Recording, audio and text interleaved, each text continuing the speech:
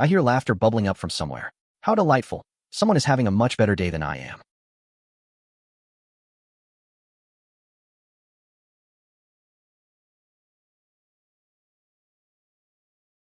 Ah, it's just Huier, acting as if she's the center of the universe again. Apparently, she is the general's new favorite, the ninth concubine.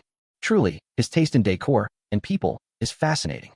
They say she plays the people with such grace. I suppose I should be impressed, but I'm mostly just bored. The general fell for it immediately. Men and their predictable hearts. It's almost poetic. So, she can play a stringed instrument. Is that meant to be a crowning achievement? Baoju whispers that, technically, I am the city's finest people player. My mate is loyal, if a bit biased. I hush Baoju. Loose lips in this palace are a luxury I really cannot afford today.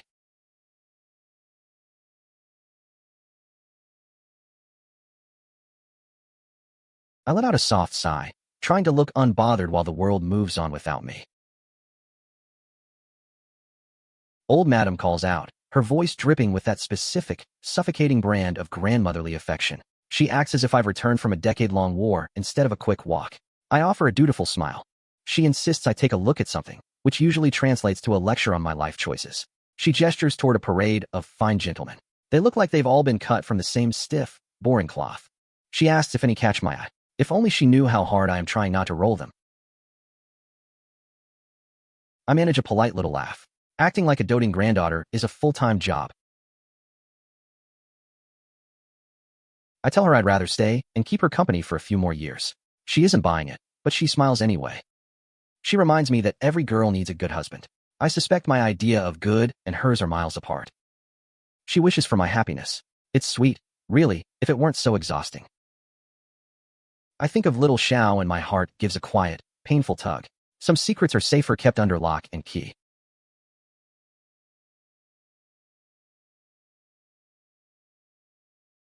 Someone stops me, babbling that the general is busy.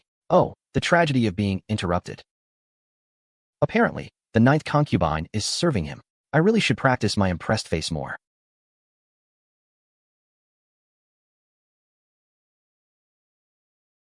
I stare at the screens, wondering when the bridge between my past and present burned down.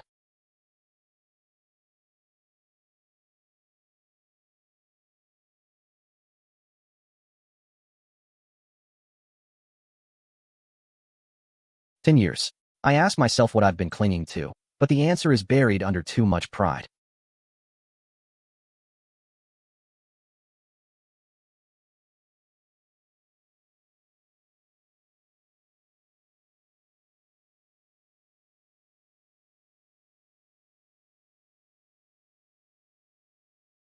Baoju is fussing over my attire again, holding up red silk like it's a political statement. She claims red makes me look vibrant. In this house, vibrant usually just means target. I point to a different dress. My inner fashion critic is having a very serious day. Baoju insists she likes my simpler, plain clothes better. Sometimes, I think she just likes arguing with me. He likes simplicity. It's funny how memories cling to the most inconvenient details. So, I'll wear what he once preferred. A small, pathetic homage to a ghost of a feeling.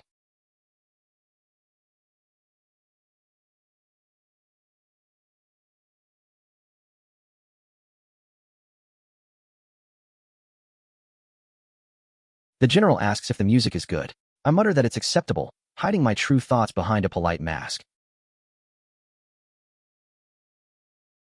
A cold, half-empty cup of tea sits on the table, much like my current social life.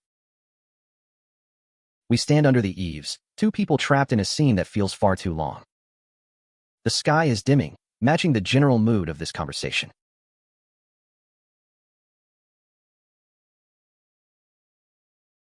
I catch my reflection in the mirror, white silk, pale face. I look like a ghost attending my own funeral. He tells me to wait right here, because that's what I do best, isn't it? Waiting. He warns me not to leave, as if I have anywhere else to go in this gilded cage. I agree with a nod. My obedience is almost impressive, even to myself. Everything is moving too fast, like a carousel I never asked to ride. The world feels like it's spinning in circles, and I'm just trying not to get dizzy.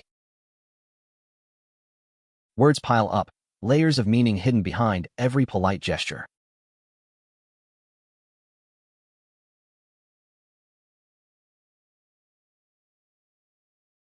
I face the mirror, staring at my own eyes. Who is this person looking back? I wonder whose face I'm really wearing in this game of charades.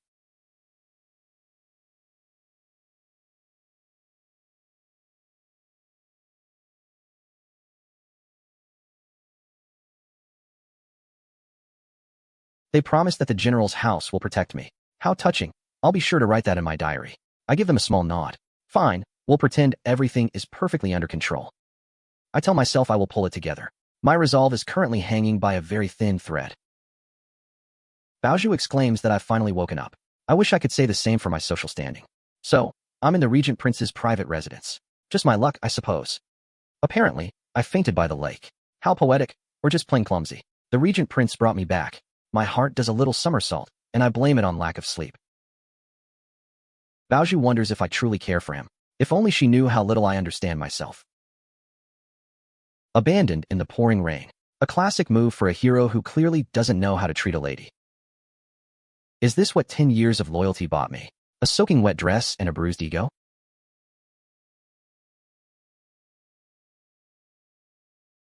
My brother tries to explain the ninth concubine's sudden illness. Spare me the fairy tales, brother. I tell him not to bother explaining. My patience for excuses is remarkably thin today. I reassure them I'm fine. I'm an expert at being fine, even when I'm anything but. I remark that General Xiao seems to have his hands full with his lovely guest. I ask if he even remembers he has a sister. The silence speaks volumes, really. A rare feat indeed. Maybe I should charge him for the memory.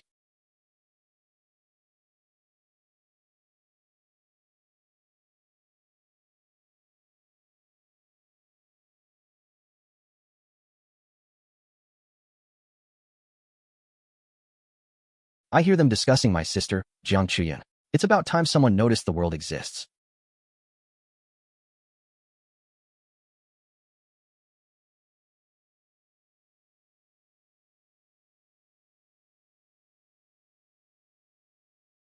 The Regent Prince notes that I've been returned to the Xiao Manor safely. My hero, really. General Xiao personally came to collect me. I hope he enjoyed the scenic route. The Regent Prince asks about that perfume. Or is it poison? The investigation continues, naturally. It's a lead, he says. Everything in this house is a lead towards something miserable. It points to the emperor's eunuch, Zhou Dequan. Palace politics are so delightfully dirty. He's been cozying up to Lady Wang of the Xiao family. Everyone is playing musical chairs with secrets. The Regent Prince notes how far their influence reaches. Someone should teach them about boundaries. He suggests chopping it off. His diplomacy skills are truly a sight to behold. And apparently, the emperor is interested in me. Oh, wonderful. Add a royal headache to the pile. Sending a painter to sketch me in secret? How quaintly stalkerish of His Majesty. The Regent Prince sounds annoyed that he's been too lenient. I'm just a pawn in someone else's game. He says the painter was taken care of. I shudder to think what taken care of means here. He worries this isn't a long-term solution. No, probably just a mid-term catastrophe. He decides I belong under his protection. Because that's clearly the safest place to be, right? To nip the trouble in the bud. I feel less like a person and more like a potted plant. He decides the time has come. Whatever that means, I'm sure I won't like it. The carriage starts moving. Off we go to another round of royal nonsense. They coo over my poor, delicate legs. I'm not wounded, just annoyed, but sure, play it up. Old Madam tells me not to fear. I'm not afraid. I'm just waiting for the next shoe to drop. She vows to get me justice. I hope it's reasonably priced and delivered quickly. Oh, wonderful. Eunuch Zhang from the palace has arrived. Can the day get any worse? And he's carrying an imperial decree. My favorite kind of party favor.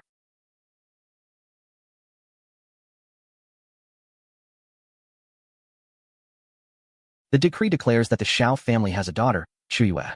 We all knew that, but thanks for the update. He drones on about me being skilled and gentle. They clearly have never seen me on a bad day. My appearance is outstanding.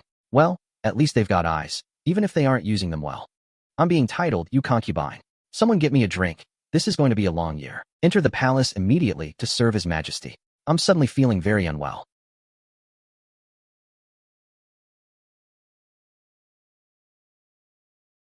Old Madam tries to intervene, bless her heart. She's fighting a storm with a paper fan. The eunuch warns that imperial orders cannot be ignored. Obviously, I was just checking the policy. He snidely asks if the Xiao family wants to defy the decree. That's a lovely trap he's laid out. Suddenly, The regent prince intervenes, claiming he's short one princess consort. Talk about a plot twist.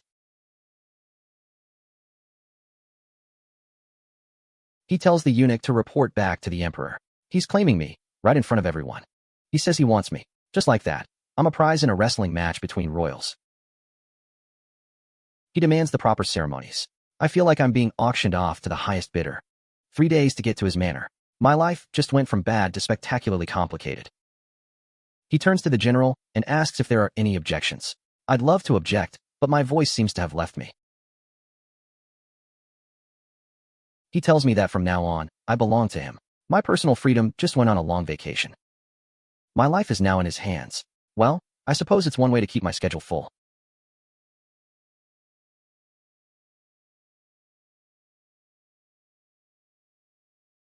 Bao Zhu asks if I'm really going to marry the regent prince. I'm wondering the same thing myself. Everyone calls him the living llama. Just my luck to marry a man who inspires such fun nicknames.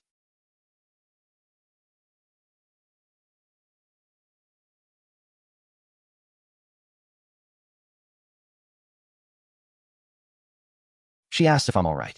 I blink, trying to process the fact that my life just turned into a soap opera. I offer a polite word of thanks to the general. My gratitude is as genuine as a $3 bill. I mention that my foot is sprained. Naturally, it's the perfect excuse to avoid walking anywhere. I add that I'm afraid I can't walk. I'm really leaning into the damsel in distress role today. I catch a glimpse of the girl's face. The eyebrows, the look in her eyes, it's uncanny. She looks about 60% like me. If this were a competition, I'd be concerned about my copyright. Those eyes especially. They're practically a carbon copy of my own. How very creative of her. It's a bizarre, haunting resemblance. I feel like I'm staring into a distorted, younger mirror. Someone comments that she knows how to let go. I suppose that's a skill I should practice more often. They mention service. My life is essentially a masterclass in serving everyone else's interests. I let out a soft sound of resignation. So, this is how the day proceeds.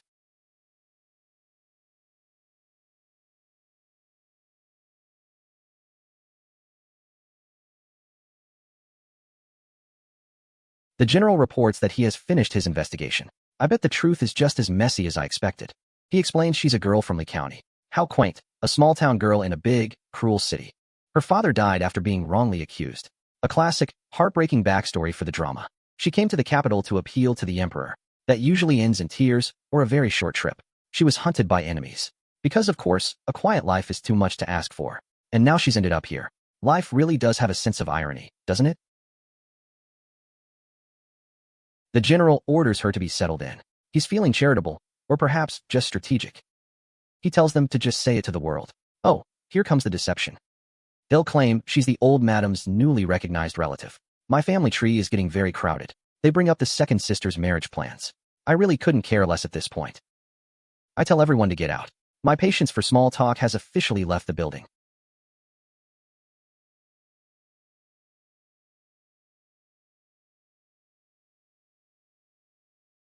Bao Zhu asks me to take a look at everything. She's acting as if I'm shopping for a party, not a wedding.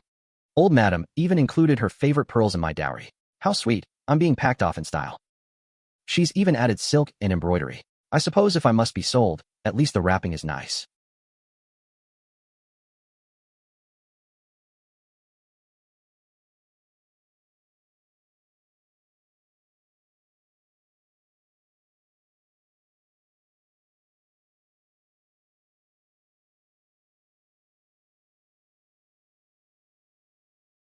I give a tired sigh. Being a bride in this house is truly exhausting. I tell them to just make the clothes to size. It's not like I'll be wearing them for long, anyway.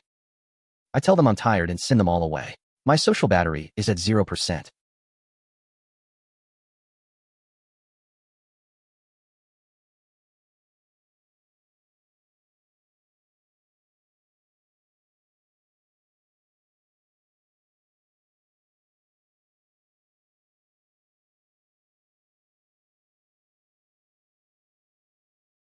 I address my parents in my thoughts. I'm getting married now. It feels like a bad dream.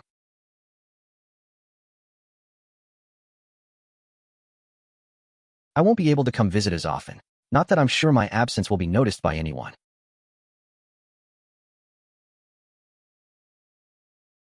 My brother calls my name.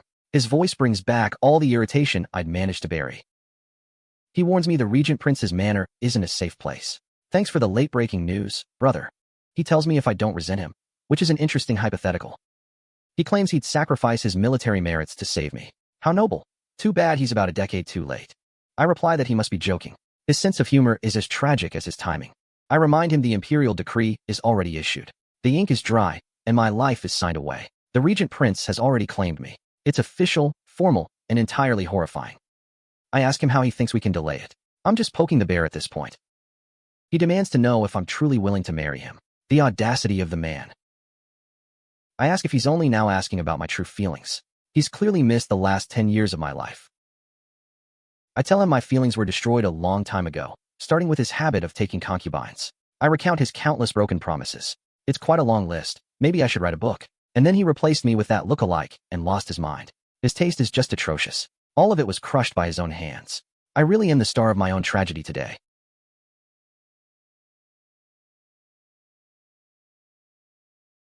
The little look-alike greets me. She's trying to be polite, which only makes me want to scream. She asks if I'm angry at the general for taking her in. She's smarter than she looks, which is annoying. I just stare at her. The audacity of her asking such a thing is almost breathtaking. She claims the general only took pity on her. Oh, of course he did. He's such a humanitarian. She mentions our strange connection. I'd love to disconnect from that entirely. Thanks. She begs me not to worry. I'm not worried. I'm just profoundly annoyed. She claims to know her place. If only she'd stay in it and stay out of my sight. She promises she won't compete with me. That's a relief, since I'm not playing the game. She admits she's just a replacement. At least she has some grasp on reality, however sad. I snap at her for being presumptuous. How dare she talk about connections with me? My brother asks what I'm doing. He's finally shown up for the climax of the show. He asks what she did wrong. He's so protective of his little project, it's sickening. I ask him what she did wrong. Oh, where do I even start with this list? I tell him she dared to show up with my face on her head. And then she acted all innocent right in front of me. Absolutely pathetic. My brother calls me unreasonable. If only he knew the half of it. He thinks I'm blinded by jealousy. If he weren't my brother, I'd laugh in his face. He warns me not to forget my status. Like I could ever forget the shackles I'm wearing. I slap him, hoping it cures his blindness. A girl can dream, can't she? I tell him it's for his inability to tell right from wrong. Someone had to do it. I tell my brother that as of today, we are finished. We have no more ties, no more connection. It's quite freeing, actually. Whether I marry or not, that's my business now. Whether it's good or bad, he has absolutely nothing to do with it. I let out a sharp, breathless sound. Everything feels suddenly, terrifyingly real.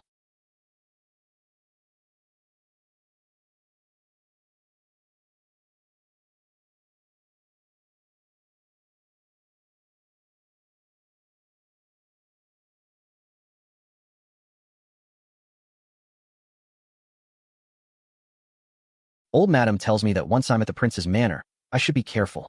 She says if I suffer any grievances, I should let her know. She promises to look out for me. It's sweet, even if I know I'm on my own. I tell my grandmother to take care of herself. It's a bittersweet farewell. I tell her I'm leaving now. The carriage is waiting, and there's no turning back.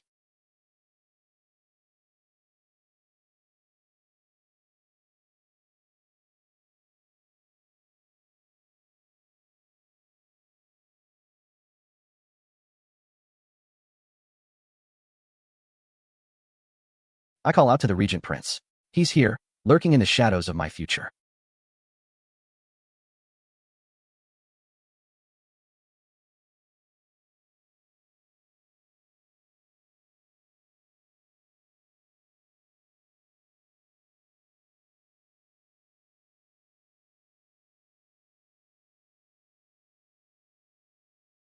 I'm glad General Xiao told you everything. At least we aren't wasting time with lies. I tell him I will not share a bed with him. I have lines, and that's a very thick one. He asks if I'm sure. He's clearly not used to being told no by anyone. He asks if he can try anyway. The audacity is actually quite impressive. I give him a firm answer. I'm standing my ground, at least for tonight.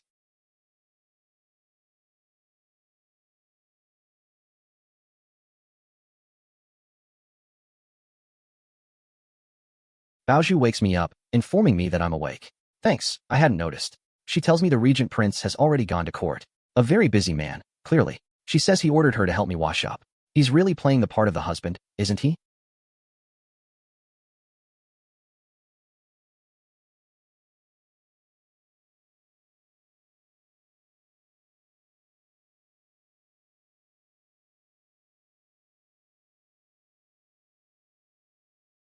She calls me Wang Fei.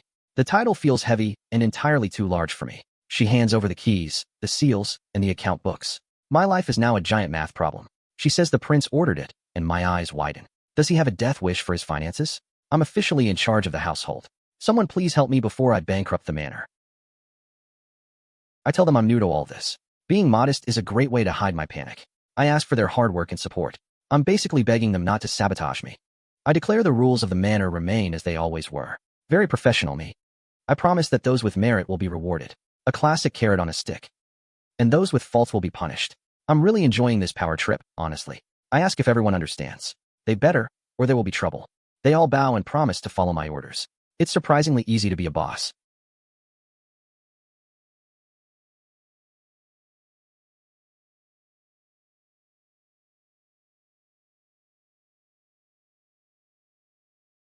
The regent prince notes I'm still busy working so late. He's actually noticing something? He says he found several points of doubt in the accounts today. Oh good, a puzzle. He asked me to clear it up as soon as possible. My social life is officially dead. He compliments my handwriting. I'm flattered, but I prefer a day off. He says old madam taught me well. She really did, but I wonder if she meant for this. He says it's just a job and not to be so tense. He's almost human, suddenly. He reminds me I am the regent princess consort. As if I could forget even for a second. He tells me that besides him, no one is allowed to let me suffer. How possessive. I'm not sure if I should be flattered or run away.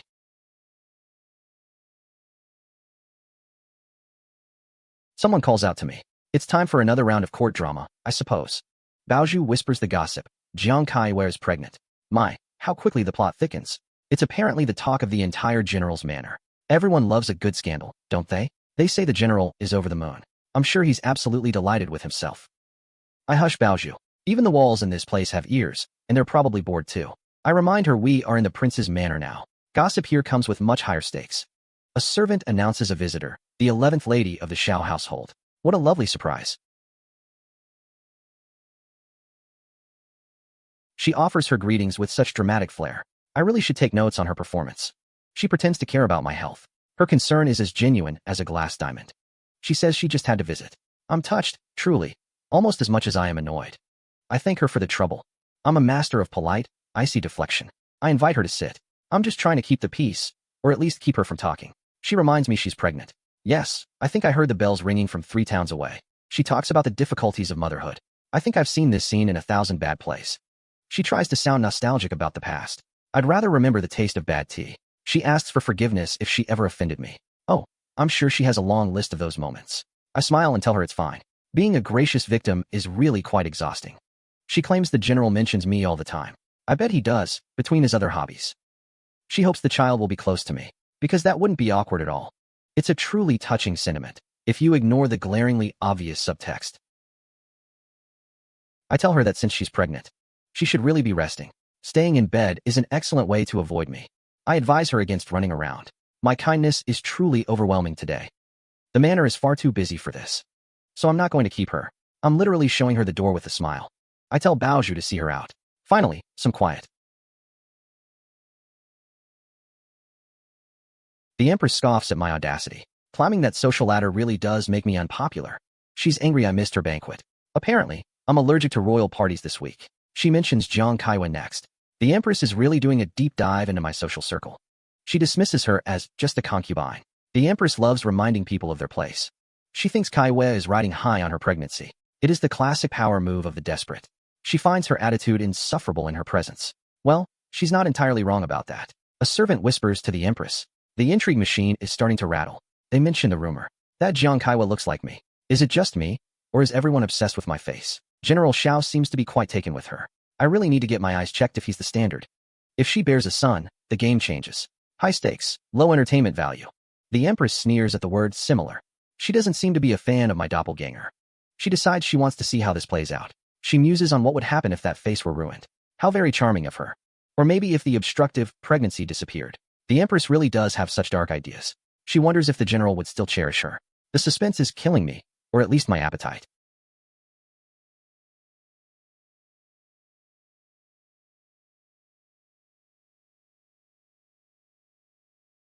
A servant claims she's an emissary from the Empress to teach etiquette. A wolf in sheep's clothing, clearly. They've come to guide her through her pregnancy. I'm sure it's a very dangerous kind of guidance. The first rule is to keep a quiet heart. Easy to say when someone else isn't holding the knife. She warns her to cut off any unnecessary thoughts. They really have a flair for subtle threats.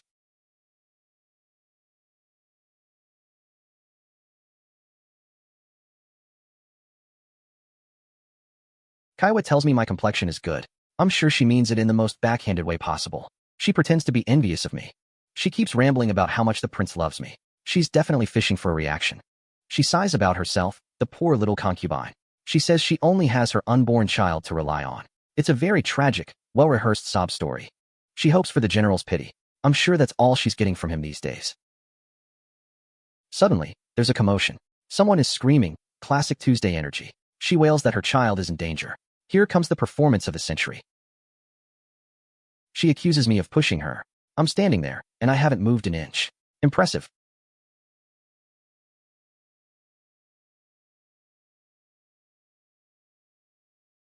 General Xiao arrives in a rush. He's told she had a miscarriage. What a perfectly timed disaster. They say the baby is gone. The atmosphere just dropped 50 degrees. Kaiwa wails to the general about their child. She's doing a great job at the waterworks. She claims I was jealous and pushed her. The accusation comes out so smoothly. She insists it was all my doing. I'm just waiting for the popcorn to be served. General Xiao tells me he knows I hold a grudge. He thinks the child is innocent. How adorable that he thinks that matters here. He asks when I became so cruel. I wonder if he's looking for a list of dates. He slaps me. A bold move, but certainly not a wise one. I tell him the last bit of affection we had is officially dead. Farewell, you foolish man. The scene is pure chaos, a disaster of people and shouting. No one actually saw if I pushed her. But why let facts ruin a perfectly good scandal? She did have an argument with me earlier. That's all the evidence anyone needs. The Empress's people had just entered the room. And poof, the baby is gone. What a fascinating coincidence. It's all just so convenient, isn't it? I tell them to bring that nurse who was taking care of her to the prince's manor immediately. I'm going to personally ask the Empress how she teaches people to care for a pregnancy. As for General Xiao, he's clearly gone blind and foolish. It's time someone helped him wake up and smell the betrayal. I tell someone to carry a message. My husband's consort isn't someone he gets to lecture anymore.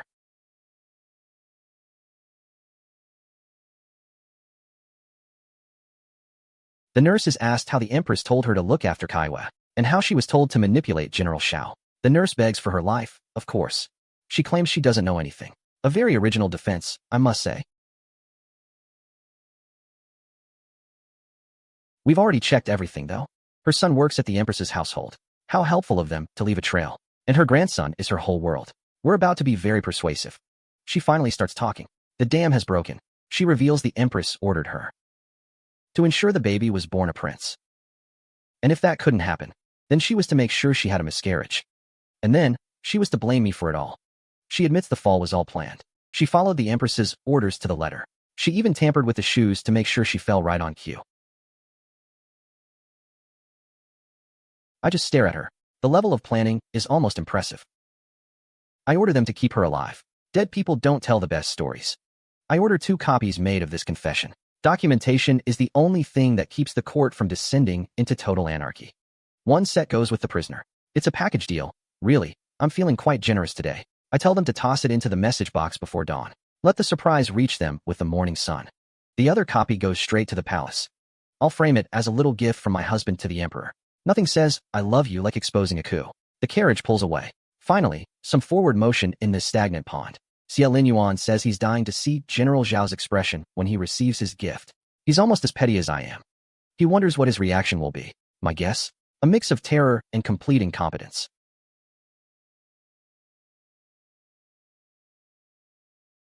At the general's study, things are about to get very interesting. Someone is skulking around the courtyard, looking like they're up to no good. Suddenly, someone gets shoved into a sack. Talk about a very literal way to deal with one's problems. and a letter is dropped, just to make sure the message hits home. Subtle, really.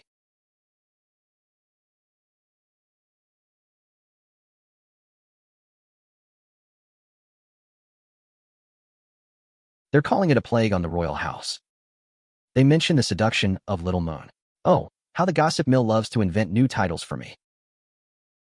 He reads it and asks how anyone could dare. He wonders how someone could be so stupid. If he looked in a mirror, he'd find his answer. He demands a horse to the Regent Prince's manor immediately. He's running, but he's running in circles. His Majesty is informed that the Regent Prince sent this over in the middle of the night. A midnight delivery, how polite. The Emperor exclaims, what a piece of work, the Empress. He's livid that she dared to play such games right inside his own palace. She's framed someone, and he's not having it. The tension is thick enough to cut with a spoon. He wonders if she's forgotten he's still the one in charge. Someone's throne is getting wobbly. He orders a decree against the Empress, accusing her of failing to control her own staff. He's confining her to the Cunning Palace for 3 months. A nice, long time out, and without his express permission. She isn't to leave even a single step. She's officially under house arrest. And that nurse? He orders her beaten to death. The palace really does have zero tolerance for failure. He mutters that Xie Linyuan is threatening him. Well, he's finally caught on.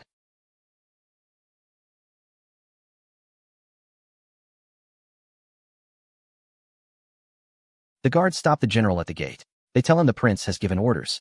He's not receiving visitors today. How unfortunate for him. He shouts at Xie Linyuan, demanding to enter. He screams that he wants to see Little Moon. I really wish he'd stop using that nickname.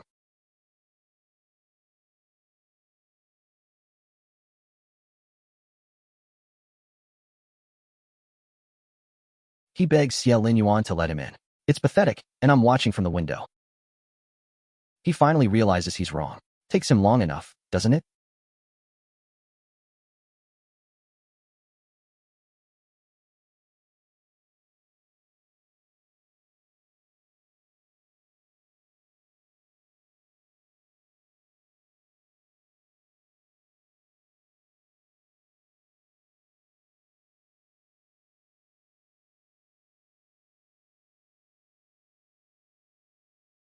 He's been kneeling for the whole night, and he's been rained on for half a day. It's a very damp, very desperate protest. Even a man of iron wouldn't survive this nonsense. Is he trying to catch a cold or a sympathy vote?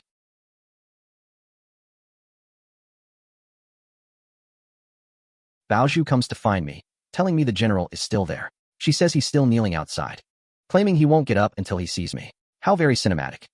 She says Jiang Chuyue heard he was kneeling there, and that it gave her such a shock it upset the baby. She fainted. Oh, the drama. Someone give her an award. Is it a plea for pity or just another way to manipulate me? My brain is tired of guessing. My husband says if I want him in, he'll let him in. But if I don't, he's got 100 ways to make him disappear. I really do love his sense of problem solving. I tell him no need, and send Baozhu to deliver a message. Tell him the past is gone. Tell General Xiao to go home. From now on, we are on different paths, and he shouldn't bother me again. The manor is a place of peace, and we aren't welcoming outsiders. That includes him, very specifically. I take a deep breath. Time to focus on the here and now. My husband steadies me, calling me his consort. He tells me not to waste my energy on someone so unworthy. He's got a point. I thank him, feeling a sudden surge of something that isn't just annoyance. Xiao cries out my name from the gate, apologizing, saying he was wrong. Too little, too late, darling. Suddenly, I hear Jiang Chuyue shouting. She screams that I've ruined the general. And she swears she'll never let me go. Good luck with that, sweetie. They say the general is furious and overwhelmed. And now he's caught a cold on top of it. Can this day get any better? They suggest he rests and recovers. They warn him to avoid any further excitement. He's a walking medical disaster.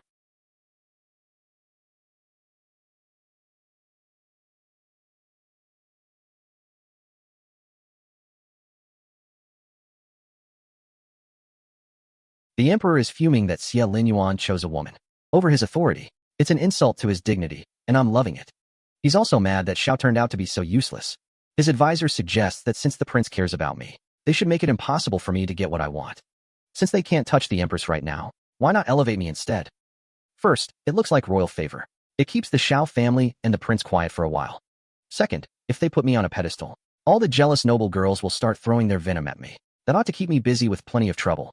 And third, if they can create some friction between me and the prince, wouldn't that just be perfect? The emperor thinks it's an interesting plan. He decides to bestow honor upon me, calling me virtuous and wise. That's certainly one way to describe me. Praising my gentle heart. They're really laying it on thick. He's sending a jar of pearls from the East Sea, 10 bolts of silk from Jiangnan, and a pair of jade rui. As a reward, I'm sure it's just a bribe in disguise.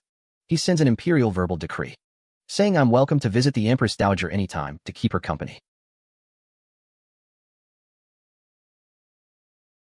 The messenger acts as if this is the greatest honor in history. He tells me to kneel and give thanks. I'm doing a lot of kneeling today.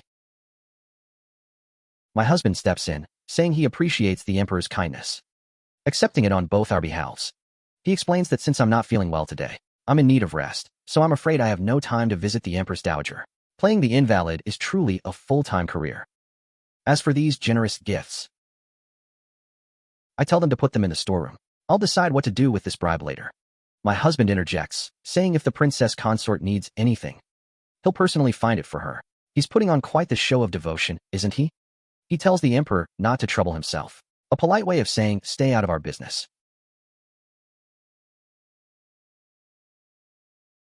Xie Linyuan notes the emperor is acting like a tyrant today. He wants to make me the target of everyone's arrows. How charmingly hostile. He's trying to sow discord between us, too. A real multitasker, that emperor. I tell my husband that as long as he's with me, I'm not afraid of anything. I'm starting to believe it, too.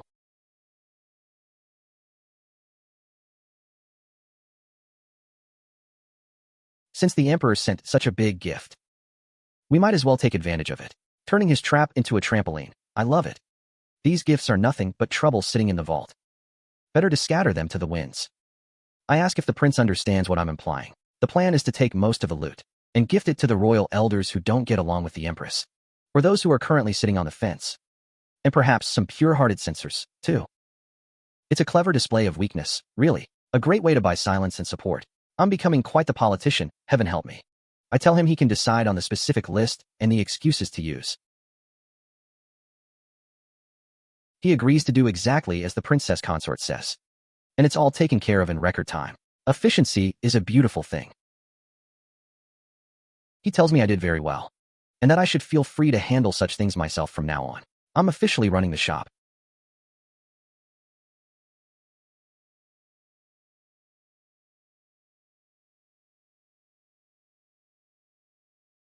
The steward comes to me, handing over all the account books, seals, and warehouse keys.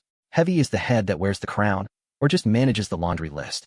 He says the prince's orders are clear. As of today, I am in charge of the household finances. Wish me luck, or at least a calculator.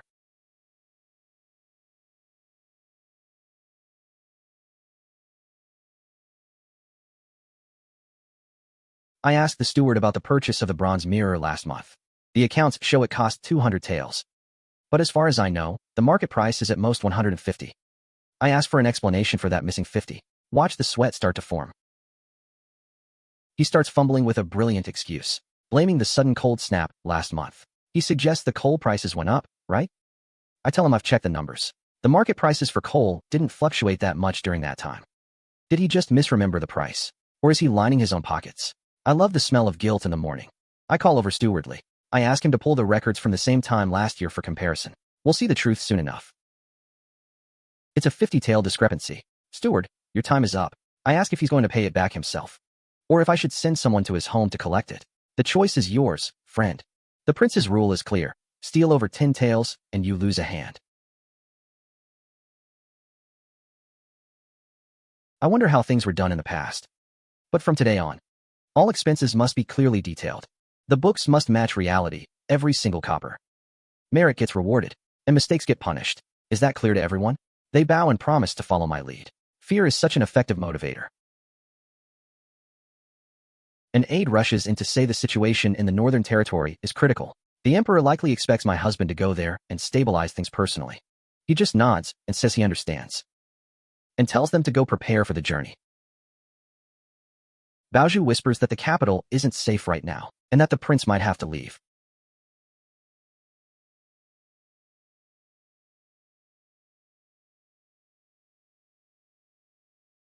He confirms he needs to leave the capital for a while in 3 days.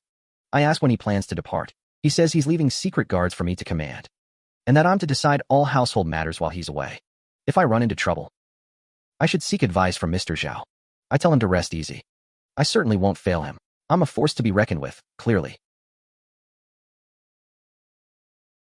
Bao worries that with the prince gone, all those people watching the manor will start getting restless. She worries about me being all alone, but that's exactly why. I need to keep my guard up. This is my house, after all.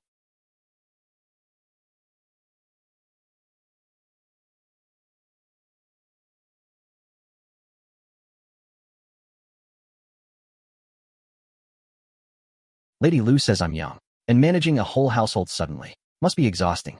She brings up that steward I just fired. She claims it's common practice for servants to skim a little off the top. She asks why I have to be so harsh, claiming it will just make the other servants resent me. Someone's a bit too invested in servant ethics. I laugh and tell Lady Lu she's completely mistaken. The prince entrusted this manor to me, and I intend to do my best. If servants don't follow the rules, today they dare to steal 50 taels. Tomorrow they'll steal 500, or 5,000. If I let the rule breakers run wild, that's the real tragedy. That's what really destroys a household. I ask her if that's how she manages her own household, too. If the ladies have some free time, why don't they try this new Longjing tea instead? As for the manor's internal affairs, I don't need anyone's help.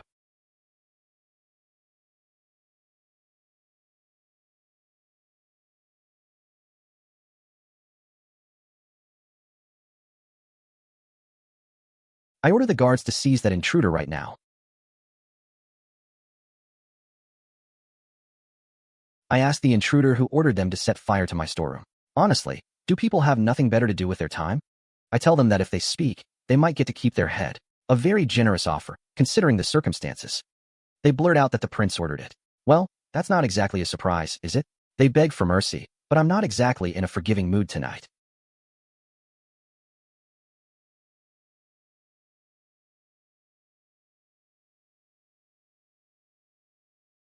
An aide rushes to the prince, panicking that the people they sent to the manor failed.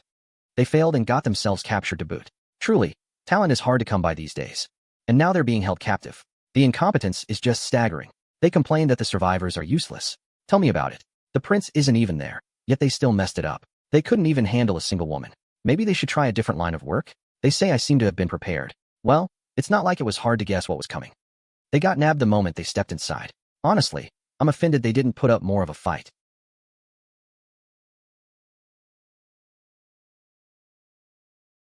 They note that I handled the situation perfectly. I know, I really should be doing this more often. This isn't something to blab about to the whole world. But the people who need to know will know. The rumors will do the work for me. My husband made plans before he left. He really is the master of the long game. I just need to sit back and watch the show. My favorite hobby, next to being right. I order them to tighten the security inside the manor. Nobody is getting in again. Loose on the outside, tight on the inside. That's the golden rule. If there's any sign of trouble, act first and explain later. I'm feeling very decisive.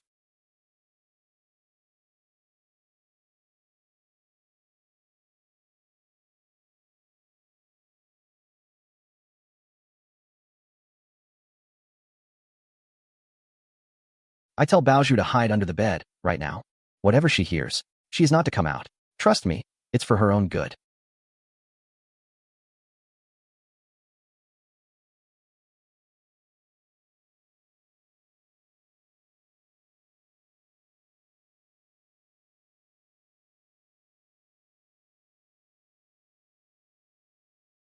I shout that there's an assassin. Time for the main event.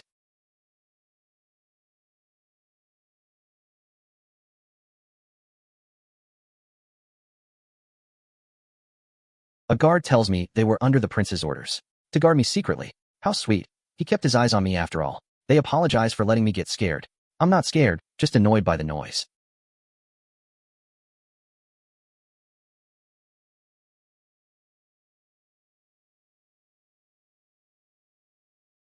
They send an urgent report to the prince. Assassins broke into the manor tonight, and they were trying to hurt his wife.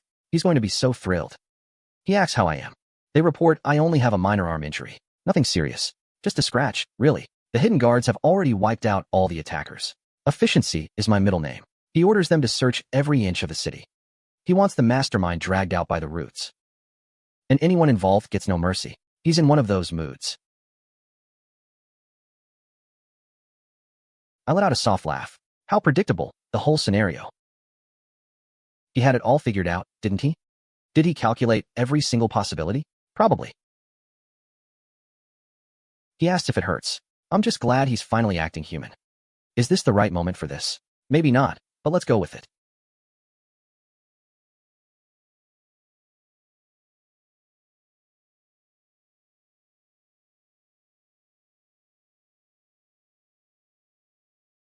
They tell the prince I'm safe and sound. The assassins were handled, and everything in the manor is fine. He orders them to speed up the march. He's returning to the capital immediately. Good. I'm getting bored of playing solitaire with these guards.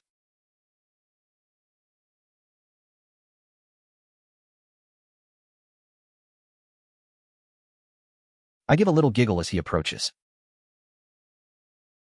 He asks about the injury, just a flesh wound. It's already fine. I'm tougher than I look, clearly. I welcome him back home.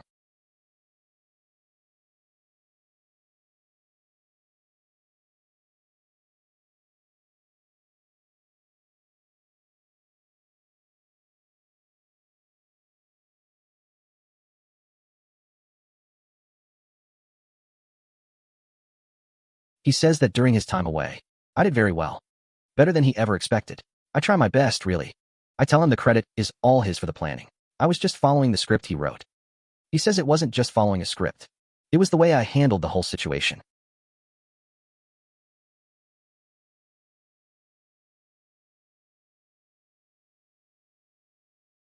He looks at me with that intense gaze of his.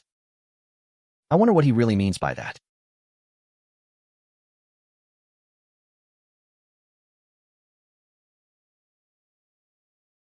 He mentions the assassination was tied to a lot of people and hands me the first set of clues he's gathered. It involves several royal family members and court officials. Everyone's invited to this train wreck. I look through it. I'm shocked there are so many of them. I ask what he plans to do about them. He says he's going to pull them out, roots and all. But before that, he wants me to look at this other thing first. I ask what he means by this.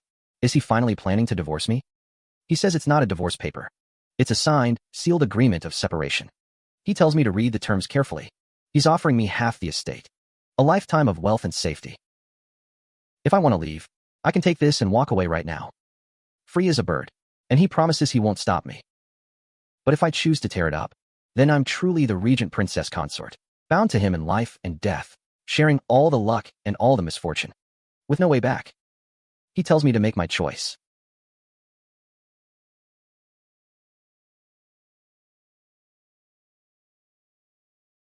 I tell him this house is my home. Where else would I go? I'll let him keep the contract for safekeeping. I've made my choice. Life and death is one, sharing every bit of the journey. No regrets. Not a single one.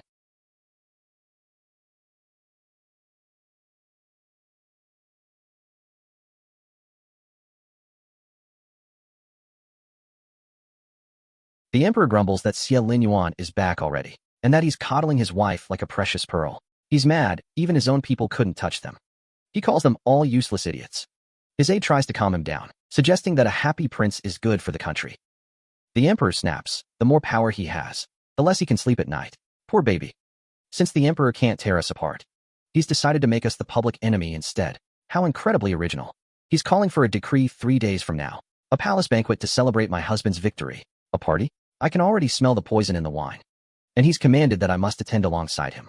I suppose I'll need a dress that's both elegant and bulletproof. The emperor laughs a little too loudly at the banquet. It's the sound of someone who thinks they've finally won. He praises my husband for pacifying the northern territory, calling it a great service to the nation. He claims his heart is deeply comforted. His acting skills have really improved. He offers a toast to his beloved minister. I'll keep my glass down, thanks.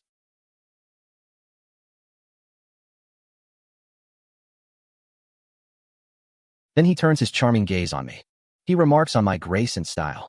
Compliments from the emperor? I must be a very high-value target today. He says we're quite the match. If by match, he means two people ready to explode, then yes. He mentions hearing about my management of the manor these past few days, claiming everything is running smoothly. He calls me a virtuous helper. The sarcasm is so thick it's practically choking me.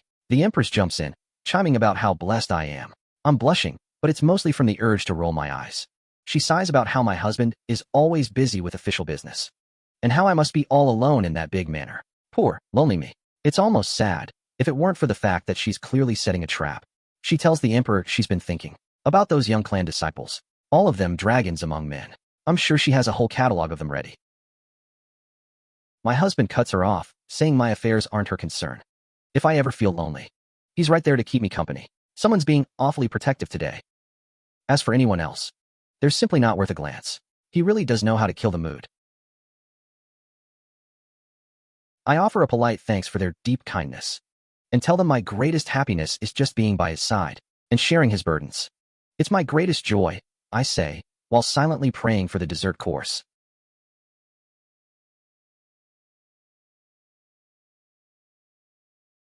He whispers that I did very well today.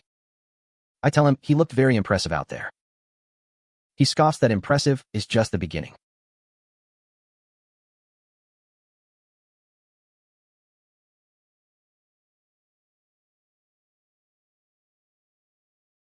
He tells me from now on, I can participate in all the meetings. He needs a pair of eyes to see through the back alley schemes of the noble families. I guess I'm officially a spy now.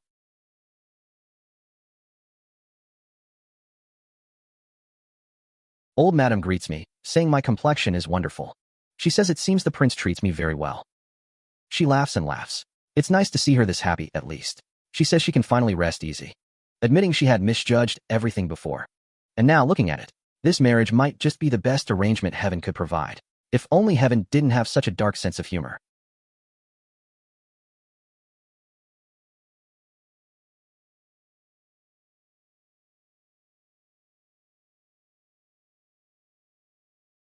He hands me the ultimate token to command the manor's secret guards, saying to treat it as if I were seeing him in person.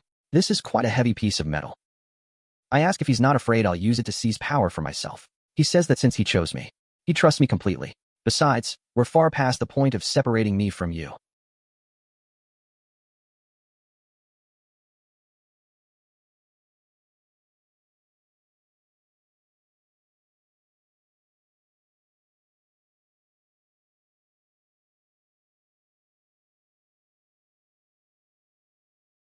The imperial astronomer tells the emperor he's been watching the stars, and that the fluctuating heart is guarding the center, with ominous light pointing directly at the emperor, claiming there's a great traitor in the court, someone whose merits are overshadowing the emperor. It's a classic move, invoking the wrath of heaven to mask petty jealousy.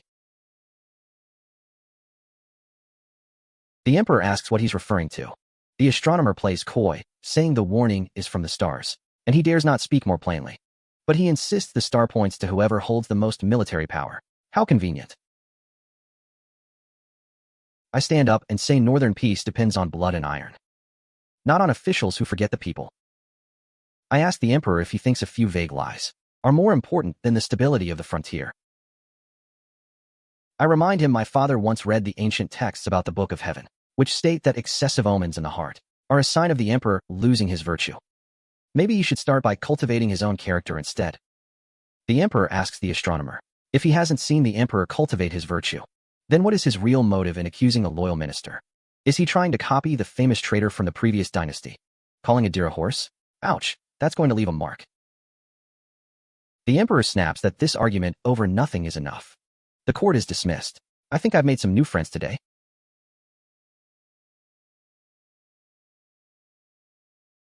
I mutter that I'm glad I said that. The emperor won't just let this go. Today's drama is just the beginning. I dismiss the astronomer as a mere clown.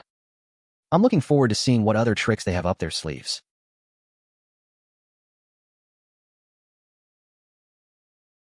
My husband asks if I've investigated everything. The sky is the witness. The astronomer has been in close contact with the empress's head eunuch, and the city rumors all point directly to my husband. The trail is so bright I almost need sunglasses. So it was him, as expected. He tells me to keep watching, and to double the guards protecting me. It's easy to dodge a spear in the open. but a traitor's blade is much harder to see. Understood.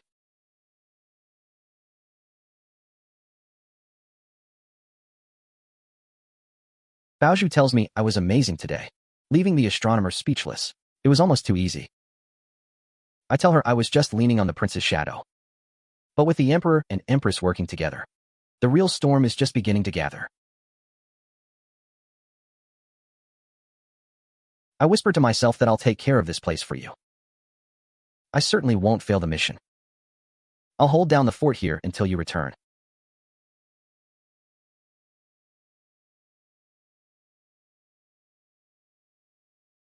A servant runs in, screaming that something is wrong. They found something dug up in the back garden.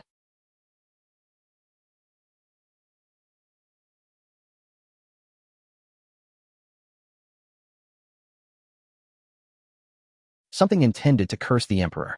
Oh, wonderful, more fun for everyone. Someone yells at me, asking where I get the nerve to act like this. I just smile and enjoy the view. I order every servant who was near the back garden today brought to me immediately, and have them kept in separate rooms. No conspiring for you lot today. Without my personal command, no one is allowed to leave or enter this manor. It's like a very exclusive, very boring prison. I ask when they found this little treasure, and exactly where it was hidden. I want to know the details of the moment. And who else happened to be loitering nearby? I tell them to search him. Let's see what else he's got in his pockets. Caught red-handed. The look on his face is almost worth the effort. They're trying to plant evidence against me. Framing a noble, no less. How ambitious of them. Trying to shake the very foundation of the state. Do they have any idea what kind of crime this is? I'll make sure all the witnesses and evidence are handed over to the Imperial Clan Court and the Supreme Court. I want this investigated until there's nothing left to dig up. I turn to the noble ladies who were visiting. Since you're all witnesses today, I must ask you to stay for a little while longer, until the officials come to take your statements. Don't worry, the tea is excellent. I ask if they've been apprehended. They're currently rotting in the dungeon. The preliminary interrogation confirms it. This was all the Empress's work. Good work, everyone. I'm quite proud of us. I'll leave the rest to the prince. He's much better at the finishing touches than I am. I whisper to myself that as long as he's with me, I have nothing to fear. He's my favorite security detail. The emperor shouts at the empress, telling her to look at what she's done. He calls her stupid for letting Xie Linyuan expose the whole plot. He's panicking, wondering how he's supposed to fix this mess now. The empress tries to apologize to His Majesty, claiming she was just confused and made a momentary mistake. He yells that she only wanted to force the prince to hand over his power, but look at the result. She startled the snake instead of killing it, and now we've been pushed back a step. Truly, a genius move. He tells her to get out and stay in her palace. He sends a decree to fire the imperial astronomer for spreading such nonsense, and orders him investigated and punished. The empress has given her orders. Confinement for 3 months. A nice, long silence from her will be lovely. As for the business at the Regent's manor, he claims it was all a plot by some low-level servants. He says he's sorry I was frightened, and is sending me some rare medicine as an apology. I'll take it, but I'm not buying the act. The emperor apologizes to us for the recent fright, claiming he's already punished those responsible. He tells me to keep the country's interests in mind, and not let such a small matter create a rift between us. Oh, he's absolutely sweating. My husband replies that the emperor is being too formal. He adds that whoever dares to touch his consort is an enemy of his. He's really in a mood to play hero today. An official rushes in with news of a northern frontier uprising. The border is in grave danger. The emperor turns to the prince, saying the frontier can't survive without him, and asks if he needs to go sit there himself. I step forward, boldly offering my own opinion to the emperor. The prince is the pillar of the nation, and should remain at the center of power, to coordinate the overall situation. Even with the northern border unrest, generals like the Marquis of the South and General Qin are experienced veterans. They are loyal and capable, and perfectly capable of defending the border. If we change the lead commander so rashly, it might shake the army's morale, which would play right into the enemy's hands. Take that, Emperor. My husband agrees that what I said makes perfect sense. He promises to deploy reinforcements and supplies immediately, and orders the Marquis to hold the line. He reminds the Emperor that the capital still needs both of them to work together. What a perfect, diplomatic way to say stop trying to get rid of me.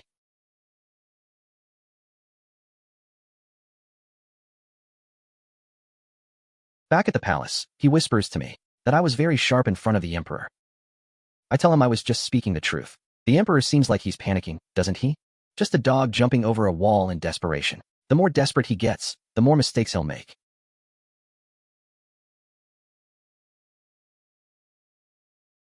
He tells me to come over. He's going to explain the network of spies in the capital and all the secret ways to communicate with the hidden contacts.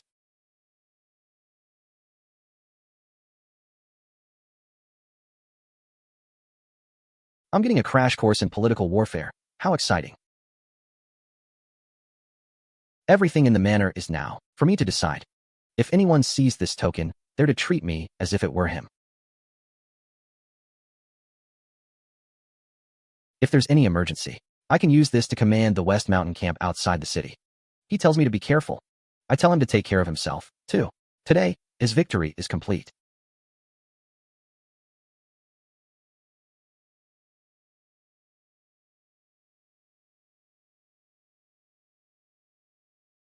My dear consort, the steward hands me the accounts for the manor and all the businesses for the last 3 months, asking me to give them a look. He says the prince already gave orders before he left. Everything is to continue as usual. Since you're all long-time employees here, just stick to your jobs. If you run into any trouble, come and report it to me directly. But if anyone thinks that because the prince is away, they can slack off and get away with it, or even engage in shady business, don't blame me when the manor rules come down on you like a hammer. Stewardly. The silk shop profits in the south of the city dropped by 30% last month. He claims it's just market fluctuation. Is that so? Because I heard it was you, Stewardly, and that nephew of yours, passing off cheap goods as quality silk, and offending our biggest client. Take him away and punish him according to the rules. The position is now empty. The assistant steward will take over for now.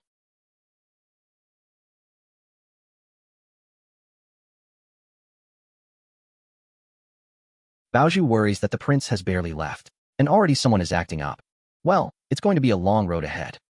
It's all right. Since the prince trusts me, I certainly won't let him down. My work ethic is currently bordering on obsession. Baozhu, help me change. I'm paying a visit to the Marquis of the South's manor. The Marchioness wonders why I'm visiting so late at night. There must be an important reason, she says. I tell her, Marchioness, let's skip the pleasantries. With the prince away from the capital, some people are probably getting restless. The prince's manor and your manor are closely aligned. I'm young, and there are storms on the horizon. So I'll need your guidance, Marchioness. Just a small token of my appreciation. I hope you'll accept it. For any news in the capital from now on, let's hope we can keep each other informed. The Marchioness acts so polite, saying that since the prince is fighting for the country, they should naturally do their part to keep the capital safe. She promises that if there's any hint of trouble, she'll be sure to let me know right away. We both know what this really means. The emperor smirks, thinking Xie Linyuan is quite brave to hand his entire fortune over to a woman. He scoffs that when a woman takes charge, the house is bound to fall. He really is a delightful misogynist.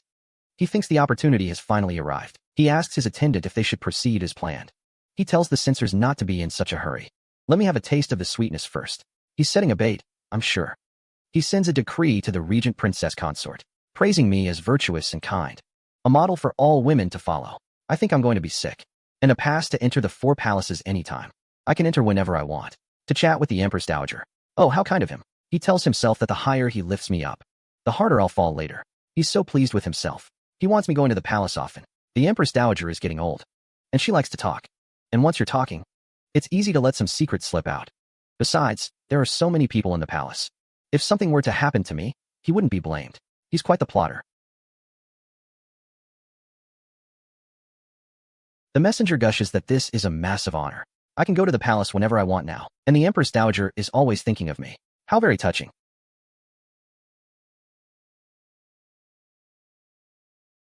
I order them to check if there are any newcomers in the Empress Dowager's palace, especially anyone who's been spending time in the Cunning Palace.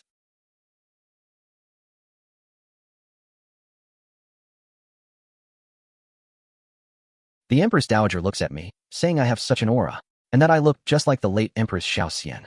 She mentions that in the prince's study, there's still a portrait of the empress hanging there. She says there's definitely a resemblance, adding that Xie Linyuan was always a sentimental boy. I'm starting to feel a bit insecure.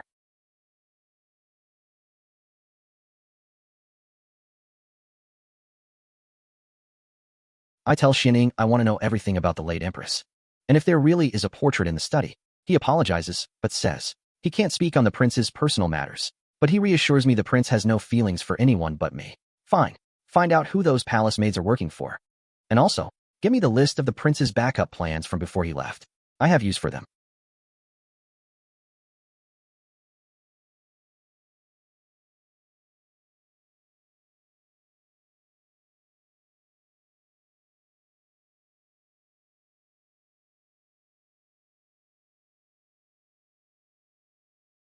A servant runs in, panicking. A huge amount of fake banknotes has appeared in the capital. The craft is excellent, almost impossible to tell from the real thing. Several of them have already turned up at our bank.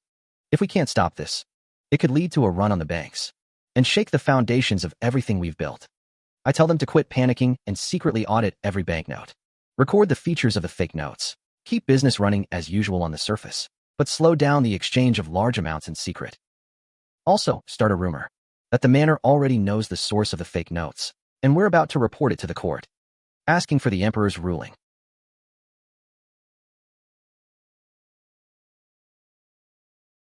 The source is the Xue family, the royal merchants, and the Xue family has backing from inside the palace.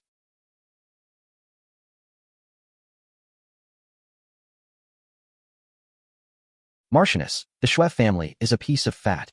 Are you interested in taking a bite? She asks what I want her to do.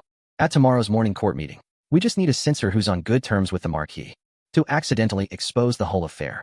Simple, elegant, and completely devastating. I'll let the emperor handle the fallout. He's going to love this.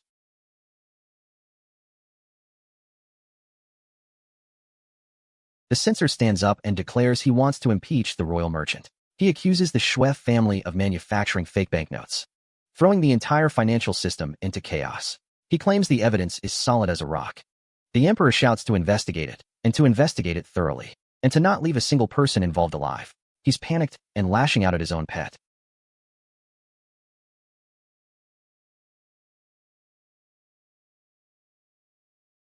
It's a matching set to the one he carries with him.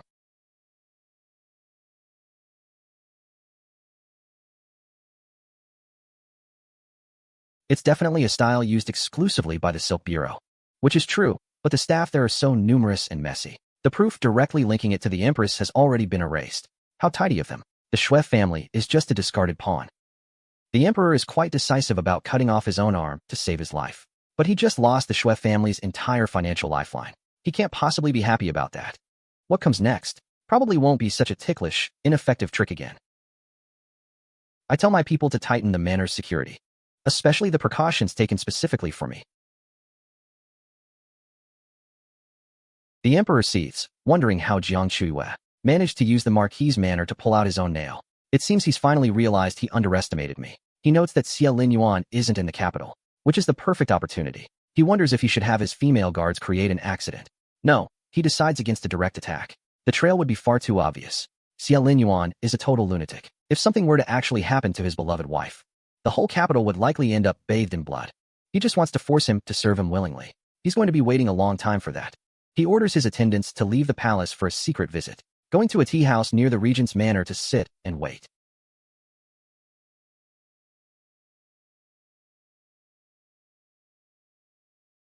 A voice calls out, asking if that's the princess consort in the carriage. My host invites me to the tea house ahead for a chat. How very casual. It's the emperor himself. My, how bold of him to show his face. I tell Baozhu to return to the manor immediately. If I haven't returned within the time it takes to burn one stick of incense, she is to find Xian right away. He tells me there's no need for ceremony, just sit. He says he's traveling incognito today, and just wants to have a few heart-to-heart words with me. I tell him to speak, then. He asks how my husband treats me. I tell him the prince treats me extremely well, really, extremely well. He wonders how a man so cold and indifferent as he is could possibly know how to treat a woman well. He asks if I know something, that he's always kept a lost love in his heart. I reply that it's only natural for the prince to value his old memories. He asks what if he told me that I look 70% like that late love. He claims my favor might not be based on my own merits, but just a way to comfort his longing. The bait is pathetic, frankly. I tell him I am Jiang Chuyue, not a shadow for anyone else. As for the prince's heart, I understand it perfectly well myself. I don't need the emperor to worry his pretty little head about it. If he has nothing else to say, I'll be taking my leave. He says, good, very good, adding that he hopes I won't regret those words later. I think I'll take my chances. I think back to how his study does indeed have a faint floral scent. He does have those moments of deep, long stares. Is it because I look like someone else? But his genuine heart toward me. I can feel it. I refuse to fall for the emperor's cheap, toxic games. I need to be stronger than that.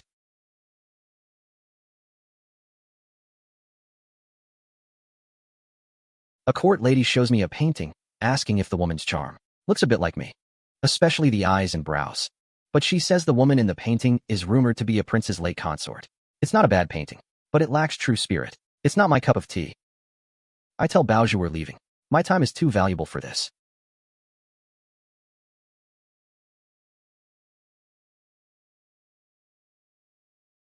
The emperor really wants to use a substitute, and rumors to mess with my mind. I ask Xining who that woman in the portrait actually is. He says the prince gave orders. This is a story he must tell me himself. He can only say the prince's heart is clear as the heavens, and that I am definitely not a substitute. The emperor's words were pure fabrication. I send an urgent message to the prince for his review.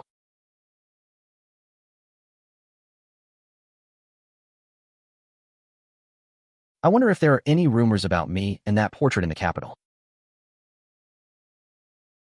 Someone clearly ordered the messengers to move faster. He's wrapping up the war in the north within 10 days. And coming home to the capital. I let out a sigh of relief. The emperor greets him, saying he's worked hard. A great victory in the north, enhancing the nation's might. He says it was only his duty as a subject. The emperor comments on how the prince and his consort are such a deep, affectionate couple. I'm sure it makes him sick. They act like they're so envious of our bond. I'd love to know what they're really thinking. The official remarks that, speaking of my appearance, it reminds him of a little anecdote from the previous dynasty. Oh no, here comes the history lesson trap. He claims that back then, there was a favorite concubine. My husband interrupts, reminding them all that his wife is one of a kind, warning anyone who dares to make such comparisons again. He's really overprotective today, and I'm oddly fine with it. He asks if the food today isn't to my liking. He hands me something and says it's for me. He saw this jade on the road and thought it looked just like me. So he carved that image himself. A man who carries a carving knife around just to make gifts. How sweet. He tells me that the woman in the portrait is his mother, the late Empress Xiaoxian. He says that when he was young, she was already very ill. He notes that my smile has 3 parts of her grace, but that I am someone no one in this world could ever replace. He tells me, Jiang Chuyue, I, Xie Linyuan, have only you in this life. He says the heavens themselves are my witness, and the sun and moon can verify his heart. He's getting very poetic. I'm melting.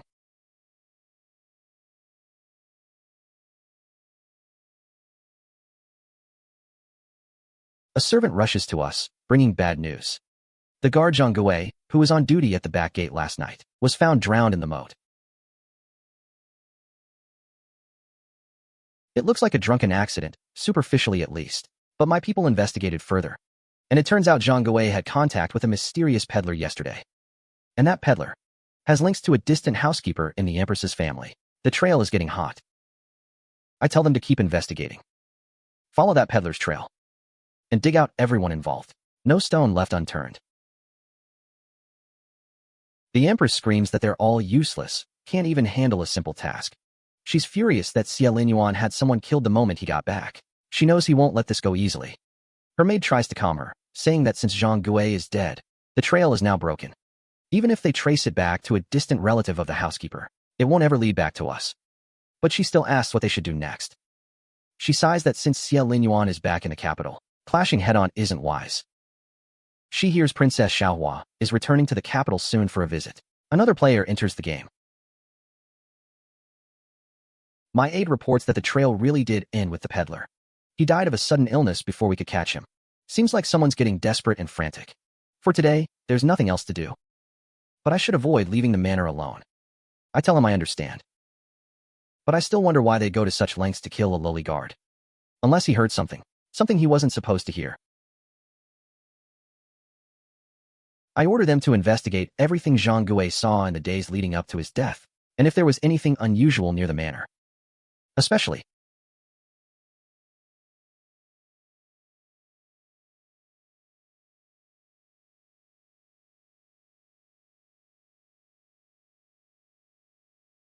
use the Imperial Guards to protect the princess consort in secret. If there's another slip-up, heads will roll. They nod in perfect unison.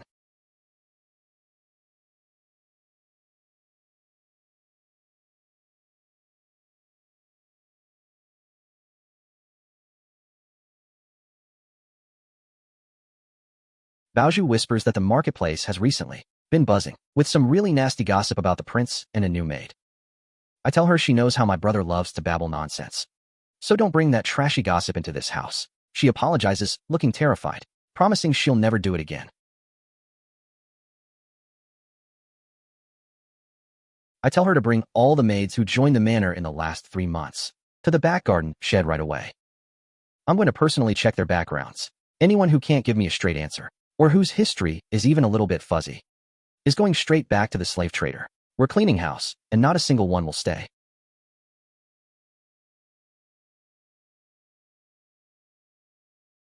Baozhu reports that it's all cleared up. Out of the 12 new maids, 5 had very questionable origins. I've already had a reliable trader take them off our hands. Good. We need to be much more careful with how we buy servants in the future. Everyone else, get back to work. The prince isn't even back yet. And this kind of talk is already circulating. It's all too convenient, isn't it? Someone is definitely losing their patience. The manor's manager is usually so sharp that he'd miss something this obvious. I suspect someone is testing my reactions. Well, that's fine. I might as well use this opportunity to clear out all the eyes spying on us.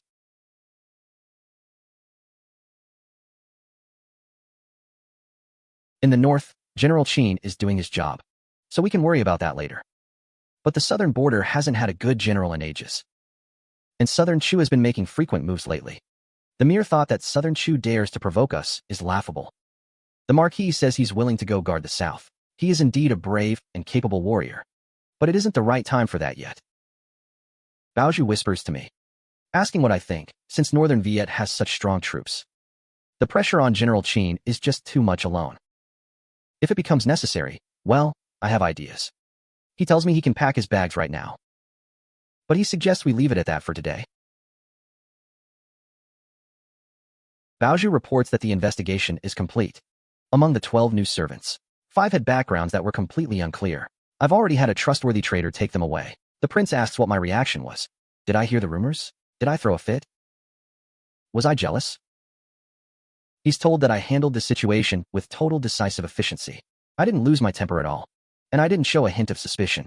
The prince nods, telling the aide he can leave now. He mutters to himself about how efficient I was. He says I certainly trust him. But this sudden coolness of mine actually leaves him feeling a bit sour. He laughs, thinking it would have been more fun if I'd run to the Ministry of War and caused a scene.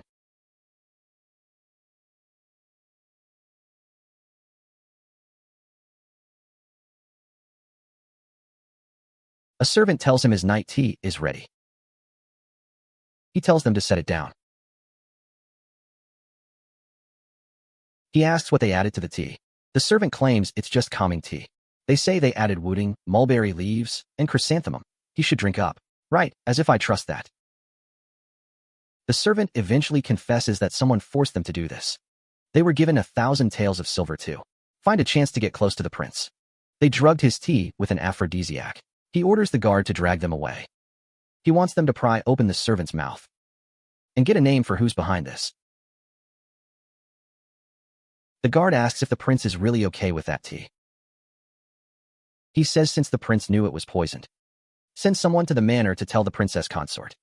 Tell her I've been drugged. The aide nods, finally understanding.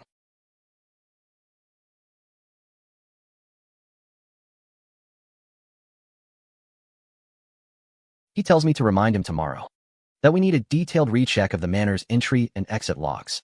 A servant rushes to me, breathless, calling my name. They say the prince had an incident at the Ministry of War. He was given a very powerful drug. The situation is looking grim. I ask what kind of drug. Can't we call a royal doctor? They say the prince refuses to see a doctor. He only says he wants to see me. I tell Bao to grab my detox pills right now. Prepare a horse, the fastest one you can find. I reach him and ask how he's doing. He tells me I finally arrived. I tell him to let go of me first. I ask what kind of poison this is. I brought the detox pills. He whispers it's not poison, it's an affection drug. He begs me to help him, calling me by a pet name.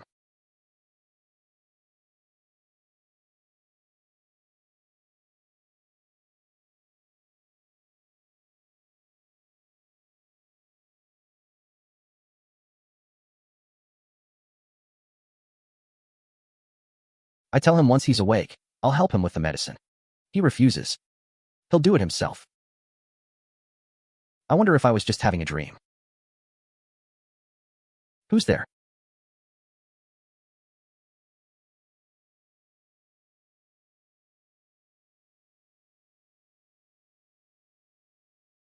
The person who poisoned the tea has been identified. I ask who was behind it. Using such dirty methods, it's obvious it's those same few people. He promises he'll handle it. He's had breakfast prepared for me. Eat it before heading back.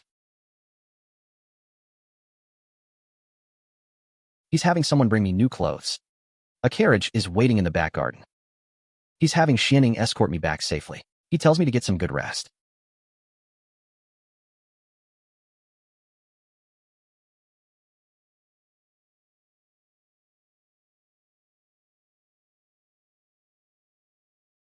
Is it him? His attendant says he shouldn't do this. He screams for them to let go. He saw her.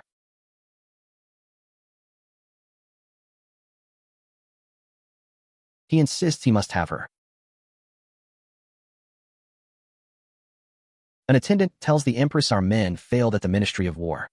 They were caught, and the few eyes we had inside the prince's manor were all found out and sold off by the princess consort. She screams that they're all useless.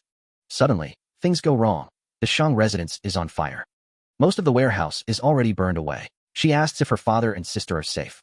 They say the Marquis and his daughter are fine. Just that the losses are heavy. She mutters that Xie Linyuan and Jiang Chuyue are both doing far too well.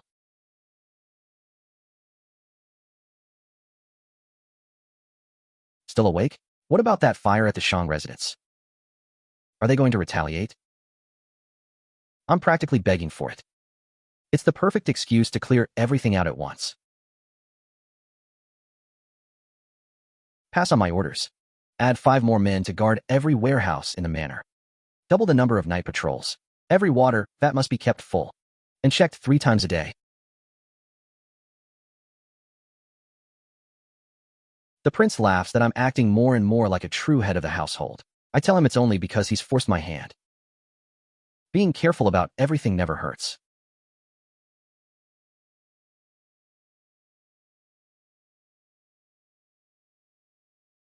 Old Madam laughs. Oh, my little one. You're a head of the household now. Why are you still so jumpy? I tell her it's just because I wanted to see her as soon as possible. I see my brother is here too. How lovely, a family gathering. I tell my brother that the path is long and the mountain road is winding. He offers to send a few guards to escort me. That's very kind, but also very unnecessary. I tell them there's no need to trouble my brother. My husband has already sent his own guards. If we have too many people, we'll just end up drawing attention to ourselves. With the Regent Prince's guards, everything will be perfectly safe. I'm going to the temple to offer a few more sticks of incense, to pray for the Bodhisattva to bless Zhang's safe delivery, and also, of course, to hope that I'll have some good news of my own soon. I tell my grandmother that this sort of thing is all about fate. No need to rush it. Grandmother calls after me, telling me to be careful on the road. I promise I will.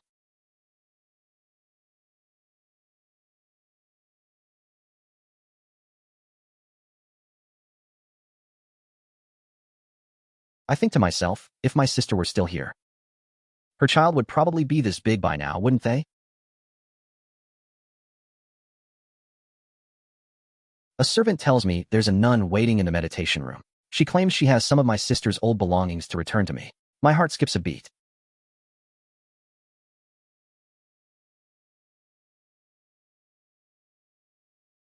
She invites me in. I take a deep breath and step forward. She holds out a jade pendant, saying it was my sister's legacy. I ask her where she could possibly have gotten this. She says her father bought it in the Northern Territory many years ago. The pawnshop owner told her. This item came from the remains of a girl who died in the fires of war. She heard I was looking for answers and decided to return it to its rightful owner. I thank her with all my heart. I ask if there's anything she wants in return. She only asks that if her father ever runs into trouble, I might remember our meeting today and find a way to spare him and her little sister. That's quite a heavy price for a jade pendant. This is a serious matter, so I tell her I need to discuss it with my husband first. She says she'll wait for my good news. She looks like she's already counting her blessings.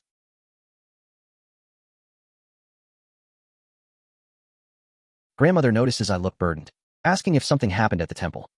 I tell her no, I'm just a little tired, that's all. I'm the best liar in the palace. She says seeing me and the prince getting along so well makes her feel relieved. She admits she was worried I'd be treated poorly. I tell her not to worry at all. My husband treats me extremely well. I thank General Xiao for the escort. He brushes it off as just a small favor. I tell him I'll be heading home now.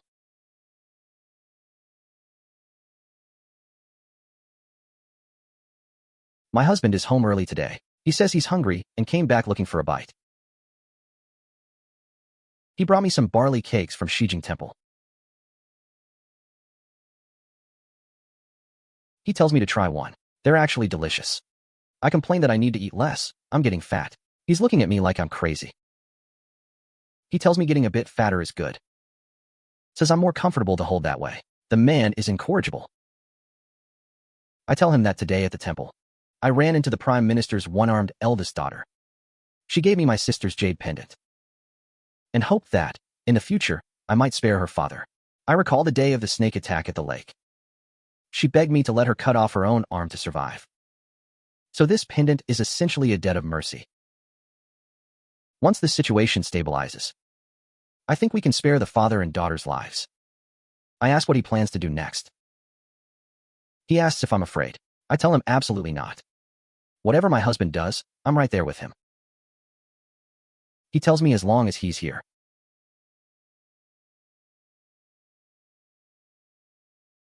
Old Madam tells us Jiang is about to give birth. Someone says the little young master is full and should sleep after a little soothing. I ask if I can hold him. This tiny life really makes my heart go soft. A servant announces that the general is back. He says this is the child he and she had. He tells me my brother is back, too. He tells me to come take a look at the baby. He says the eyes and brows look just like me. I ask if he's always been this good at holding babies. He says he just learned today. Such a quick learner. I tell my grandmother and brother that I've been out for a long time, and I should be getting back to the manor.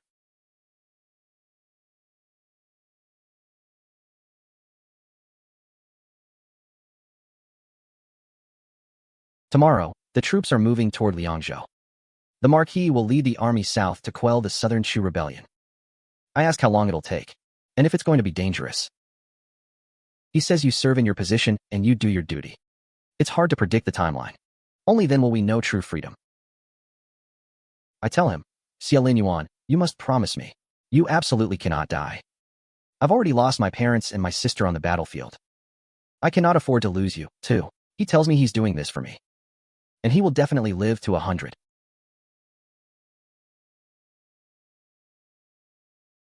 I call his name, Xie Linyuan. He tells me it's nothing, don't worry.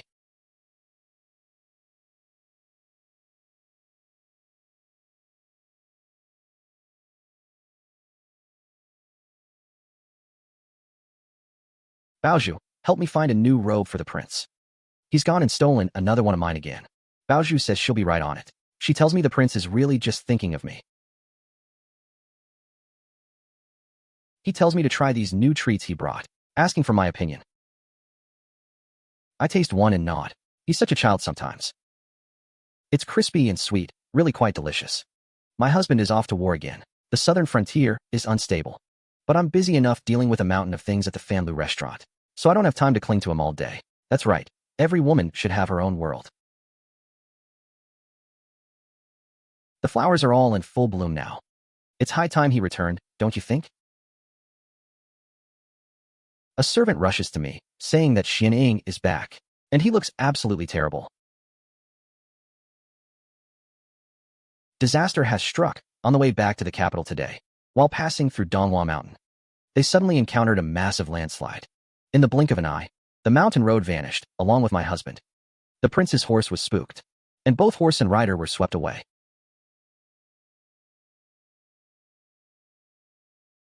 It all happened so suddenly. The sky turned dark as pitch, and the torrents were surging. They were separated from him in the chaos. Searching has been nearly impossible.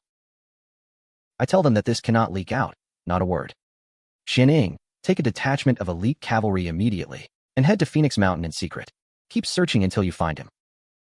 Go to the granary and see General Jiang Chuyue. Order him to keep his troops ready for action. I give him my personal authorization and the prince's Qilin seal. He needs to be ready to rush to the capital at a moment's notice. He nods, clearly understanding the gravity. I call to the princess. Go through the back door and slip quietly to the Shao Manor. Ask my brother to come over immediately. Tell him to be quick, and for heaven's sake, don't let anyone notice. The maid bows, she understands. Is this really happening? Xie Linyuan. You promised me you'd live to be 100. I tell my brother that I've already heard everything from Baozhu. If something truly happened to the prince, the capital would descend into total chaos in an instant. Brother, we must buy time. First, the news must be sealed for at least 10 days.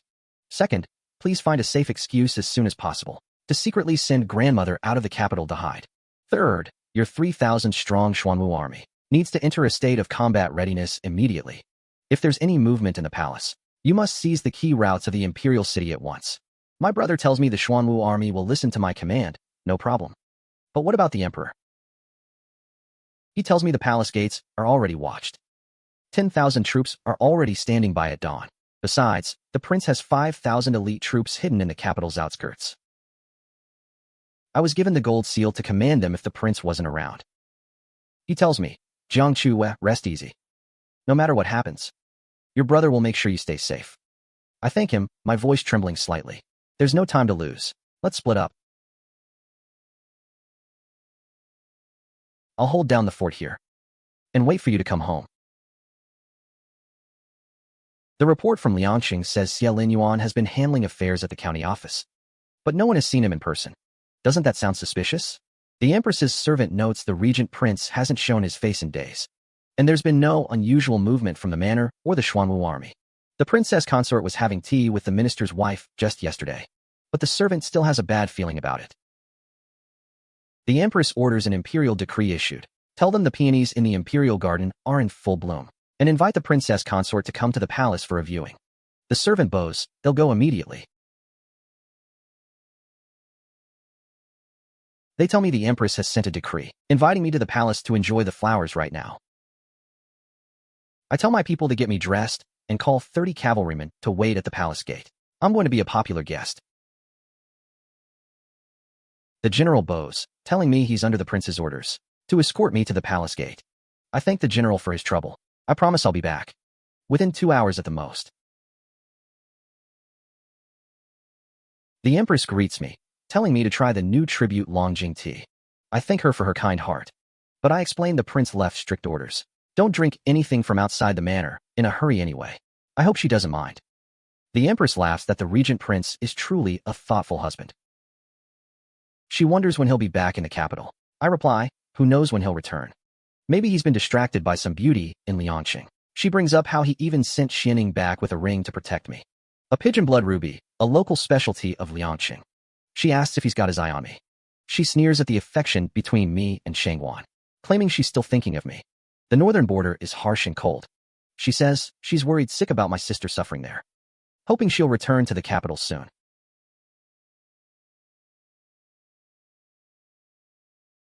She breaks into mocking laughter. I think I've reached my limit for today. She tells me she's noble Lady Xuan. Qiu Shuang, she says, begging for my mercy. She claims the emperor is abusing her, and that the empress is withholding her monthly allowance. Now she has no money left to pay for her mother's medical treatment. I ask where her mother is staying. I promise to send people with doctors and medicine. I'm feeling charitable today. She thanks me profusely and swears she's willing to be my loyal dog for it. Politics really does bring out the best in people. I think to myself, you have to be alive to have a chance at a comeback.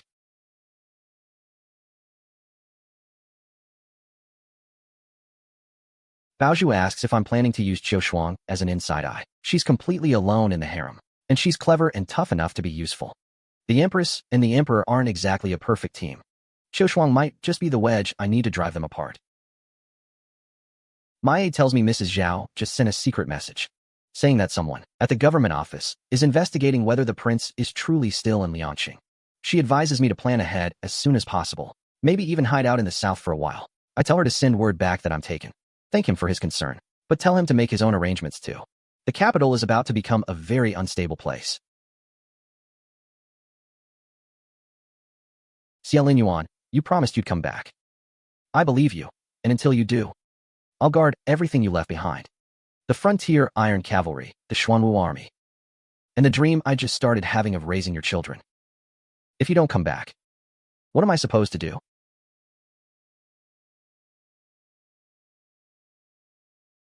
Baozhu rushes in, sounding terrified.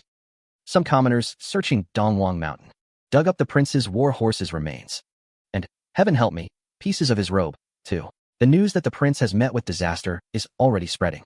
I ask just how fast it's traveling. They say the commoners love to gossip, so it's likely. It's probably reached the palace already. Wonderful. Well, what had to come eventually is finally here. Prepare the second plan immediately.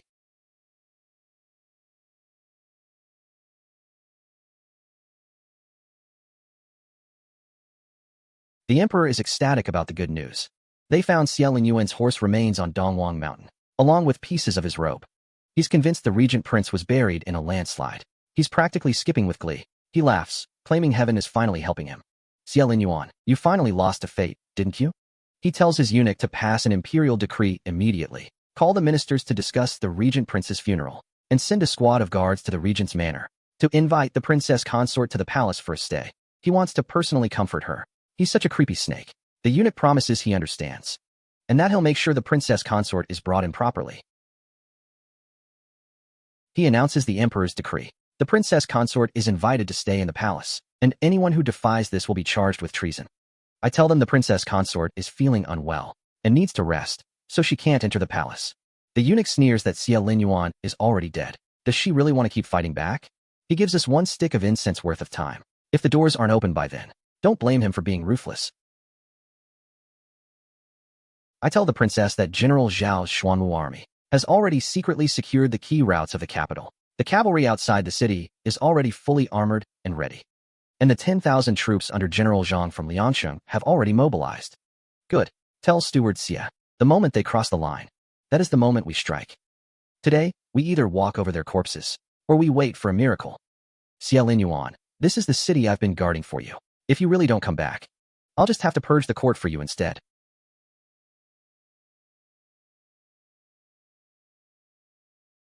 He tells me if they don't want to show respect, someone knock down the manor gates for me and kill every traitor who defies the decree. I scream, who's there? The eunuch howls, asking who has the dog guts to hurt his Qilin knights. My husband calls out that he is the regent.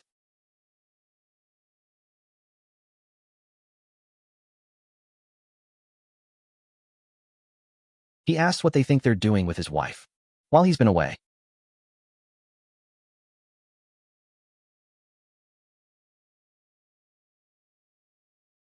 I fuss at him for saying he's fine. Look at these wounds all over him. He says they're just superficial wounds. They'll heal. I tell him I'm just thankful he's back. The doctor notes that while the prince's injuries are serious, his constitution is strong. If he recovers well, he'll be healed in about a month. He emphasizes the need for quiet rest. No anger, no fighting. He says he heard that. He needs to rest now. I tell him to hurry up and lie down then.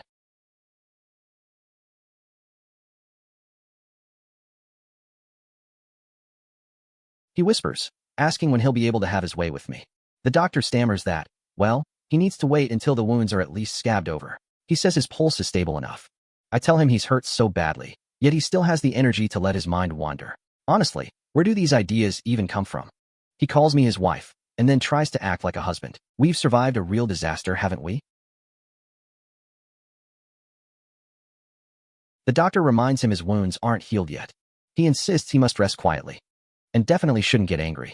And most definitely, absolutely cannot. He cuts in, asking when he can get back to his marital duties. Oh, you impossible man. He tells the doctor he's feeling quite impatient.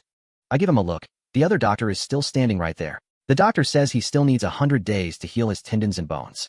Not to mention the trauma to his internal organs. Physical exertion will only waste his essence. It could trigger all sorts of illnesses. He begs the prince to put his health first. Wait until he's completely recovered before worrying about such things. The old doctor bows out, and I am desperately trying not to laugh.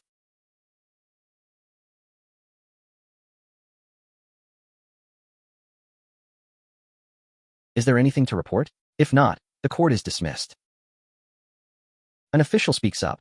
The Marquis of the South has already led his army to the Nanyu Pass. The flooding in the south is severe. He asks to request 10,000 troops for disaster relief. The emperor forbids it, but my husband overrules him.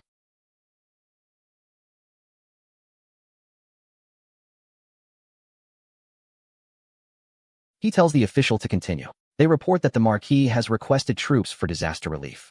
The prince approves it and dismisses the court. Another win for us. Another vein popping on the emperor's forehead.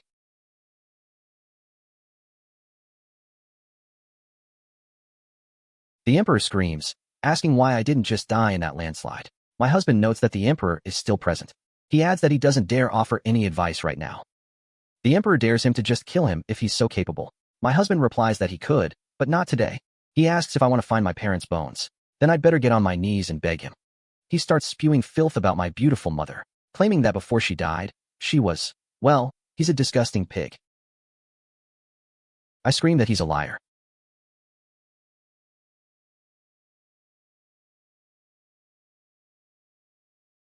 He's back, finally. The Shang family's influence has been sliced away yet again. A blunt knife cutting through meat. He's taking revenge for what happened all those years ago. The servant tells the empress he's alive. She says if he's alive, she's happy. If he's dead, she's happy too. She's definitely not well. She muses that if she hadn't broken off the engagement back then, she'd be the regent princess consort right now. Keep dreaming, dear. The maid tells her the emperor called Lady Shuang for the night. She doubts Qiu Shuang will survive many nights like that. Our emperor only knows how to take his temper out on women.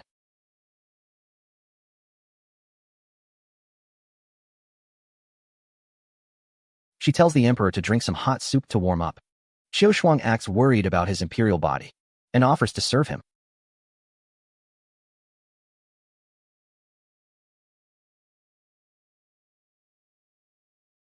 My husband is finally back. He says the crab apples are blooming beautifully. He's picking a few branches to put in my study. He tells me there's trouble in the palace and to never leave his side. I know it. I won't leave you.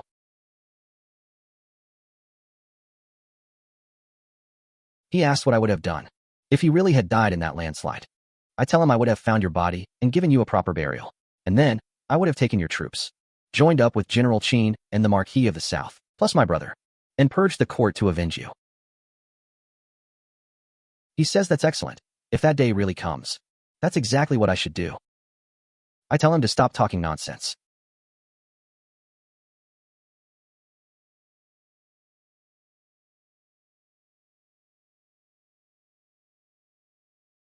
He asks if I'm still happy. I tell him I'm happy, so happy. Happy enough to say it 3 times, apparently. I wish for us to be together for a long, long time. A servant interrupts, saying we need 25,000 taels to repair the southern dam. He tells them to get lost.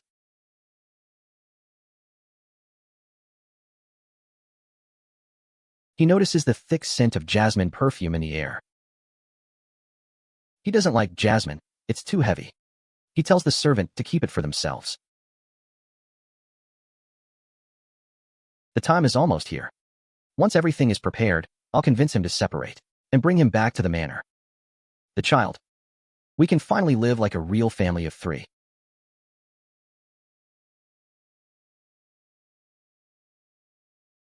The concubine laughs, greeting the old madam. She apologizes for being late. I tell her to go see how the child is doing first. Suddenly, she screams that the young master can't stand the strong scent of her perfume. It's upsetting the baby. I tell her to go wash off that perfume before coming back.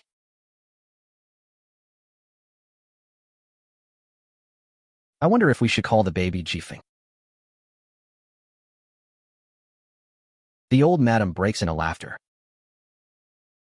She tells the concubine to forgive her, but since she's dirty, she should just head back to her own courtyard to rest.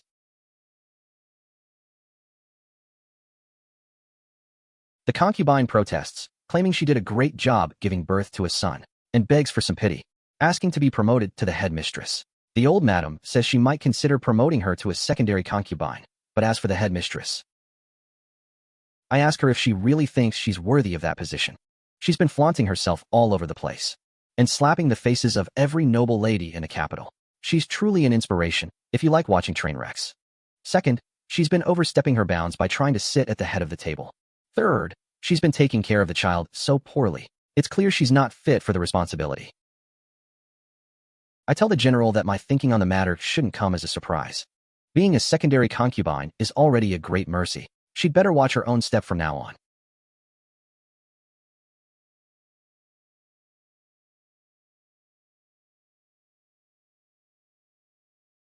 He asks if the full-month banquet at the Shao Manor went well. I tell him yes, but my brother brought up the divorce topic again. He asks if I'm still fond of him. I tell him, Xie Linyuan, who am I fond of? You know perfectly well. He admits he knows, but he's still afraid I have feelings left for him.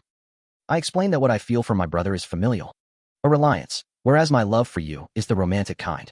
I want to walk hand in hand with you until we're old and gray, never to be separated again. This biscuit has minced meat and sugar powder added in, so it can last for 3 months of campaigning. It's very convenient and useful. He agrees, it's certainly better than the usual dry rations. He says the Ministry of War should purchase a batch. He calls me Sister Zhao and praises my ingenuity. He tells me to just step back and divorce him. He says he's already prepared a place for me. I can move in whenever I like. I tell my brother to stop acting insane. I'm not getting a divorce. Suddenly, an urgent 800-mile report comes in. Fast-track clearance requested.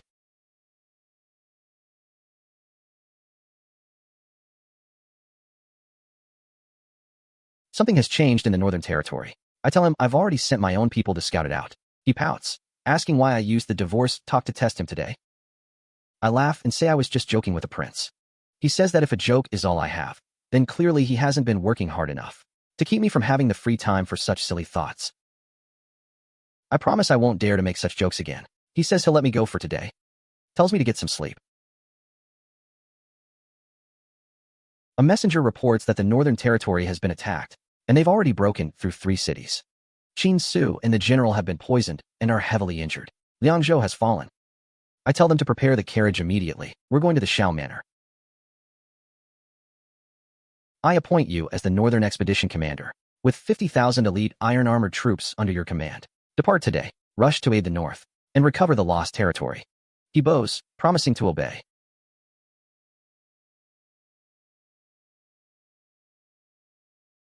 I tell my brother he must come back safe and sound. He promises my grandmother he'll be careful. He tells me to wait for him to return.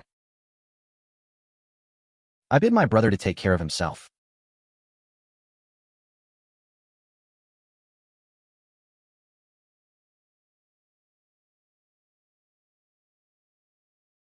He tells me not to worry about him. The war is dangerous, and naturally, I hope for my brother's safety. But I also hope the border stabilizes soon, so the commoners can suffer less from the war. He promises it will happen. Once the North is pacified, peace will reign across the land. And maybe then, we'll have a child of our own.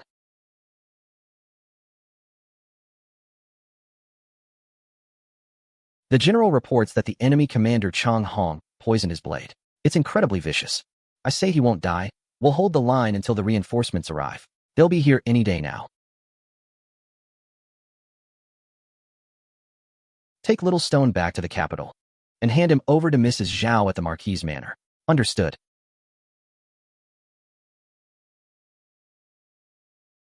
The the grain and supplies, must go first to ensure our capital supply lines.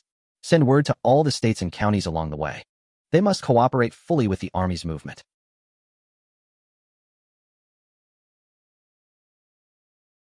I offer a small, relieved laugh. Baozhu asks why my complexion is so poor. Are you tired from all the work lately? I tell her it's fine, just some spring lethargy.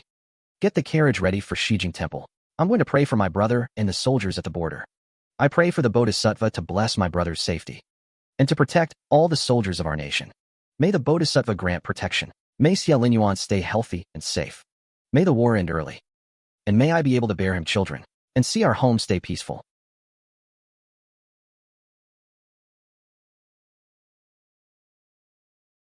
I ask if the Northern War is being tricky. He says they've stabilized their footing. But the Northern enemy is clearly well prepared. It might take some time to win this one. He notices my face looks pale. Are you not feeling well? He wants to call the imperial doctor. I tell him no need. I'm just a little tired. He says I need to rest more, just as his own wounds are starting to heal. I tell him as long as he's here, I'm at peace. He promises that once this battle is over, he'll stay by my side and we'll get some real rest. I tell him I'll be waiting, and that he'd better take care of himself.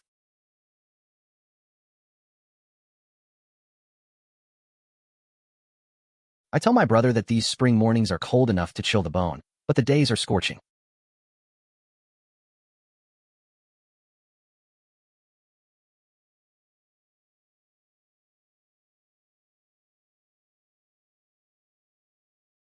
The wind at the city gate is strong. I tell him he should put on another layer later. Whatever he does, he shouldn't catch a cold. Grandmother, don't worry.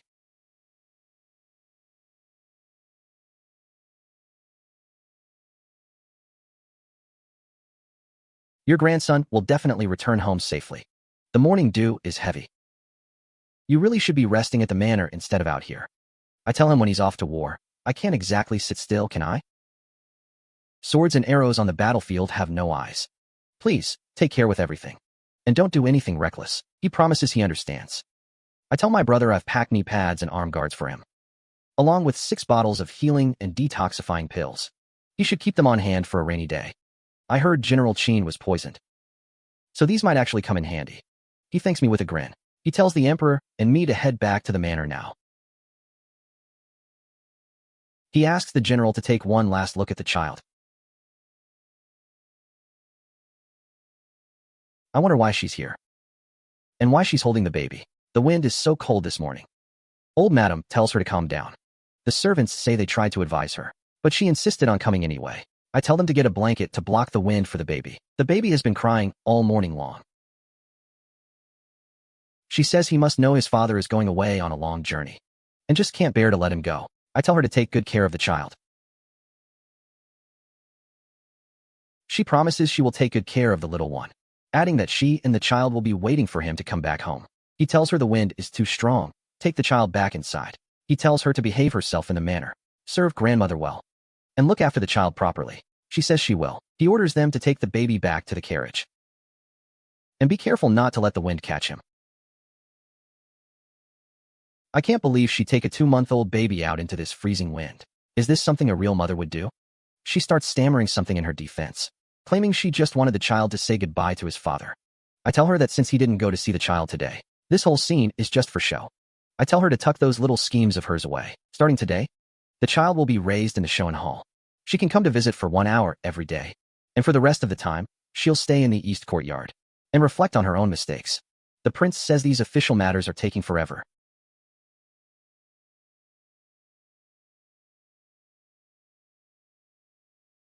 My maid offers to go and fetch the prince for me. I tell her no need. I'm curious to see just how busy he can get. I let out a loud sneeze. My husband says the official work is finished now.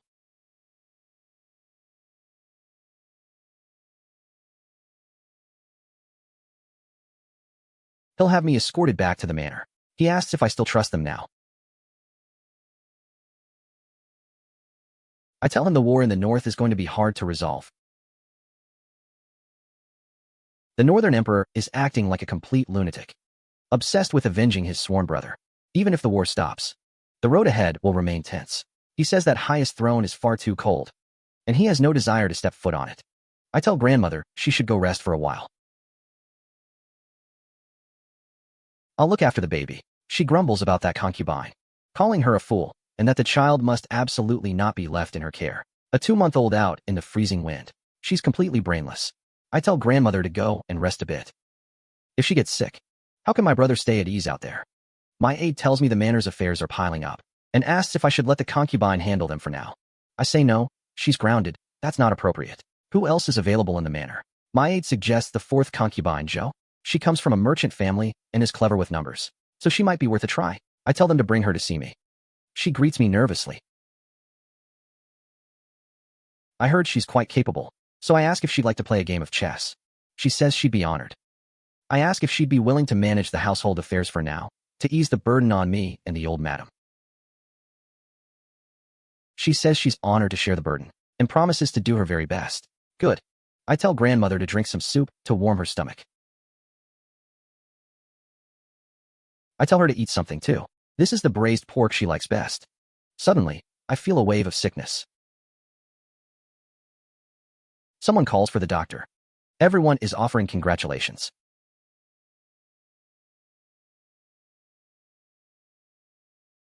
Congratulations to the princess consort, and to the old madam. The doctor confirms it's a pregnancy pulse. My heart does a little dance. I'm over a month along. How wonderful, wait, a baby. Already? I'm pregnant, so I tell them to get the kitchen to prepare something light and fresh immediately. Move. Everyone is suddenly running around like I'm made of glass. The first 3 months are the most critical. We absolutely must keep this a secret. As the old saying goes, keep it hidden until the 4th month. The fetal chi isn't stable yet, and it's easy for something to go wrong. I nod and promise I'll remember. I tell grandmother she should get some rest now.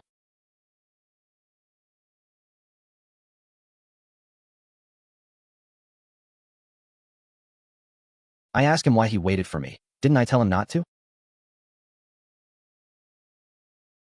Oh, right, the doctor said.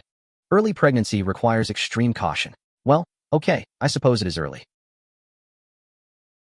He asked if I'm really pregnant. I tell him yes, it was confirmed at grandmother's place today. I couldn't stand the smell of meat or oil. Qin Fu realized I was thirsty before I even knew it. Yes, water, give me water. Oh, Dihua.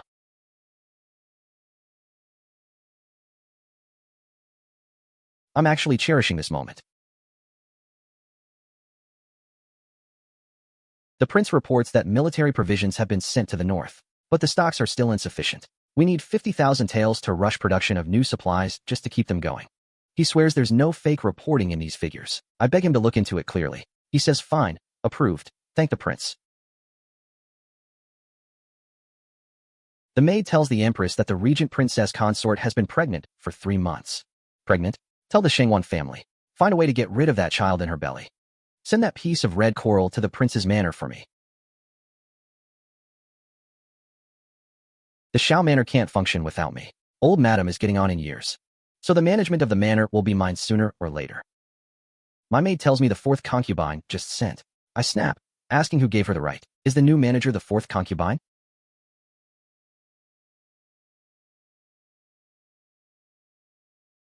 That merchant-class woman, Zhu, thinks she's worthy of this? It's clearly Jiang Chuyue targeting me. Her maid reminds her she's still grounded. She insists she's the birth mother of the young master. The maid asks what's wrong with her. She tells her to go bring her tonic medicine. This is a prescription grandmother personally requested from the Imperial Hospital. It's supposed to be the best for her health. She wonders why her body is getting worse the more she drinks this medicine. Could it be that grandmother wants to eliminate the mother and keep the child? Oh, old madam. Just you wait. Princess consort. The empress sent a piece of South Sea red coral to congratulate you. I tell them to take it to the kitchen and use it as firewood. They say they will. He asks if I'm still feeling nauseated today. I tell him I threw up, so I'm craving something sour. He asks why I'm always wearing this ring, asking if I really don't know where it came from. He asks what I'm looking at him for.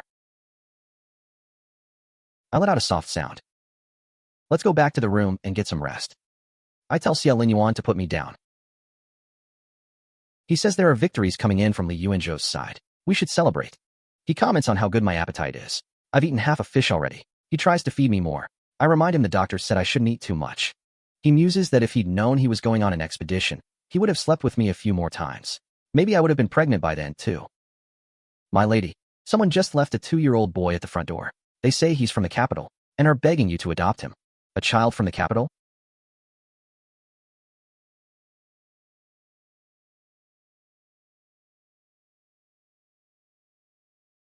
The servant cries that the princess consort has finally come. Old madam started vomiting uncontrollably after her evening meal, and then she just passed out. Have the imperial doctors arrived yet? They're here. They're here. For imperial doctors are inside right now. I've already ordered them to seal off every gate in the manor. Not even a fly is allowed to get out.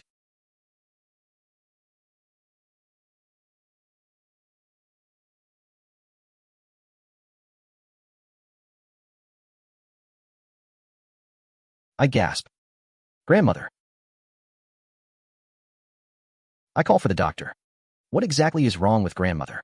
The doctor says it looks like she ate something unclean. There are signs of poisoning. They've already induced vomiting for her and have administered detoxifying medicine. I ask if she'll make it through the night. They say they still need to observe her. No matter what it takes. She must be saved. They promise to do everything in their power.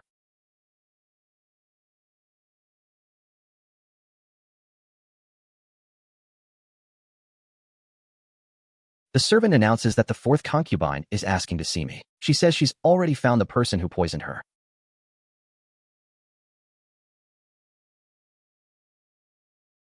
My husband and I turn to her. She tells us the poisoner has been caught.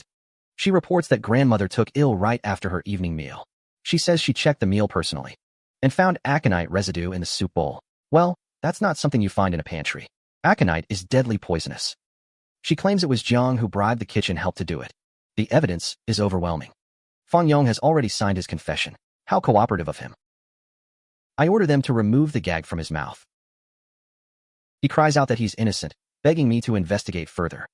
He insists he's been grounded in the east courtyard this whole time and has never stepped out once. He blames Zhou for framing him. The plot thickens, and it's getting messy. I remind him my husband is the Regent Prince, who controls the very fate of the court. He surely knows the kind of methods we use here. Jiang, if you choose to be stubborn, there are 200 pounds of weights, iron shackles and chains for you, or maybe some hot irons on your face if you don't start talking. Let's see how long you can keep that stiff upper lip. Finally, he breaks, admitting he did it. He claims the old madam tried to poison him first. Since he was a dead man anyway, he decided to drag her down with him. How dramatic. I scoff, saying grandmother treated him with nothing but kindness. He insists the tonic she sent was poisoned. He says he's been writing letters for half a month, with no one bothering to reply. He's still protesting he's been wronged. If there's any mistake here, I'll have him skinned and his tendons pulled out, and soaked in aconite juice for good measure. I'm feeling particularly creative today. Throw him in the woodshed. I tell my people to get to work. Make sure to uncover exactly how Jiang was poisoned.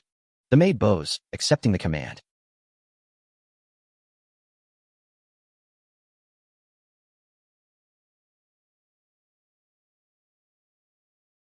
The doctor says grandmother has cleared most of the poison. Her pulse is gradually stabilizing. She just needs quiet recovery time now. I tell them to take a break.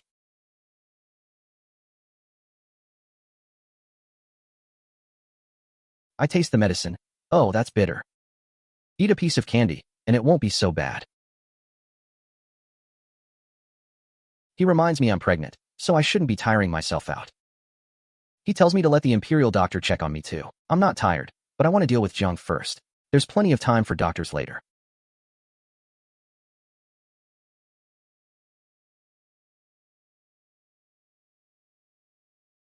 She offers her congratulations on my pregnancy. Then she whispers that she hopes it's only a girl. The prince is hosting a banquet, so he tells them not to bother worrying about it. You've been locked up for 4 days now. Are you finally ready to talk? Grandmother was so benevolent. Yet you repaid her kindness with hatred. You truly are a fool. She screams that the soup was poisoned, and that she was the one being plotted against. I order them to bring me the medicine dregs.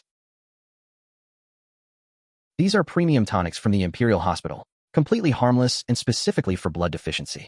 She insists it's impossible, claiming she had dizzy spells and spat blood. She swears it must have been poison. I have the object brought in. The doctors have examined it. It's been coated in datura powder and strychnine juice. You've been playing with this thing every single day. And that's exactly how you poison yourself. But the Empress gave it to me. How could it be poisoned? You fool. The Empress is the enemy of the Xiao family. Why would she ever have good intentions for you? Grandmother warned you about it long ago. But you treated that piece of trash like a treasure, and it ended up causing your difficult labor. Grandmother prayed and offered incense for you, and she even gave you all those gifts. Yet you're so ungrateful that you try to send her to court. My maid tells me grandmother has woken up. She says to strip the woman of her status as a concubine and send her off to be imprisoned at the country estate, waiting for the general to return and decide her fate. I tell them to carry out grandmother's wishes. I ask grandmother why she's letting her off so easily. She says my brother is away fighting a war, so we shouldn't give him anything else to worry about. We can deal with her once he's returned in triumph. And she suggests handing the manor's management over to Zhou for now. I tell her I understand. Xie Linyuan says I'm having stomach pains. Call the imperial doctor.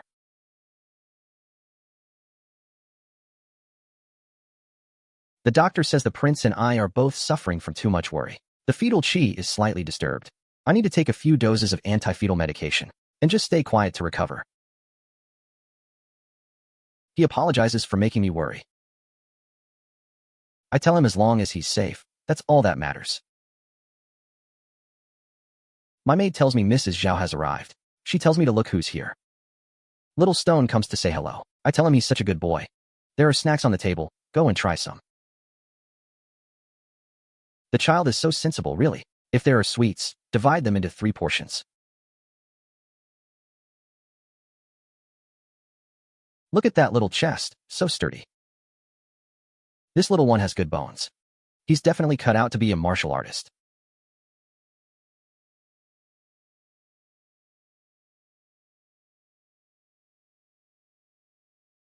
He's the best girl's finest child. I'll take him home and tuck him away somewhere safe. Wait, hide who?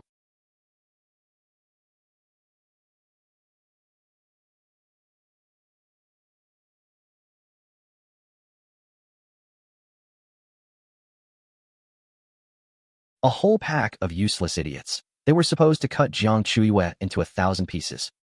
And yet they couldn't even manage that? The Empress tells them to hold their anger. They say the child's growth will eventually, and that opportunities will always present themselves. I wish I'd known. I wouldn't have had this child. I hate that I put you through so much suffering. But the child is so lively and cute. How could I not have gone through with it? You must stay safe.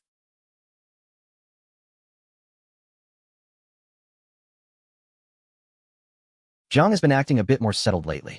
I truly hope she's had a genuine change of heart. Baozhu reports the war in the capital has stopped. What a joy. Northern Viet is asking for peace. The national letter has been delivered straight to the regent's manor. The emperor asks what he's supposed to do about it.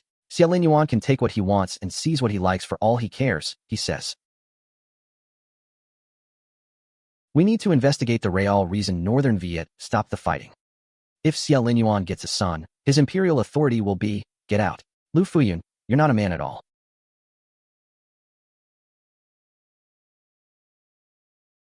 Baozhu tells me General Xiao has returned to the capital. He calls my name, his voice urgent. He asks if Xie Linyuan forced me into this. Tell him the truth.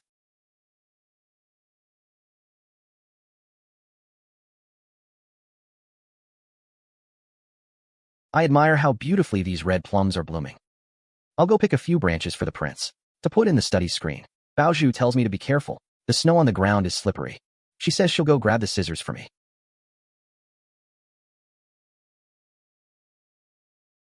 I tell the general to stop where he is. Let me have someone announce him first.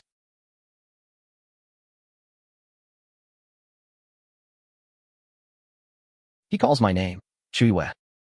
He demands I come back to the Xiao Manor with him. I ask my brother why he's suddenly back in the capital. Did the war in the north end? He tells me not to ask, and just come with him right now. I tell him to let go, he's hurting me. The guard tells the general that he cannot do this. He shouts at me to let go of the princess consort, saying he was wrong. He says he shouldn't have agreed to this marriage. He claims Li Yuanzhou broke his promise, and that he's taking me away right now. I let out a gasp. I'm bleeding. The maid screams and calls for the imperial doctor. The princess consort is bleeding. I let out a sharp cry of pain.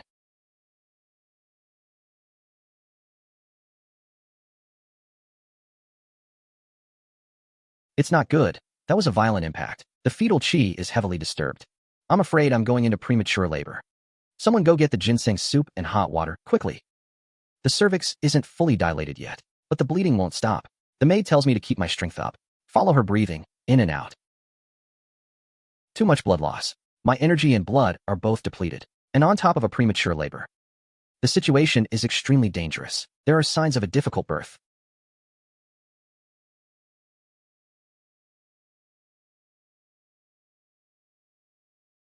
My husband screams that if any harm comes to me, he'll make the entire Xiao family pay with their lives. The guard tells the prince to stay back. The delivery room is a place of blood and trauma. It will bring bad luck to him. Besides, his body is radiating cold air, which could shock the princess consort and likely make her condition worse.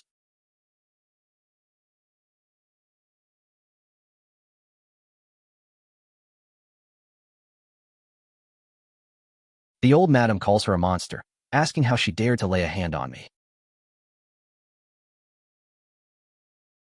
He stammers that he just wanted to take her home. Take her home? She's the regent princess consort. Have you gone completely insane? Get to the ancestral hall and kneel. Without my explicit order, you are not allowed to stand up. I let out another cry of agony. The maid says she can see the head. Push, a little more effort. Congratulations to the prince. It's a little girl. This is bad. She's hemorrhaging.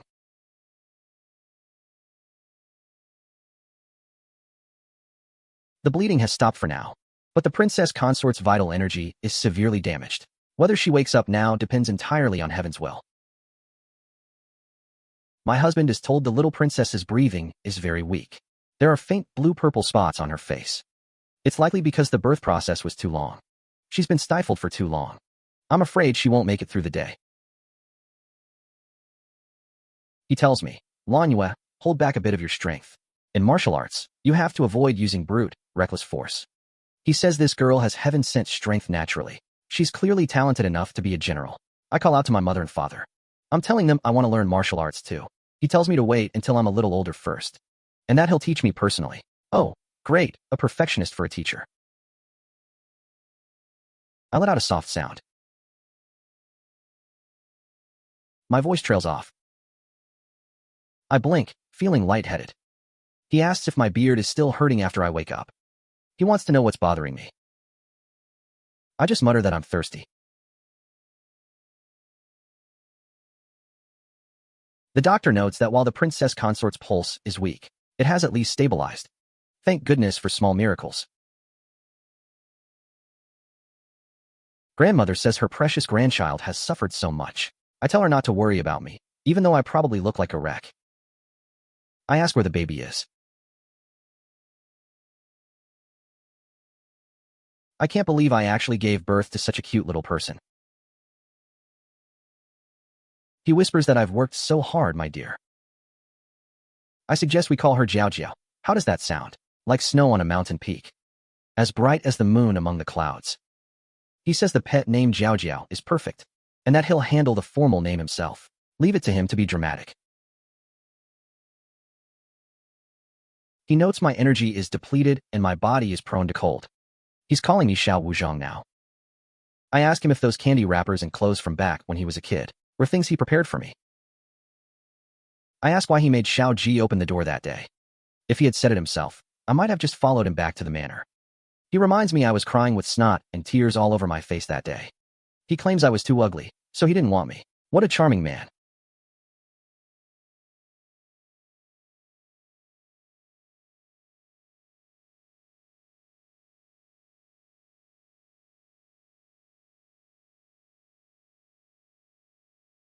I shush him. I was just worried he had no breath left in him.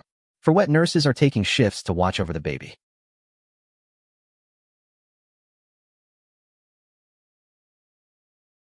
I let out a soft sigh. A guard tells the general that the princess consort needs to rest quietly and isn't seeing any visitors. That's Xie Linyuan's order. He demands to know if not letting him see me is my own decision. The guard says that day, there was no connection. The maid tells the general that he almost killed the princess consort and the little princess, and asks how he has the nerve to come back and act so recklessly. He snaps that it's not her place as a maid to lecture him. The guard reminds him the prince has given orders. No one is allowed to disturb the princess consort's rest. He tells the general to turn back.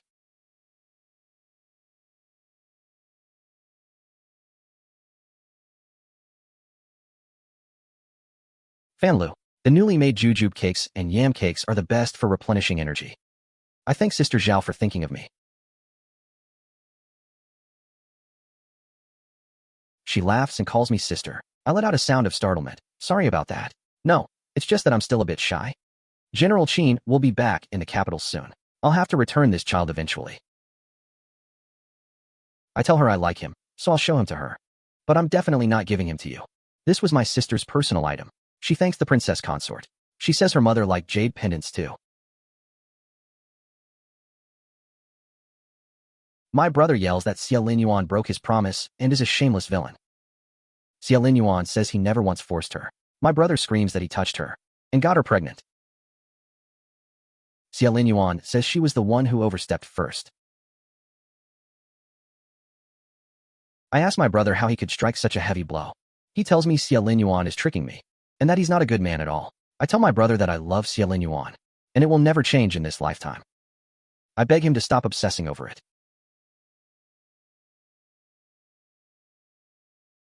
He calls me a stubborn fool, still living in a dream. He says he loved me since a long, long time ago. You total jerk. I scream at him that I'm his sister. Has he gone mad? Grandmother laughs, saying I'm looking much better now. I tell her not to worry. It's just that my brother always suspects that Xie Linyuan doesn't treat me well. I ask what exactly this promise he keeps talking about is. She asks me, you silly child, why didn't you tell grandmother back then? I tell her Xie Linyuan treats me extremely well. I'm very happy now. She asks if I really mean it. I tell her yes, and ask her to please persuade my brother to stop being so stubborn.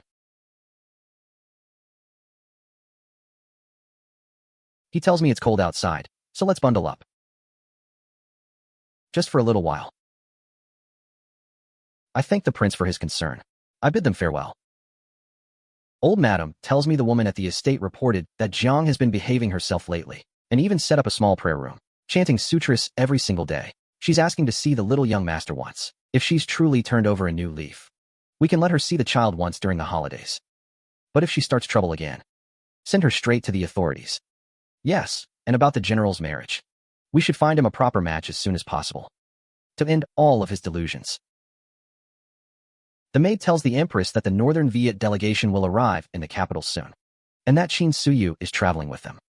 As the saying goes, when the snipe and the clam grapple, it's time for me to pull in the net.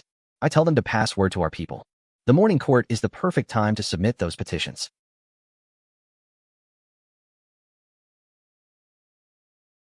Is that all there is to his grand name? Fine, the war in the north is over, so you can finally catch your breath. But the trees want to be still, and the wind simply won't have it.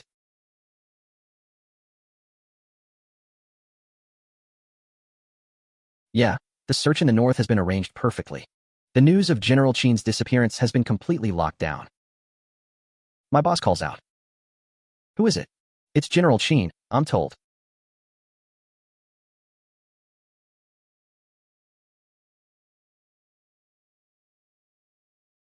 My husband looks up, surprised. The general says he needs to see the Regent Prince. Quick, send for Dr. Zhang. And seal this news tight. If a single word leaks out, there will be consequences.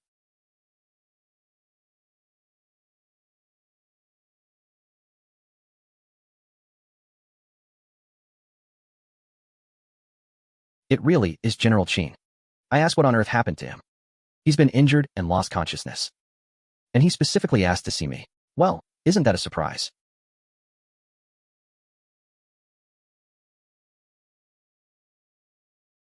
My husband and I check on him. The doctor says the general is just suffering from blood loss and extreme exhaustion. His wounds are deep, but thankfully none of them are fatal. He just needs to rest properly. He says yes, yes he will. He mentions the full moon. Wait, what? Sister, Xie Linyuan. You've known all along, haven't you? Yes, I suppose I have. But he suffered a severe head injury and lost all his memories. I didn't dare to rush the recognition, for fear of shocking him into another breakdown. I whisper to my sister.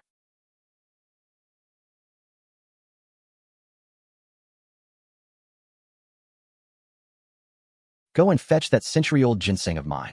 The maid says yes, Your Highness. I lean in close to my sister. I tell her it's me, Chuyue. You're finally home.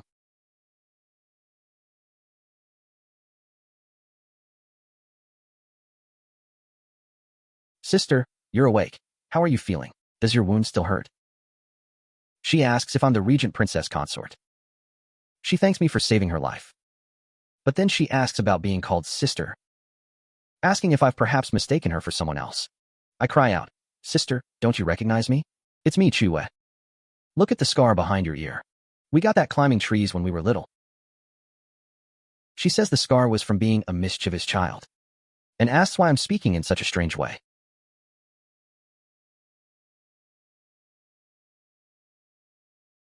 I tell her to just drink her medicine first. She says she doesn't dare trouble me. She'll do it herself. Typical, so stubborn.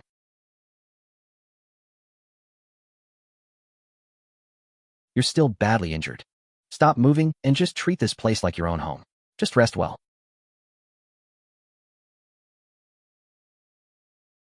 If we follow this proposal, we can increase the tax revenue by about 500,000 taels annually. I ask my husband what he thinks. He says approved. Promote the chief clerk to vice minister of the Ministry of Revenue, to specifically handle commerce in the capital. The aide bows, saying he understands.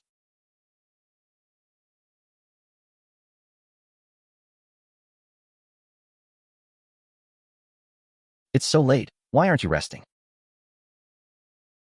I'm waiting for my sister. She looks a bit better today, but she still remembers absolutely nothing. Give her some time. I thank him for always looking after her in secret. He tells me she's my sister, which makes her my family, too.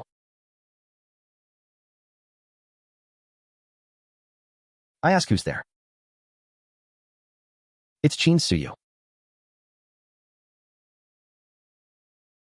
I tell her she doesn't need to be so formal. Your wounds aren't healed yet. You shouldn't be moving around so much. She thanks me for my concern and says she's just used to it. She notices I've been taking care of her a lot lately. My husband says he doesn't mind. He understands perfectly. She says there's something. She's not sure if she should say it or not. I tell her to just speak freely. She says the Regent Prince holds great power, and his thoughts are deep and hidden. Have you ever thought about what would happen if one day he ascended that highest throne and had a full harem? How would you handle yourself? Maybe you should. Plan ahead and find a safer place to be. That would be the smart thing to do. As for the divorce, I hope you'll think it over carefully.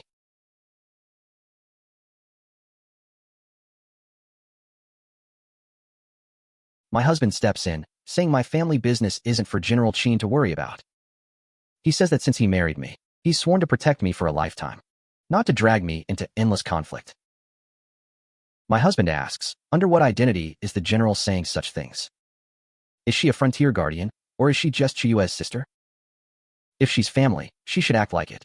If not, she's just meddling. He states clearly that in this life, there is only Jiang Chuyue for him. No matter how high the mountain peaks, he'll always have her standing shoulder to shoulder with him. He tells them not to bother worrying about it. I whisper to my sister that I understand her heart, but I trust him. She apologizes for speaking out of turn and retreats.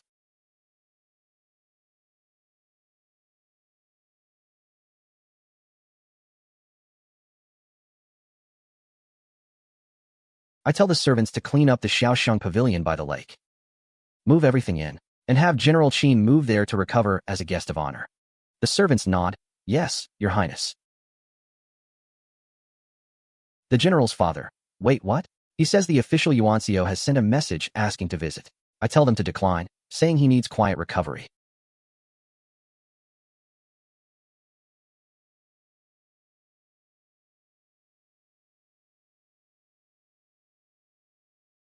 My mind feels like it's full of shattered glass. Memories are fuzzy, and I can't see them clearly.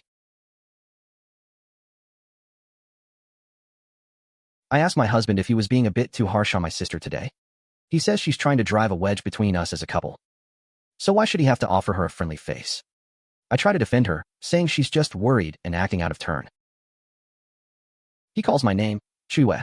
He knows I treasure this family connection I finally found. But if she keeps crossing the line, he won't be able to stay polite for much longer. I tell him I know. I'll find a chance to have a proper talk with her. The complicated relationship between Jiang Chuyue and the Northern Viet Emperor Yuanzhou is a mess. Li Yizhou. I will definitely protect you. He asks, a Jew tell me a Jew. You still prefer men, right? He tells Xie Xiao to stop talking nonsense.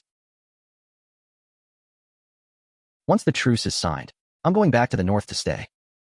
From now on, you take your bridge, and I'll take my road. You're just tossing me aside. If I'm tossing you aside, so be it. I've got an army of 100,000 in the north waiting for me to drill them. I don't have time to play these games with you. I'm done with all this mushy romance.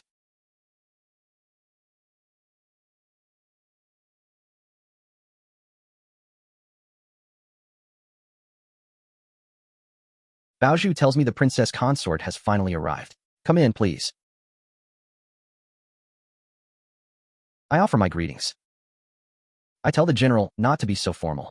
The child screams that he wants to jump down. He tells me to catch him. Jump. Go wash your face. It's time for your nap, all right?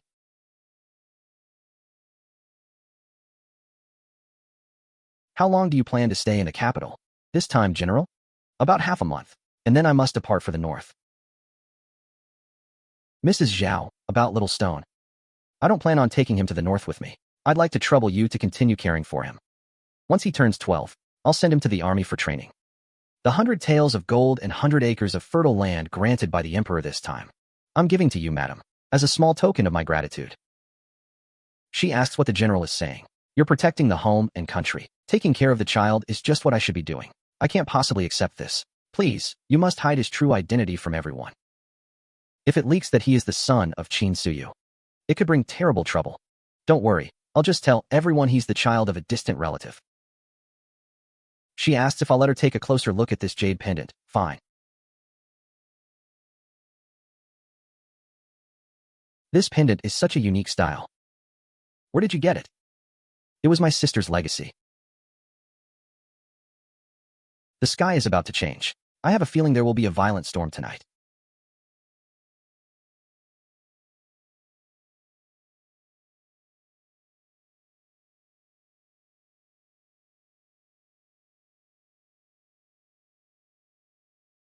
A servant tells us the prince and princess consort. That General Qin is asking to see us, saying there's a matter of life and death. A late-night visit? It must be something important. Let's go see. The general is waiting in the front hall. My servant says he looks like he's been wounded. They've already gone to fetch a doctor. Take it slow, the ground is slick. General Qin. Little sister, it's me, it's really me. My name was Jiang Manuel all along. Are you truly my sister? You finally remembered. I promised I'd come back to see you. I'm so sorry.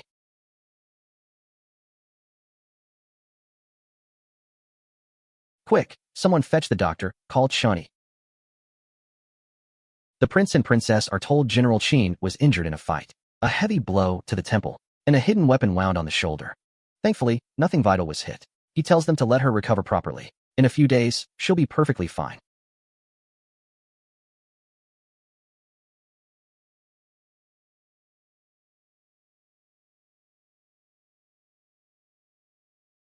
Drink a little something to calm your nerves. I asked if she heard that. She said she was Jiang Manuel. My sister isn't dead. I heard her. She said she promised that she'd come back to get me. That's something only my sister and I knew. Back then, she told me, little sister, be good and wait at home, don't run around. I'll come back for you as soon as I find mom and dad. She's really back.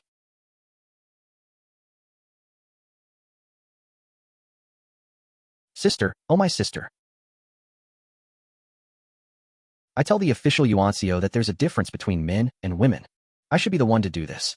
He says no need to trouble the princess consort. I tell him I'll do it, and for him to get back to the Four Directions Hall. He asks if the princess consort is supposed to be fond of men.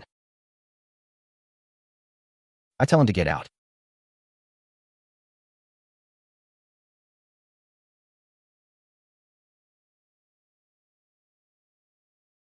She calls me over. Little sister, come here. Let me give you a hug.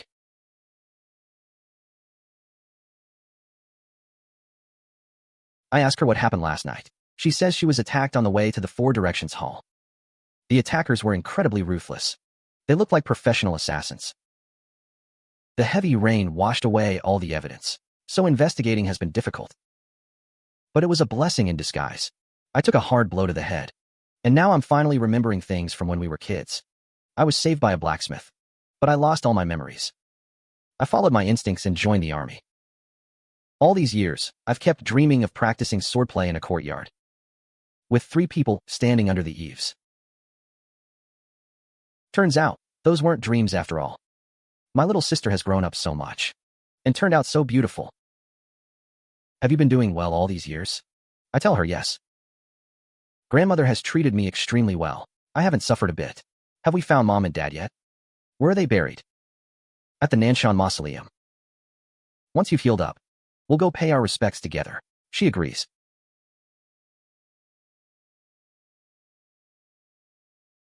I tell her it must be the royal family of the Qin kingdom that tried to assassinate her. It happened right outside the Four Directions Hall. Why wouldn't the emperor say it was you? He claims there was a problem inside the envoy delegation. That's impossible. The prince found this object in the moat.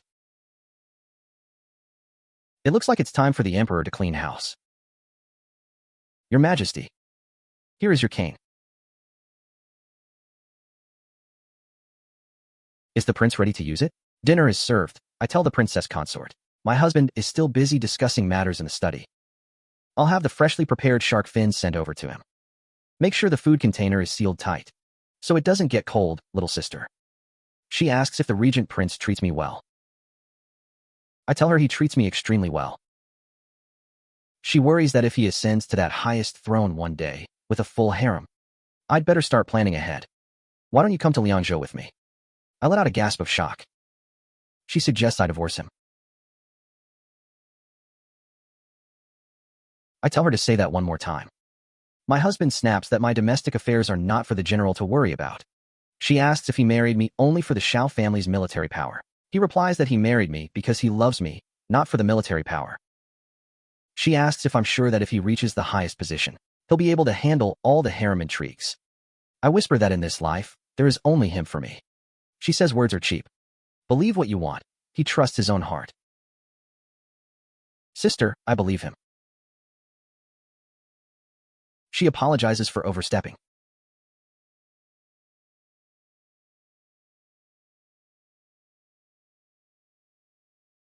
It's starting to rain. I'm going to go check on my sister. I ask if her wound is still hurting. She says a general who has fought on the battlefield isn't going to be bothered by something this minor. I tell her I have to go see her anyway. What if she rolls over in her sleep and presses on the wound? She laughs, saying my heart is completely focused on him now. I tell her, you're the one to talk. You're the one to talk. I'll blame it all on you. I'll be back in a flash.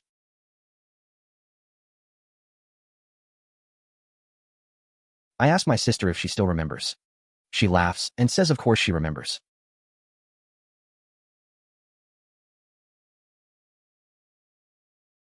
My husband tells me we stayed at General Qin's place last night. He notes that if this proposal succeeds, we can add 500,000 taels of tax silver every year. He tells the administrative aide to lock this file away. He says the plan is excellent. From today on, the capital's commercial affairs will be handled by the aide. They are to cooperate fully. Yes, sir. He asks if I want to change back to my original name. I tell her the timing just isn't right yet. We can talk about it once the war is fully settled. Otherwise, the royal family will just be even more suspicious.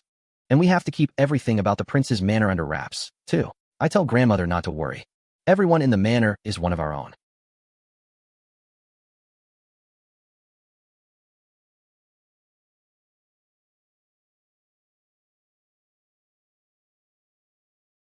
I can't help but let out a little laugh.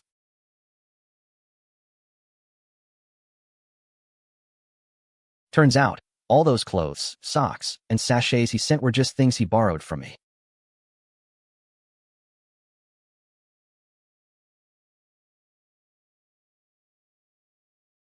Oh, you little rascal, you're trying to roll over again, aren't you? Be careful, or you'll fall. Baozhu tells me General Qin has arrived. I tell her to hurry up and invite my sister in. Sister, you have to escort the delegation back to Beijing first thing tomorrow morning. You really should be getting some rest tonight. Why did you have to make this trip anyway? Since I'm leaving tomorrow, there are some things I just have to tell you in person. That crazy talk from Xiao Jing during the day, I've been thinking it over, and I just can't shake this bad feeling. Little sister, that man is holding on to a deep obsession, and he's a vengeful one, so you must be extra careful.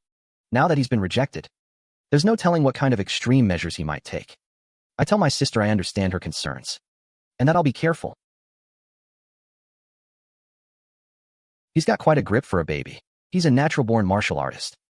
Once he's a bit bigger, I'll teach him some self-defense. Let's see who dares to bully our Jiao Jiao then. All right, it's a deal, then. And don't you dare go back on your word. Sister, the hour is getting late.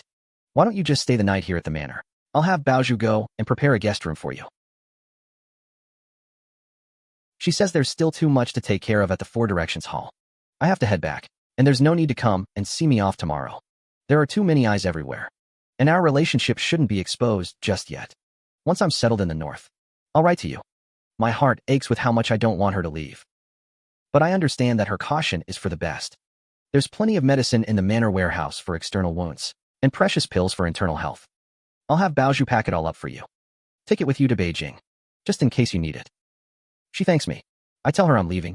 Take care of yourself. Sister, you must come back safe. And little sister, if that Xiao Jing keeps pestering you, and it's just too annoying, why don't you consider taking him into your room as a concubine? Just one or two won't hurt. It's a good way to keep each other in check. I ask what on earth she's talking about. It's already deep into the night, and General Qin has plenty of military business to attend to. It's time to hit the road. She apologizes, saying it was just a joke, asking the prince not to take offense. Qin says he's just reminding the prince that as long as he never betrays my little sister, Qin Suyu, and the thousands of border troops in the north, she will happily serve him loyally. Take care, and remember to write often.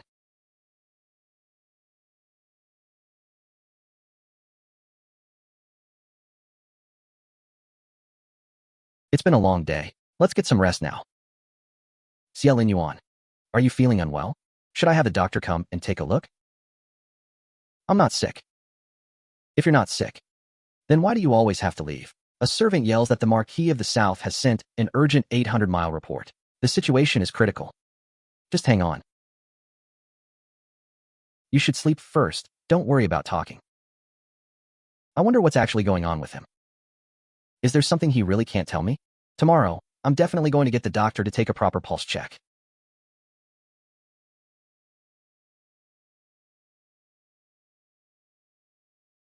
I hear someone crying in the garden.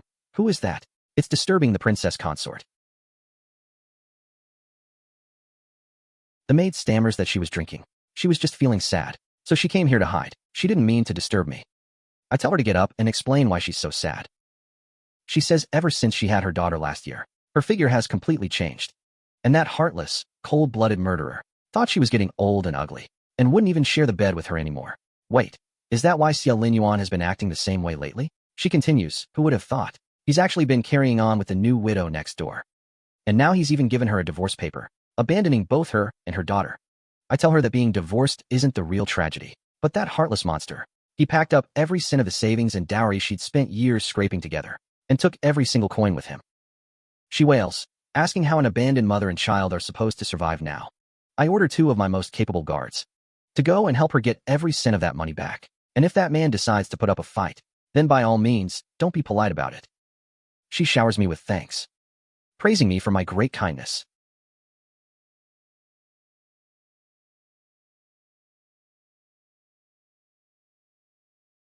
Old and ugly. Is that what they think of me?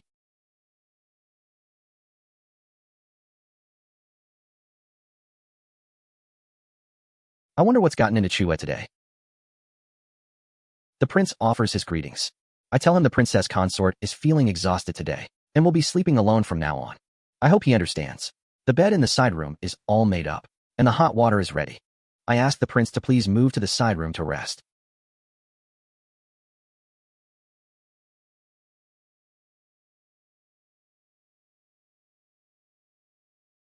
I tell him to stop playing hide and seek and just go.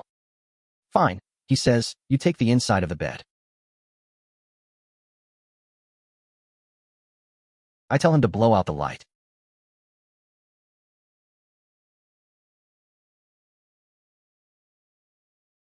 I scream at him to let go. I'm going to the side room.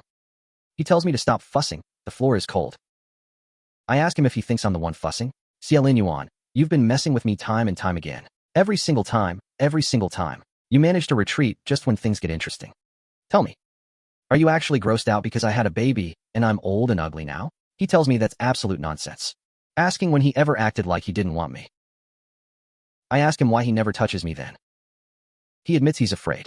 Afraid that you'll get pregnant again and something will go wrong during the birth. He says he just can't bear the risk of losing me again. He adds, actually, your parents didn't die in battle. They were tortured to death by the former emperor, Lu Fuyun. They didn't even leave a body behind. I finally understand. He apologizes, saying he was wrong. He shouldn't have pushed me so hard. But Xie Linyuan, we are husband and wife. We have to weather the storm together. You can't keep pushing me away. He agrees.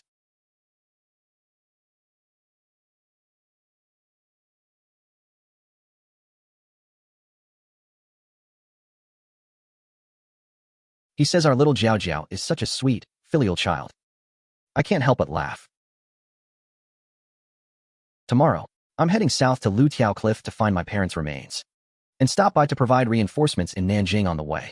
I tell him to be careful with everything. Jiao Jiao and I will be here at home waiting for you.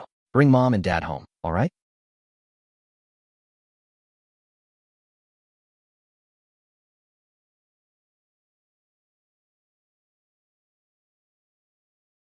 He reports that they've scoured everywhere around the cliff top, but found no sign of the late prince or old madam's remains. He orders them to set up camp and keep searching further down tomorrow.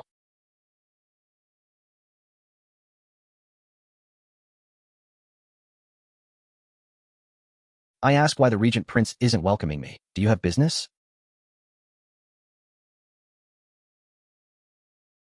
I'm just here to help you find their remains. Besides, if I'd known you held those feelings for her back then, I would never have let him come here in the first place. I tell him there's no such thing as regret in this world. Wait, over here. The soil is loose. It looks like something is buried underneath. It looks like white bones.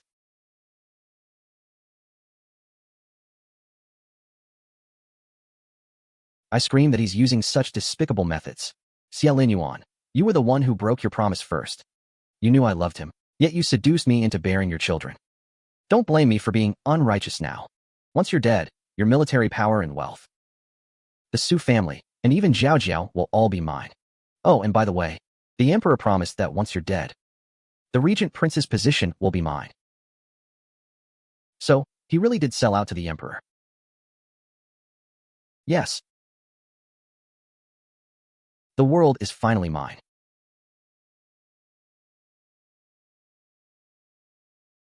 I offer my congratulations to the general for such an unprecedented achievement. With the regent prince gone, there is truly no one left in the court to challenge you. I want to see him if he's alive, and I want to see his corpse if he's dead. Xie Linyuan has a tough life, so send men down the cliff to search immediately. Even if you have to turn the cliff bottom upside down, you'd better find his body. The servant bows and says they'll get to it at once. I whisper to myself, you'll be mine very soon.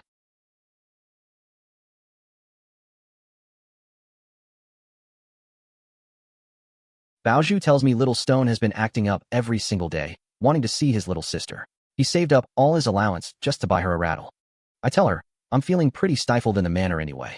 And if there's nothing else to do, why don't you bring Little Stone by to sit for a while? An urgent report arrives from the southern frontier. It says that 8 days ago, while the prince was searching Lu Tiao Cliff for those 2 sets of remains, He accidentally fell off the cliff, and no one has seen him since. I scream, asking what they just said. Repeat that, right now? My husband has been swept off the cliff?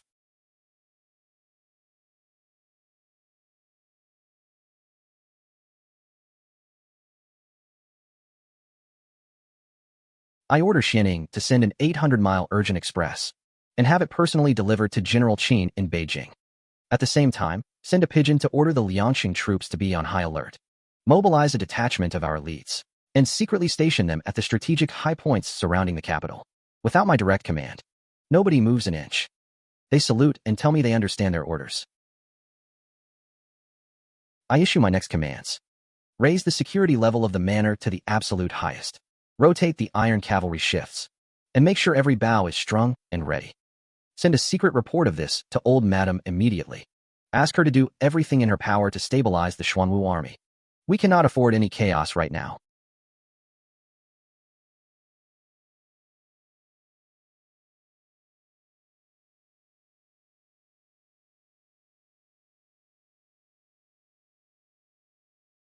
Grandmother cries out, "Oh, my poor grandchild." She's so relieved I've finally woken up. She reminds me I'm already over a month into my pregnancy. I must take care of myself. Pregnancy right now? The capital is far too dangerous at the moment. We should slip out of the city secretly tonight, hide out in Liangqing for a while, and then head north to rendezvous with General Qin. If I leave the capital now, I'll be throwing away years of my husband's blood and sweat, handing the capital over on a silver platter. I tell them I'm not going anywhere while he's gone. I am the one who guards this home. They say Xie Linyuan tumbled off a cliff and has vanished without a trace. Good, good. Heaven is finally helping me. Xie Linyuan. Oh, Xie Linyuan. You've finally met your end today. Send word to the 100 families at the Regent's manor. I'm going to personally send that scoundrel off on his final journey. Let him go to the underworld to reunite with Xie Linyuan. The servant nods and says they'll go assemble the Imperial Guard right now. He tells them to remember that he wants to send him off personally. The Emperor has arrived. They shout for the Regent Princess Consort, Jiang, to come out and welcome him at once. If she isn't out within a stick of incense's time, then don't blame them for burning down the entire Zhuke street.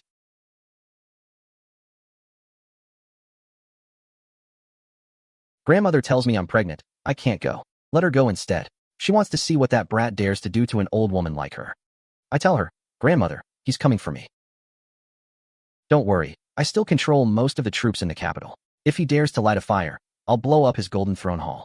Xianing, are you there? Is the thing I asked you to prepare ready? He says it's all been arranged exactly as I ordered. It's been set up perfectly. This time, I have to face it myself.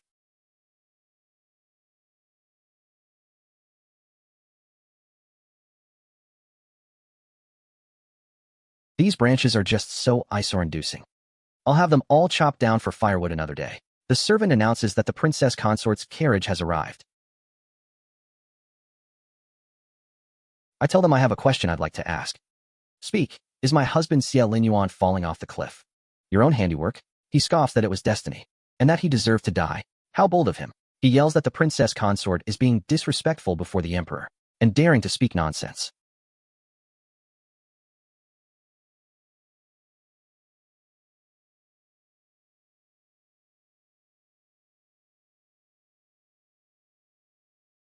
Wait a second, he laughs. It's you. I've been looking for you for so long.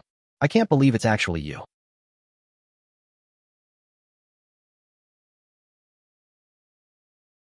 I tell them to spread the word.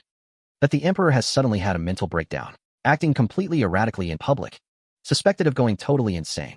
The servant says they'll go do it right now. I want the whole city talking about it by tomorrow.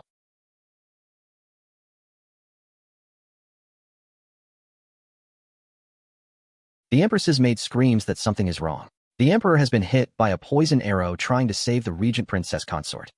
Jiang, she actually dared to try and kill the emperor? It wasn't her. The emperor threw himself in front of the sword to block it. Now he's completely unconscious. Suppress the news. Tell everyone the regent princess consort attempted a murder.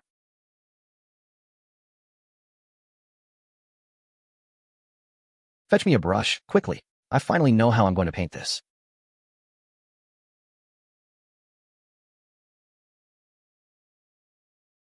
It's him, it really is him.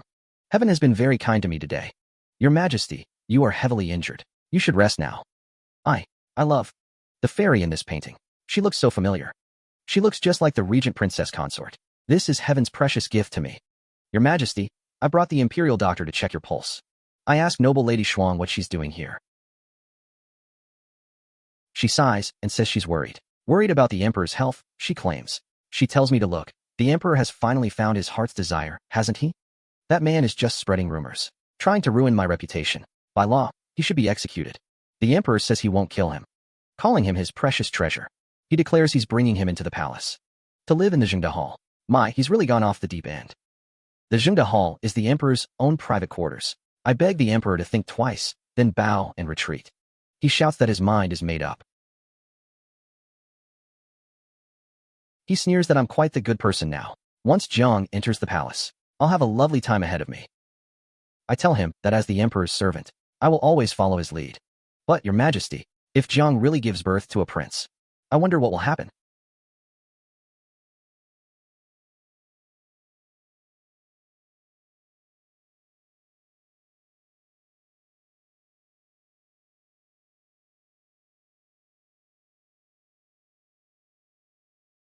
To your position as empress? I cough pointedly. Grandmother tells me the capital is far too dangerous right now, suggesting I leave and avoid the disaster. I tell grandmother I need to wait a little longer. I have to wait for news of him.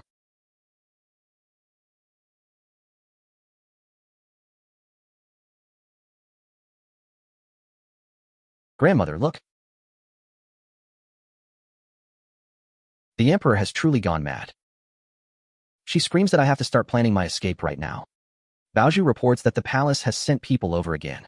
They've brought the phoenix carriage to bring me into the palace. I tell them to burn that carriage to the ground, shoot the eunuch and kick them all out.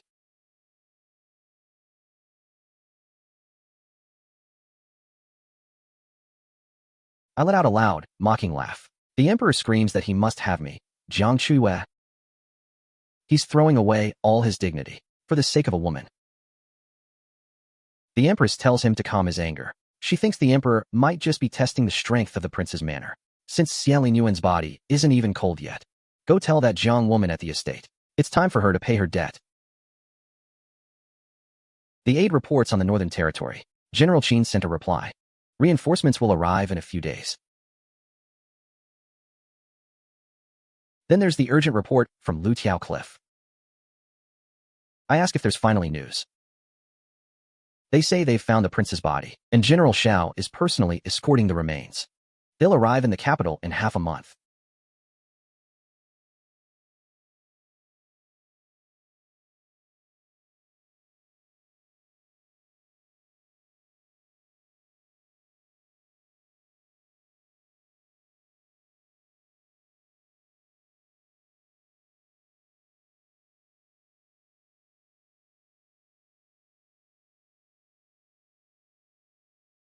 The emperor and empress are notified.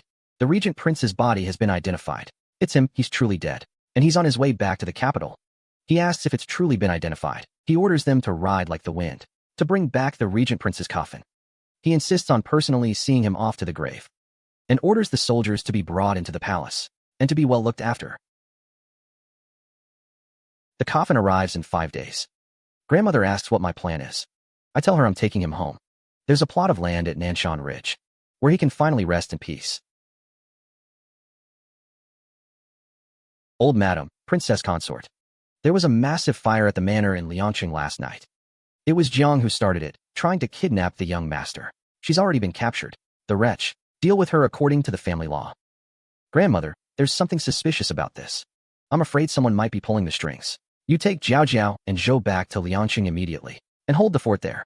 I'll handle things in the capital.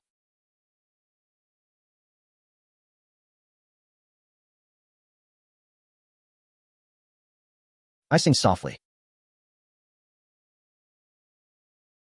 It's a cold, rainy day. Why come yourself? Just let me see him. It's so young.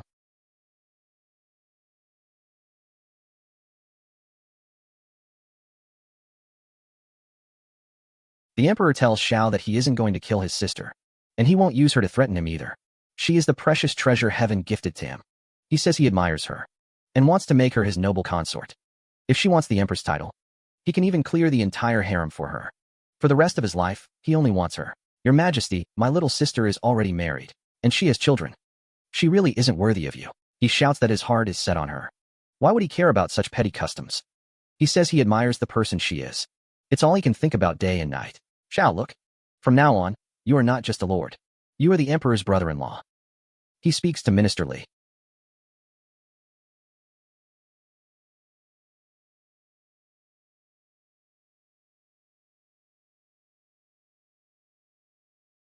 And offers his greetings to the empress. He tells General Shao that he's worked hard on the journey. The general says he wouldn't dare be negligent in sharing the emperor's burdens. He bows and says it was his duty. The general says he still has some matters to attend to and thanks the official. The maid whispers to the empress, "Look, Your Majesty. It seems the emperor really has set his heart on the regent princess consort." If Jiang Chuyue just nods in agreement, the position of empress will likely be hers for the taking.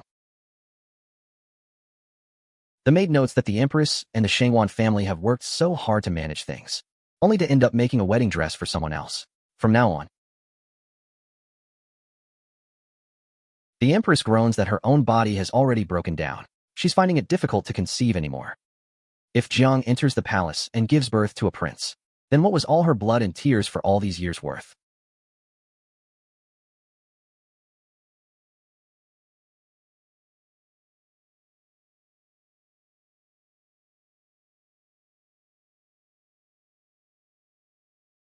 The maid suggests I try some rose cakes. I tell her to go and get some rest for herself.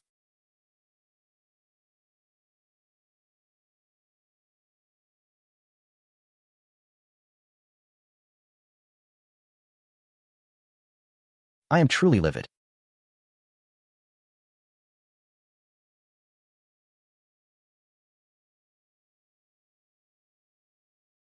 Baozhu reports that General Shao is asking to see me. I tell them to deny him. Actually, no, let him come in. He's been standing out in the rain.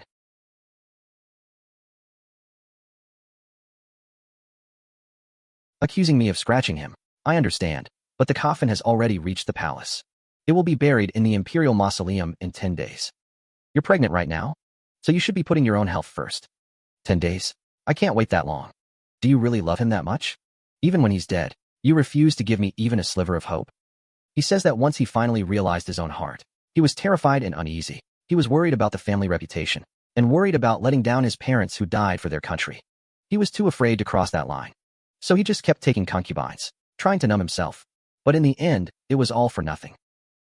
Whether in life or death, my heart is bound to him. Xie Linyuan has treated me wonderfully. He is worth every ounce of my love.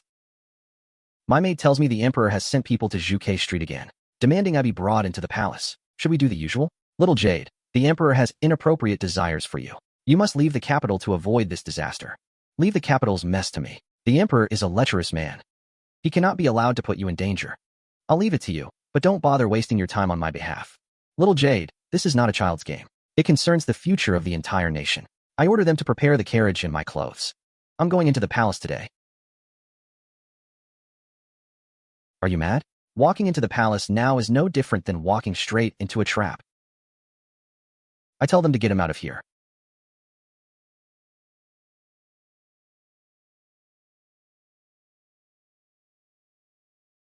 The palace is filled with a mad emperor and an empress who treats me like a thorn in her side. This really is a deadly mission.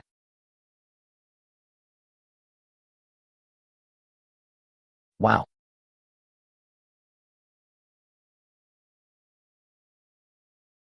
Little Detsy, it's your turn to pass the decree today. Did you bring enough medical supplies? They've been fully prepared. The princess consort is currently changing. Please, all of you, wait a moment. Do you mean the princess consort is willing to obey the decree and enter the palace? Precisely.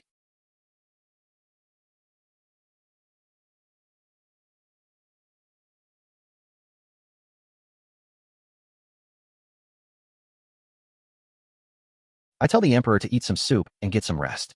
I remark that the emperor's painting skills are getting even more refined. None of the palace painters can even compare to him. But no matter how small I draw it, it's still not the real thing, Jiang Chuyue. Her name fits her perfectly. Like the moon in the sky, something you can see but never reach. At first, I was merely infatuated by her beauty, but it soon turned into a deep obsession. Xie Linyuan took far too much from me. Now that he's dead, everything finally returns to its rightful owner. The servant announces the Regent princess consort is changing and will be entering the palace to follow the decree shortly. He asked what I just said. The princess consort is willing to enter the palace? She should be here in about an hour. He breaks into fits of laughter. Congratulations to the emperor for finally getting what he wanted. I suppose since the regent prince is dead, the widowed princess consort is all alone and helpless, and has finally decided to submit to the true dragon, Xie Linyuan. She's finally mine. Someone, get my halls clean from top to bottom. Replace all the bedding with new ones. I'm going to personally welcome Jiang Chuyue.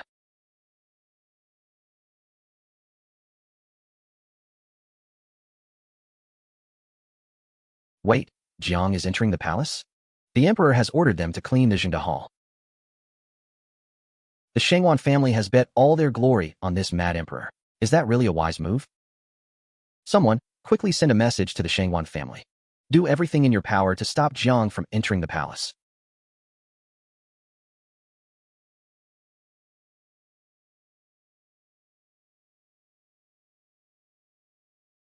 The princess consort's trip is extremely dangerous. He tells me to please think it over carefully. I tell him I have my own plans for this. The manor is still relatively safe. He asks why I need to take such a risk.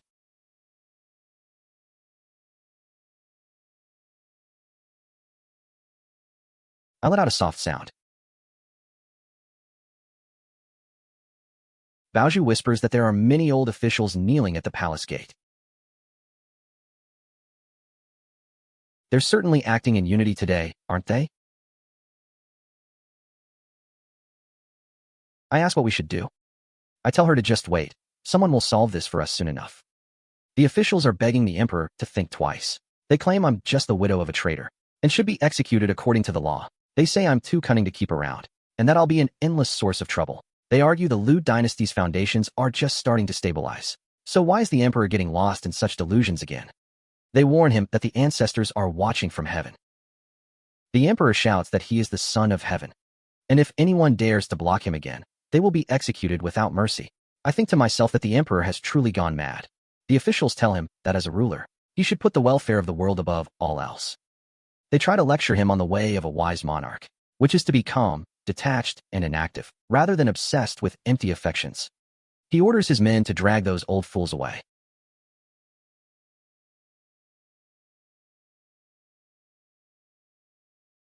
He formally invites me into the palace. Well, thanks for the invite, I suppose.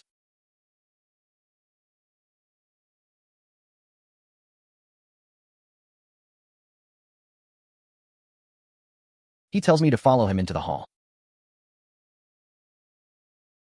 He sighs, saying he feels like he's finally seeing the bright moon atop a mountain peak, and his palms are reaching out to catch the brilliant moonlight. He asks where the prince's coffin is and tells me to follow him. I ask if he's not afraid that I might be hiding a sharp blade in my sleeve, waiting to take his life. He says if he were to fall under my blade, it would be his own good fortune.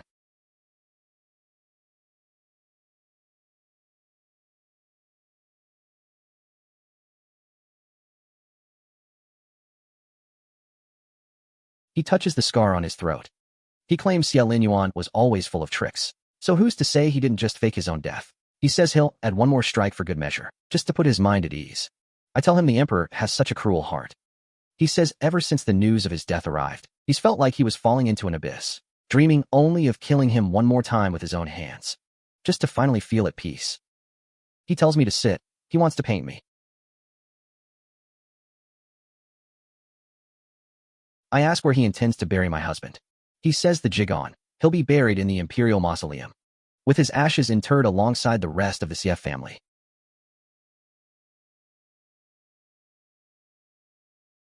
He tells me not to cry. He definitely won't hurt me.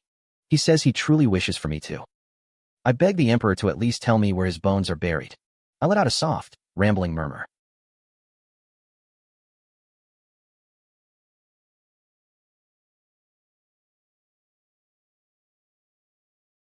the doctor tells me, although my pulse is a bit erratic. It's likely just because my emotions are so stirred up. Combined with extreme exhaustion, the fetus has been slightly unsettled. But fortunately, the foundation is quite solid. He'll write up a gentle tonic to nourish the kidneys, and a prescription to calm the mind and stabilize the fetus. I must take it right on time, and rest my mind for a few days, and then there will be no cause for concern. I thank Dr. Jiang. Follow this prescription to get the medicine. Brew it over a slow fire for an hour, until 3 bowls of water are reduced to 1.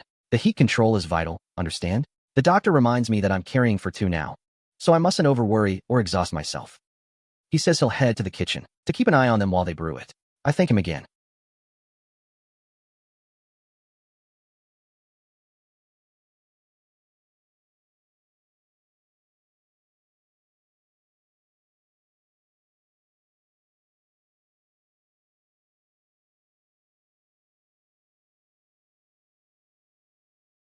It was all my own lack of foresight and acting too recklessly.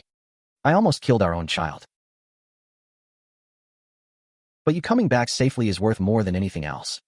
Once all this turmoil in the capital finally settles down, we'll bring Jiao back from Liangqing. Our family of 3. Actually, no. Soon it will be 4 of us. Finally reunited. I let out a soft sound.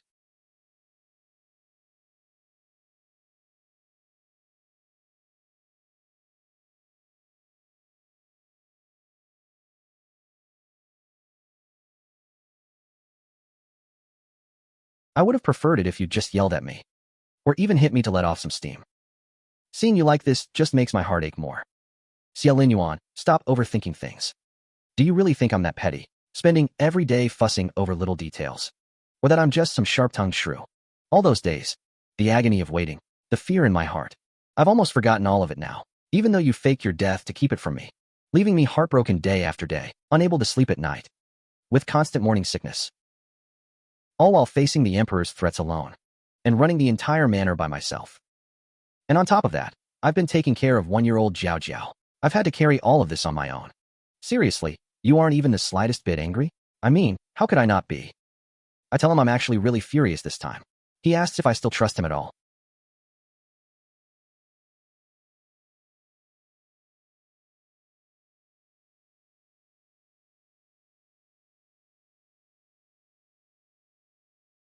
I tell Baozhu to move the couch out to the gallery. I want to soak up some sunshine.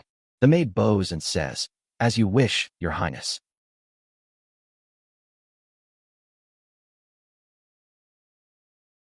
She says there's a letter for me from General Qin in the north.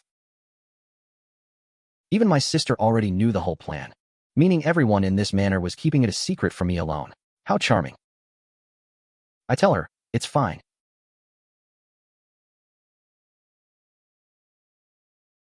Honestly, it's not like I'm surprised. This snack is actually pretty decent. The maid reports that General Xianing is outside and requesting an audience. I tell them to let him in. He bows and introduces himself, offering his respects. I ask why he's here. He says the prince ordered him to report something. Apparently, there are military affairs at the Jingji camp that need urgent attention. The prince needs to be away from the capital for 2 days. He asks me to rest easy and stay in the manor, and that I'll be well tended to. I nod, saying I understand. He bows and takes his leave. I tell him to wait a moment. When did the prince start faking being you to stay by my side? He replies it was the day the prince's fake death news reached the capital. Funny, that day when you came to report the bad news, you kept your head down the whole time, and your voice was horribly hoarse. I can't believe I didn't notice. I tell him to get out.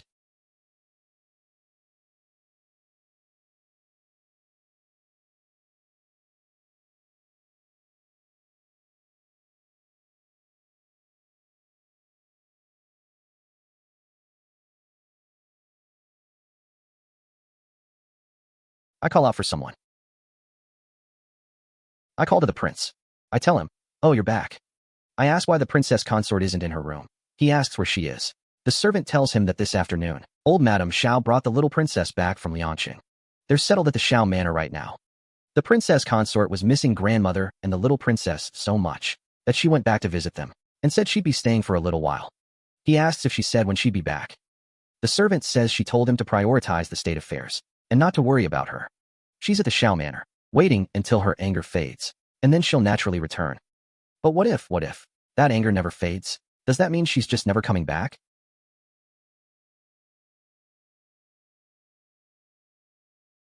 I let out a loud, mocking laugh. Jifeng gives me a flower. I say, wow. Wow, haha.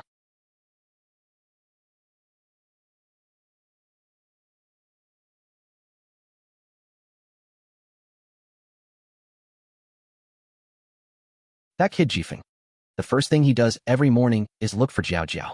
His temper is as stubborn as a little calf, just like his dad when he was little. Having a playmate is a good thing. It's lively here. Grandmother tells me to feel at ease staying with her, as long as I want to stay. I apologize for being such a burden on grandmother.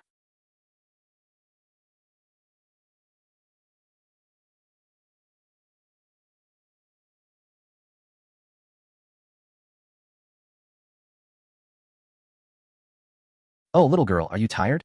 If you're tired, just sleep. Mom is right here. Sleep, sleep.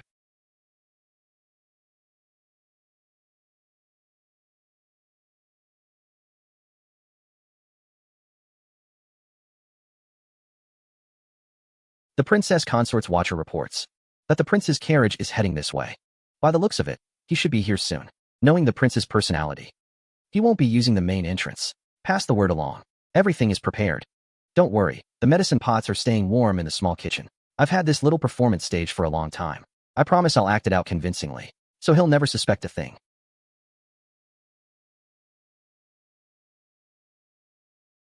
Why does it smell like you're taking medicine again? I tell the princess consort she really shouldn't be giving the prince such a hard time. Everything he does for the big picture. He only hid it from you because he was afraid you'd worry. The big picture? Everyone tells me the big picture is the most important thing. My parents died on the battlefield for the big picture, leaving my sister and me to look after each other. My sister went off searching for their remains, leaving me all alone at home. He says he loves me, but for the sake of his big picture for heirs, he keeps taking one concubine after another. And now, he'd rather see me suffer heart-wrenchingly than sacrifice his big picture for the empire. In their minds, every damn big picture is more important than me. But the child in your belly is innocent. This abortion drug is incredibly potent. If you actually drink it, you'll likely cause yourself permanent damage and might never be able to conceive again. I tell them to take that medicine away. I don't want this child anymore.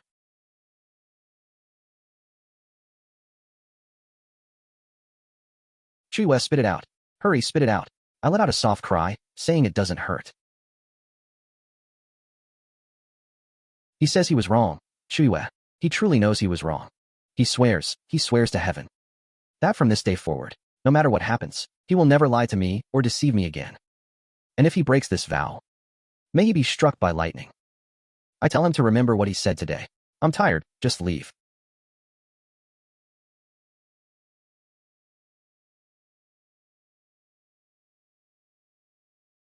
He asks what exactly was in the medicine the princess consort just drank.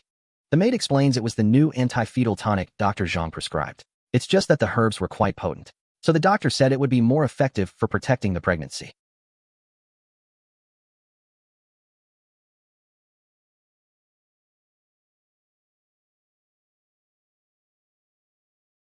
I let out a soft, amused sound.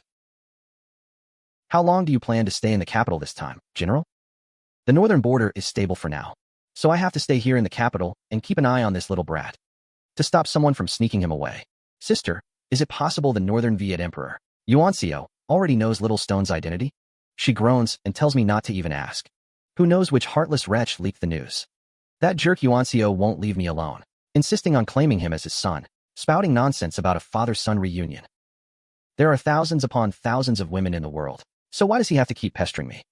If it weren't for the diplomatic relations between our two countries, I would have ended him with my sword long ago, just to have some peace and quiet. The princess consort and General Qin. The prince has sent word asking the general to come over to the manor for a chat. He says there's a critical matter to discuss. She says, fine, I'll go right now.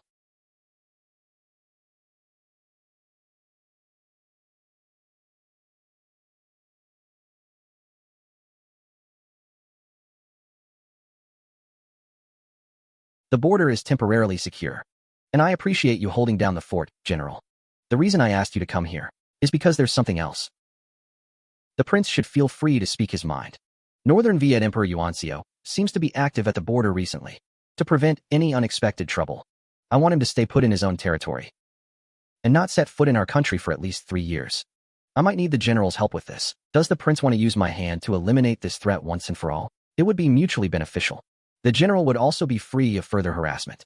Wouldn't you agree? She says fine. As long as the prince can ensure he doesn't enter our territory for 3 years, I'll agree to this.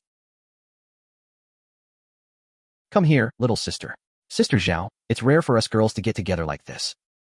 General Qin can really hold her liquor. You've worked hard, sister.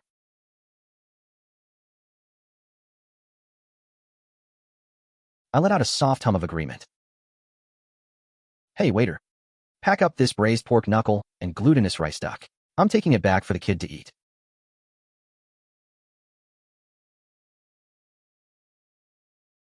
Take it easy and see the princess consort back to the manor.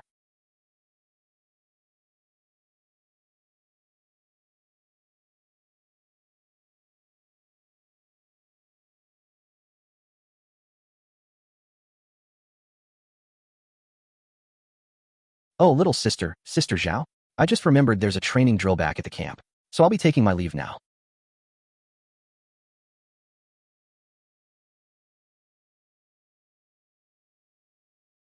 I call to the courtyard.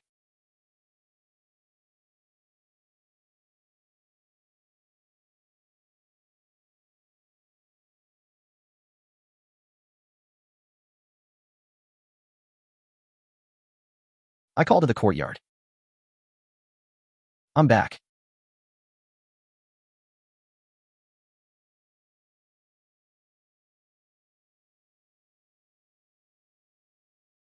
I tell him, I'm back. He says it's good that I'm back. There's nothing like sleeping on your own pillow at home. Then why didn't you come back sooner? We promised each other a month-long honeymoon. How could you break your word?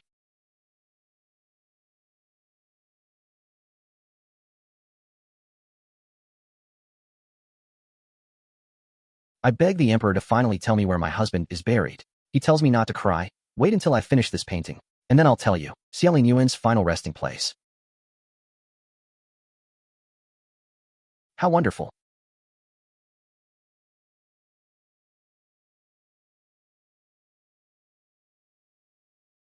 Back then, whenever I saw you, you were like jade.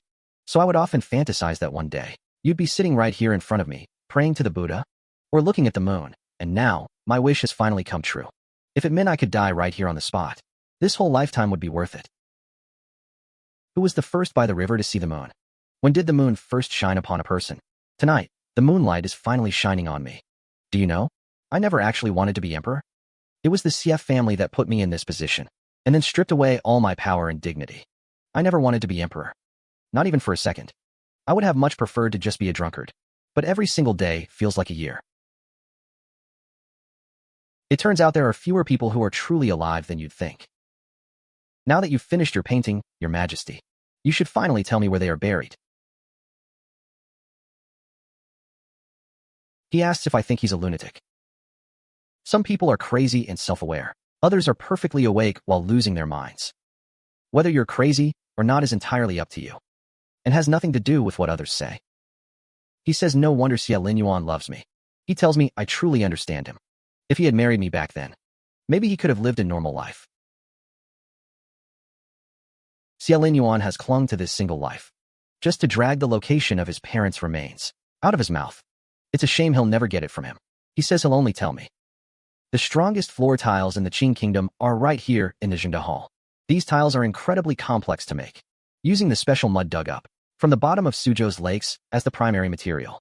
Craftsmen bake and polish them with meticulous care, mixing them with sticky rice mortar and egg whites, making them sturdy enough to last for ages. Xie Linyuan is brilliant, but he'll never guess that. He mixed his parents' ashes into the mud, pressed them into black tiles, and paved them right here in the Zhengde Hall, to be stepped on every single day.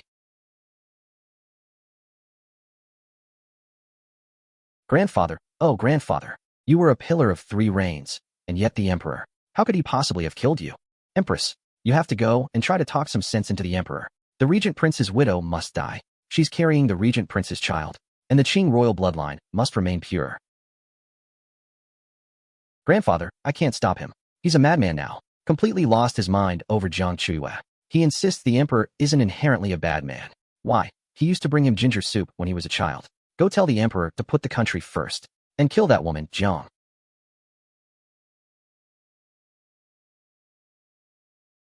He lets out a manic laugh.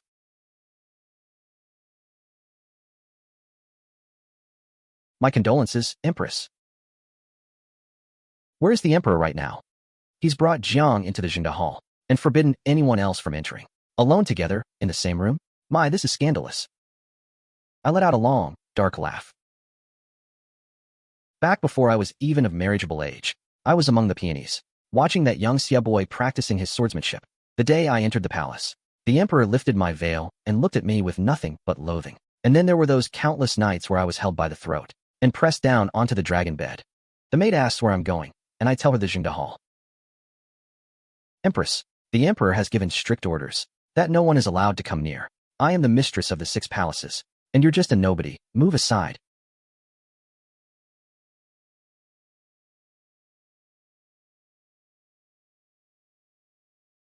Emperor, you mustn't be deceived by this witch. He screams that he's already told everyone that I am the only one he wants. You dare interrupt? Someone, haul the empress out of here.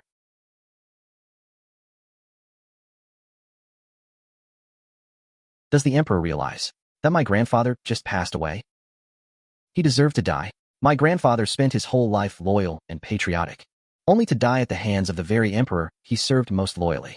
Before he died, my grandfather warned me again and again that I must execute the regent prince's widow. You madman. You've completely lost your mind.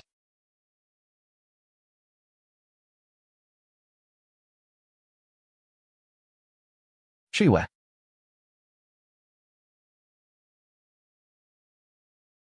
So you really didn't die? If I hadn't survived, how would I have ever found where my parents were buried? Xie Linyuan, I wasn't lying to you.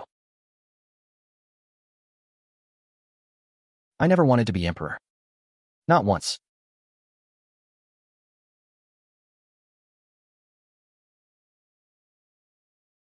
The maid tells me to take it easy. The rainy ground is slippery. I can't take it easy. Xie Linyuan is back. He's definitely going to purge the noble families. It's a good thing the Shengwan family was prepared, stockpiling troops on Dongwang Mountain outside the city long ago. The capital is surrounded by a massive army. Let's see how Xie Linyuan fights his way out of that. A powerful noble clan that's been building wealth for 100 years has deep foundations. It won't be so easy for Xie Linyuan to uproot us. As long as we're still breathing, there's always hope for a comeback. Empress, the regent prince is cunning and tricky, and he still holds all the real power. Even if the Shengwan family has their own private troops, how could they possibly stand a chance against the prince's iron cavalry? We should just give up, and if we flee the capital, maybe we can at least save our own skins. I am the mistress of the 6 palaces. How could I possibly scramble out of the capital like a stray dog? I ask her where the empress thinks she's going. She screams that I'm the one blocking her path. She calls me a lowly maid, again and again. Yes, I am a lowly maid. I originally only wanted to be an ordinary palace attendant, earning enough money to pay for my mother's medical treatment, and leave the palace at 25 to get married. But for the sake of your own selfish desires, Empress, you forced me to serve the emperor, and even withheld my monthly wages. My mother's illness could have been cured, but because you kept cutting my pay, I couldn't afford to buy her medicine. Her condition kept getting worse and worse, until she finally died all alone in the middle of winter. I'm just a lowly maid, the kind of person you look down upon. But, noble empress, in the end, aren't you still dying at the hands of a lowly maid? Mother, I'm finally coming home.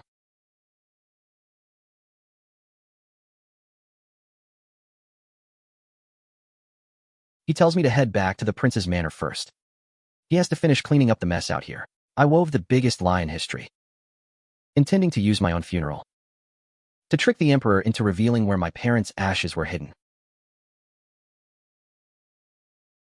I used the most basic honey trap trick, and I arrived 10 days ahead of schedule.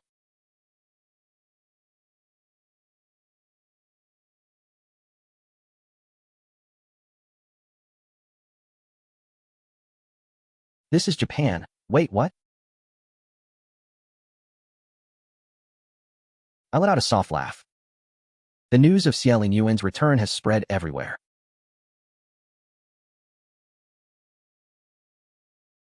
Ever since the trouble with Xie Linyuan began, I haven't slept peacefully a single night. But now, even if the sky falls, he's here to hold it up. The load is finally a lot lighter. I sigh. Finally, I can sleep soundly. He's back. He tells me to get some rest. I'm shocked he isn't even angry, and he even saved a spot for me. I admit I thought he was still mad at me. He asks if he looks like the kind of petty person who'd be furious because I set up a fake death scheme without telling him. He says he must have been afraid I'd ruin his plans. I tell him I understand his hidden hardships. I'm just glad he's finally back safely, and that he's never leaving again. He says over these years, he tried countless methods, but could never find the location of my parents' remains. Lu Fuyun, though mad, was incredibly cunning. So, Xiao Jing and I conspired, and decided to stage a fake death. Given Lu Fuyun's insanity, he was bound to have my corpse buried in the same place as my parents. Xiao Jing pretended to defect to the emperor and empress, and helped the emperor devise the plan to murder me. The emperor pretended to be drunk, and leaked the fake news about the remains being at Lu Tiao Cliff, to lure me to the cliff. I'd already set up protective measures at Lu Tiao Cliff ahead of time. I really did jump off, but at the critical moment, I caught a sturdy, hidden vine, and hid in a blind spot, down at the bottom of the cliff. I'd already prepared a corpse that looked just like me. Later, Xiao Jing put the body in an ice coffin and shipped it to the capital. Meanwhile, I quickly headed back to the capital, disguised myself as Xianing, and laid out all my plans in the dark. Everything went surprisingly smoothly. The only thing I didn't anticipate was that you'd be pregnant. I didn't dare expose my identity and ruin the plan, so I had to keep lurking by your side as Xianing. Later, when the ice coffin arrived at the capital gates, and I saw you trying to bring the coffin back to the manor, that was when I had no choice but to stop you and reveal my identity. In my original plan, after my funeral, the emperor would definitely have had my body buried with my parents. Who knew you'd take such a different path, entering the palace directly and using your beauty as a weapon to get the truth out of him right away? So, when you and Xiao Jing were arguing publicly, you were just acting? Half truth, half acting. Xiao Jing really did want to fight and brawl with me that time. No acting involved. Everything was completely sincere. It's a good thing that although Xiao Jing has a fiery temper, he still knows the importance of the bigger picture and didn't let himself get trapped in the mess of emotions. I'm relieved that Xiao Jing didn't betray us and actually managed to protect the Xiao family's reputation. The day I saw your corpse at the city gate, I was already feeling a bit suspicious. The ink jade ring on the body's hand looked wrong, covered in mud. It didn't look like the one you always wore. That ring carries a very special meaning. There's no way I'd ever let it sit on a corpse. This ink jade ring, it's a keepsake left by your late parents. You really don't remember where this ink jade ring came from. I tell him I truly don't remember. I just know how much you cherish it. Sometimes, when we're feeling intimate, you even use that ring for certain things. It's given me a rather poor impression of ink jade rings. Lately, I see it and my waist starts aching and my legs feel weak. I tell him to stop beating around the bush. What exactly is the meaning behind the ink jade ring?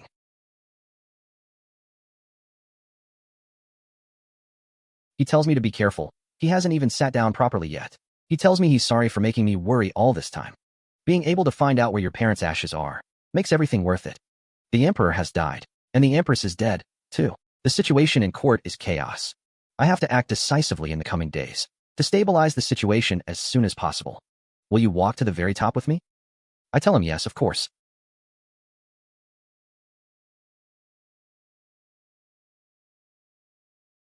I call for Dr. Zhao. The doctor says the princess consort is just suffering from overwork and a long period of excessive anxiety, which has slightly disturbed the fetal qi. He asks if the child will be all right.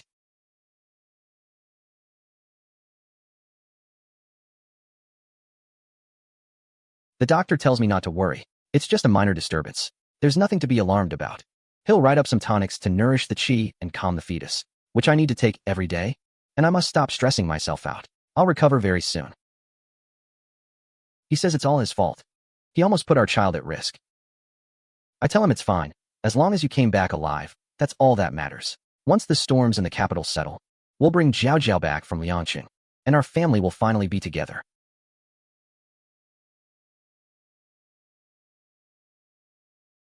I tell him I would have preferred it if you'd yelled at me, or even hit me to let off some steam. Xie Linyuan, stop overthinking things. Do you really think I'm that petty, or that I'm just some sharp-tongued shrew? Actually, all those days of agony, I've already mostly forgotten about them.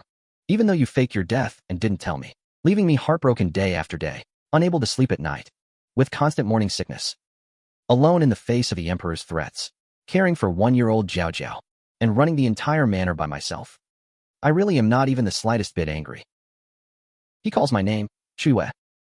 He asks if I still trust him.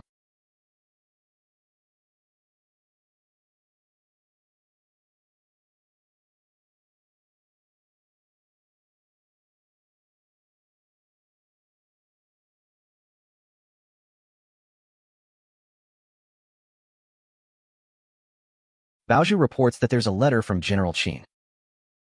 My sister believes it now, but she's still being very cautious. I think to myself that her smile is so beautiful, yet it makes people's spines tingle with cold. Baozhu says General Xianing is here. I tell her to send him in. He bows and greets me. He says the prince needs to deal with some matters outside the city for 2 days, and specifically ordered him to deliver the message. I let out a soft hum of agreement. I tell him I understand. He starts to retreat, but I tell him to wait. He asks what the princess consort needs. I ask when the prince started impersonating him, the day the news of his death arrived. No wonder when he came to report the bad news, he kept his head bowed so low. It was so I wouldn't recognize him. I tell him fine, you can go now.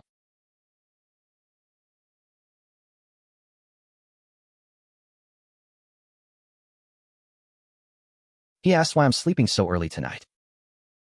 I call out for someone. I tell the prince he's back. He asks where the princess consort is. The servant tells him she was missing old Madame Xiao and the little princess, and went to the Xiao manor to visit them this afternoon. He asks if she mentioned when she'd return. The servant says the princess consort told the prince to focus on state affairs and not to worry about her. She'll be staying at the Xiao manor for a while, until her anger fades. Naturally, she'll come back. But if her anger never fades, the princess consort might just never return.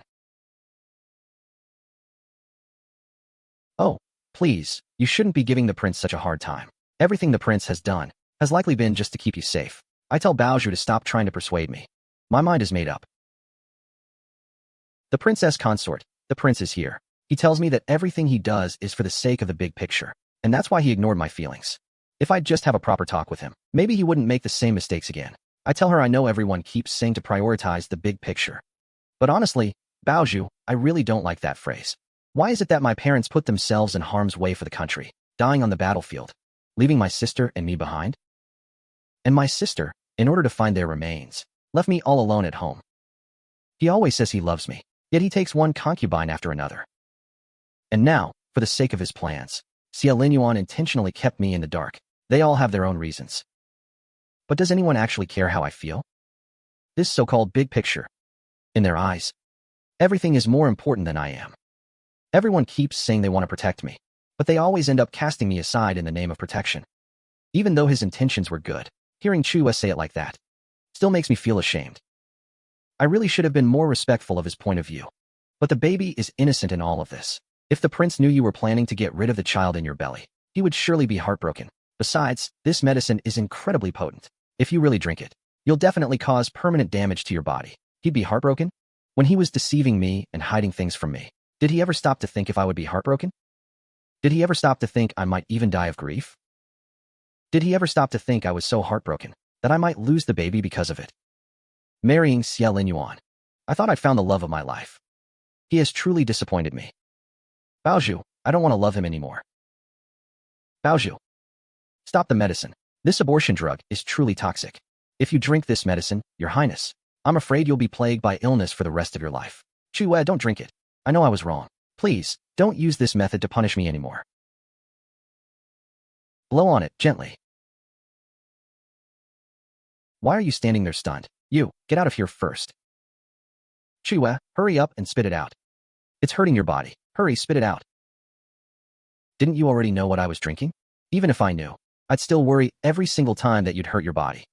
You are the person I love most. Is that so? But I hate you. You use protection as an excuse to hide things from me.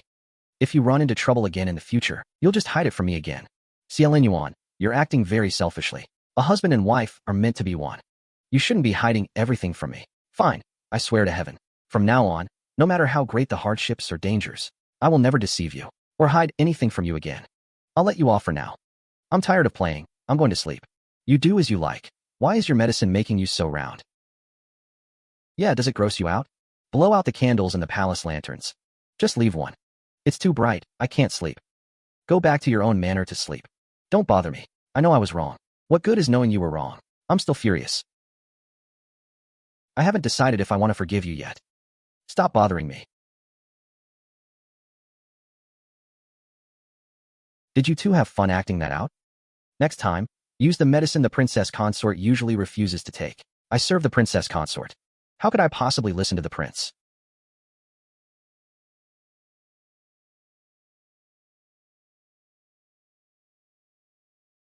Is there any way to make your mother stop being angry? The prince isn't using the front door. He asks what I'm doing running over to the wall. I tell him it's none of his business. He tells me to rest easy. Chuyue. He says he'll take good care of me while I'm staying at the Shao Manor. Still haven't gotten your head back in the game, have you? He asks why he should care whether I have or not. I remind him that right now, it's him being kicked out of the bedroom, Xie Linyuan. Not me. I tell them to keep him safe. But alas, things in this world are never constant. Jiang Chuyue was never meant to be my moon after all.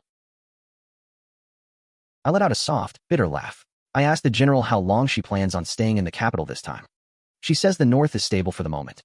So she has to stay here in the capital and keep an eye on this little brat. Since some people haven't been acting very honestly lately. I call out to my sister. Is the Northern Viet Emperor really coming to snatch our little stone away? This guy is really going from bad to worse. That dog Yuancio is always clinging to me like a burr, insisting on getting a formal title, and spouting nonsense about father and son reuniting. There are millions of women in the world, so why does he have to keep pestering me? I've rejected him so many times already. If it weren't for the diplomatic relations between our countries, I would have ended him with my sword long ago. The princess consort tells me the prince has sent for the general, saying there's a major matter to discuss. She says, fine, I'll go right now. Building a new dynasty. It must be a matter of grave national importance.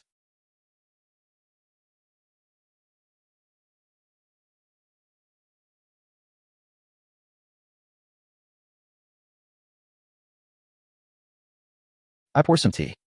I tell the prince he kept me here. Surely not just to drink tea, right? Why keep playing these games? Just tell me straight, what's going on? Chuyue still hasn't returned to the manor, and you're her elder sister, so help me come up with a plan. I admit I offended Chuyue. Chuyue ran off to her maiden home, all puffed up with anger, and swore she'd only stay mad for a month. I've been counting down the days, and I've finally made it through the month. But Jiang Chuyue is still holed up at the Shao Manor. I've been suffering like a prisoner, sneaking over every night to see her, only to be met with a closed door. I want to drag her back to the manor by force, but I'm afraid of disturbing her pregnancy.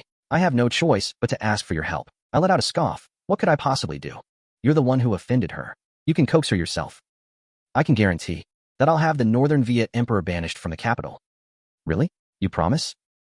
Ever since the Northern Viet Emperor Yuancio found out that little stone is his son, he's been absolutely out of his mind with joy. He's been sneaking into the Qing kingdom secretly, trying to see me and his son. Xie Linyuan has been turning a blind eye to it, pretending he doesn't see a thing. But since he needs something from me now, he'll naturally have to banish the Northern Viet Emperor. Fine. As long as you get Yuancio out of here, I'll help you. Don't forget what you promised last time. The Emperor says he has no malicious intent toward the Qing kingdom. He just wants to see his son. But those of a different race will always have a different heart. If your majesty insists on staying, I'll have to resort to capturing the leader to stop the rebellion.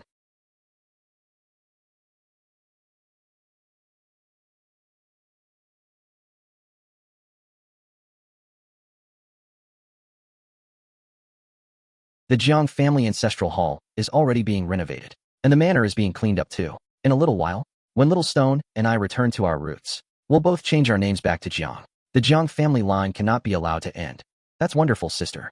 You should stay in the capital for a while longer, at least until my child is born. She laughs and says naturally, of course. Shao Si, pack up a few portions of snacks. I'll take them to Little Stone later.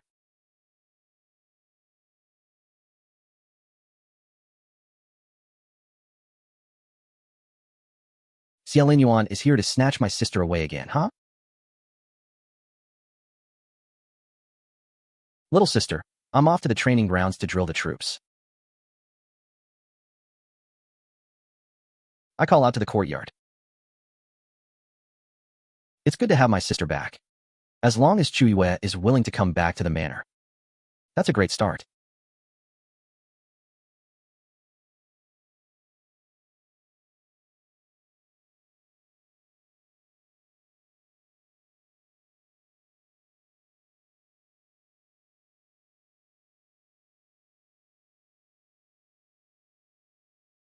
He's back. Good thing I acted fast. And managed to coax Chuyue back home. I tell him I'm back. He says it's good that I'm back. In this moment, I feel like I finally have the whole world. I tell him I still haven't gotten over my anger yet.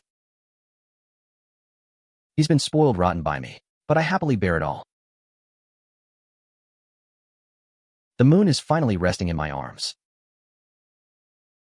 By the 5th month, Xie Linyuan and I had put the chaotic political situation behind us. He ascended to the throne as emperor, declaring the new dynasty the Zhou, and the era Swaihibai. The emperor of the Yu kingdom sent a congratulatory letter and a covenant, expressing his desire to establish a 100-year peace treaty with the great Zhou.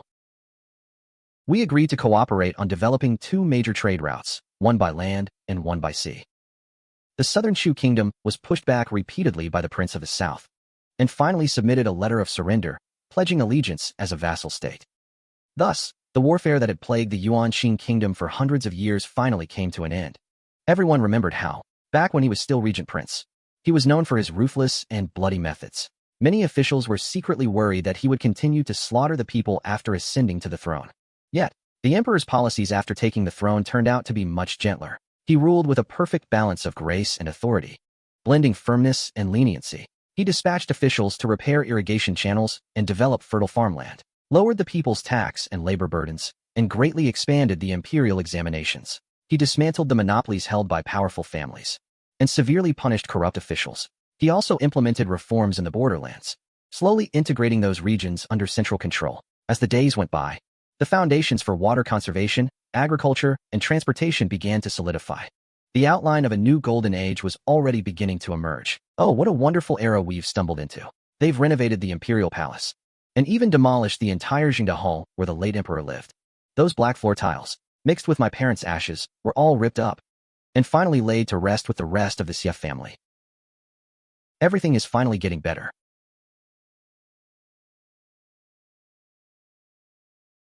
Today, the doctor came to check my pulse again. He asked how I'm feeling. Maybe it's just my imagination, but I swear Chuyue's belly seems much larger, even bigger than it was at 6 months. The doctor says it's twins. Wait, what? Don't be shocked. Giving birth is always risky. But twins make it twice as complicated. I'm honestly shocked, delighted, and terrified all at once.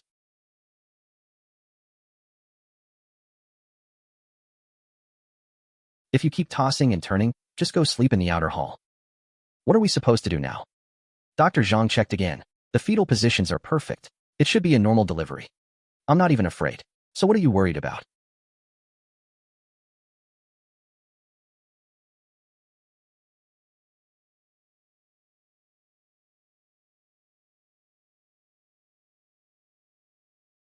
Your Majesty, the Empress is in labor. It's not convenient to serve her. Someone suggests holding a selection to fill the harem.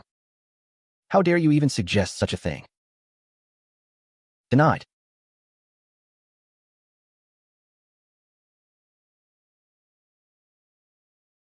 Oh, that hurts.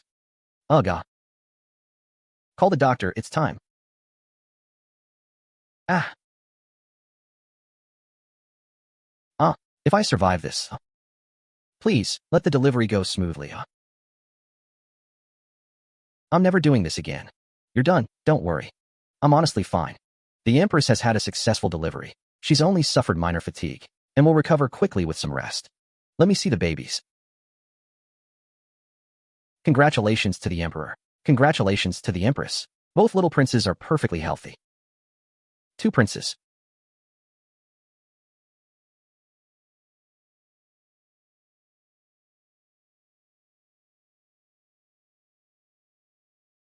The court situation is finally stable, and the old grudges are fading away. Your Majesty, Empress, General Xiao is here to see you. Are you really going to send him to the northern border of Liangqing? Xiao Ji submitted the request himself. He wants to be stationed at the northern border in Liangqing City. Why don't you talk to him? I'll go to the back to give you some privacy. I'm not going to invest in this conversation.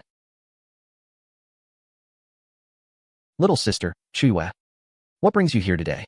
I'm leaving the capital tomorrow to go live in the northern city of Liangqing. It might be 5 or 10 years before I can return.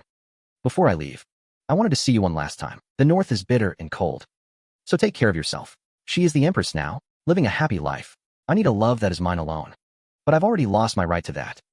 I hope you have a worry-free life, full of happiness and health. Until we meet again one day. All the things from the past are like smoke drifting by in the wind. The days ahead will be bright and radiant. Chuyuan, do you still love me? I love you with all my heart.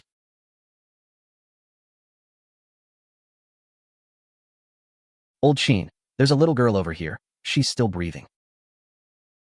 A life is a life, after all. Bring her here. This little thing actually looks a bit like my daughter. She's scorched her brain. Even if she survives, she'll be a simple-minded fool. Just toss her away. Maybe I can sell her at the pawn shop for some medicine money. From now on, you'll be called Qin Suyu. Father, teach me how to do blacksmithing. Since when does a little girl learn to forge iron? This girl has incredible, natural-born strength. Father, I'm strong. I can help out. My girl, you need to find a piece of Suyu. Actually, you aren't. Ha ha ha. Suyu, how about you marry our Zhangyo? We'll just hide away down south. I'd rather join the army. I'm going to avenge my father. Who sent you? I'm just a scholar from town. I saved you by the river. A scholar who knows martial arts? In chaotic times, what's wrong with learning a few self-defense moves?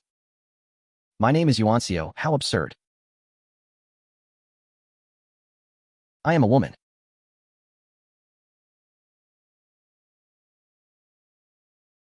Little sister, stop playing around. There's a letter from the 8th Prince's palace. Bring it to me, yes.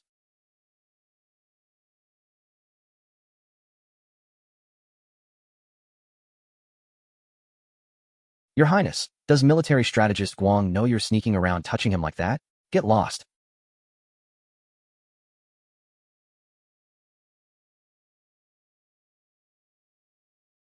Oh. What are you doing out here, Your Highness?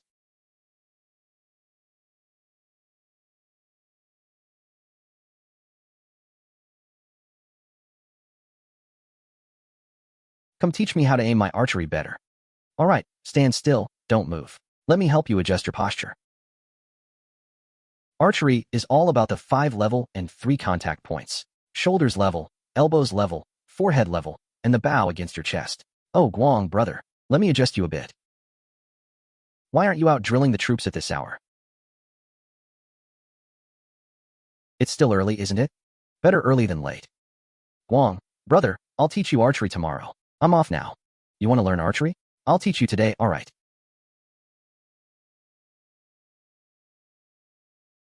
Your Highness, such exquisite sword technique. Please, teach me a few moves. Fine.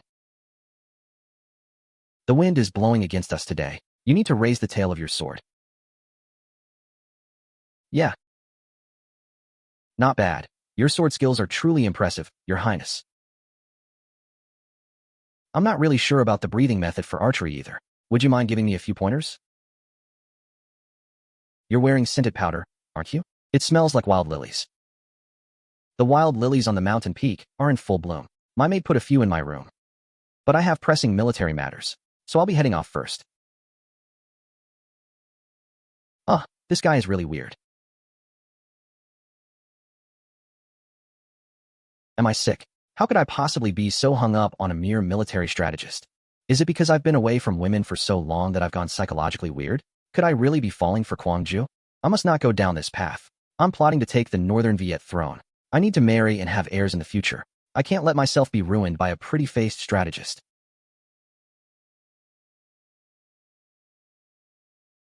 Your Highness, I've heard a bit about what happened last night. I specially bought this medicine in the city. It helps a man show his strength. If you plan to have a palace maid serve you tonight, take this beforehand, and things will go smoothly.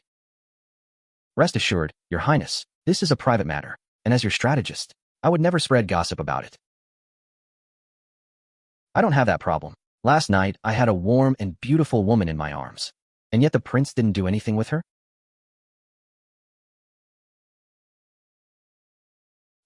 This little strategist is cute.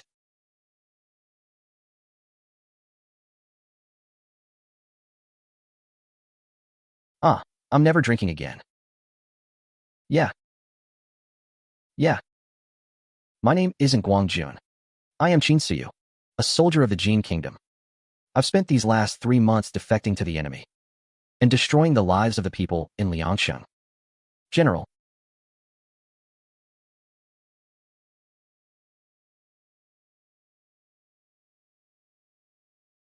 The doctor stares at me. Apparently, I'm pregnant. I'm pretty sure my face went pale. How on earth could I be pregnant? I bark at him that I'm a woman, for goodness sake. Well, women do get pregnant, don't they? What a genius observation. I tell the doctor that this must be kept strictly quiet.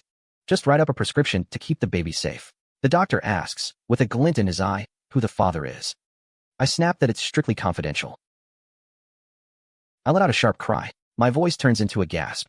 I can't help but moan. I let out a continuous, breathless sound of agony. It's unbearable.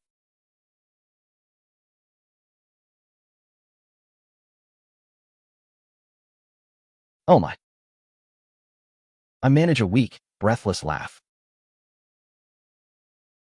A soldier tells me the Northern Viet Emperor has sent over a vial of antidote, and he even threw in a bouquet of flowers, of all things. I let out a scoff. I order the military doctor to get over here and test the antidote immediately. The doctor confirms this is exactly what's needed to neutralize the Northern Viet poison. He says the toxins are finally cleared from my system. I just need a bit of good rest now. I wonder aloud why the Northern Viet Emperor is being so generous. What exactly is he playing at? I doubt Yuan Xio even knows that I'm really Jiang Chuyue. He's actively trying to curry favor. But those of a different race will always have a different heart. I'm sure it's just another one of his schemes. Xiao Jing is heading back to the capital, so I'm stuck taking on this annoying task myself.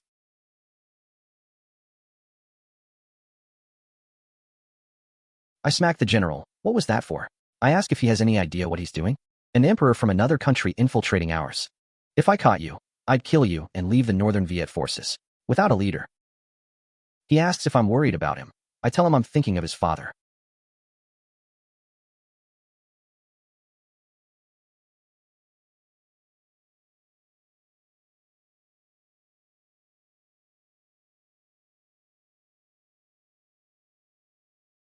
I ask where he's hurt. He says his right leg feels broken. He sighs, telling me how much he's missed me. I threaten that if he keeps acting like this, I'll have him castrated. He stammers that he didn't mean it like that.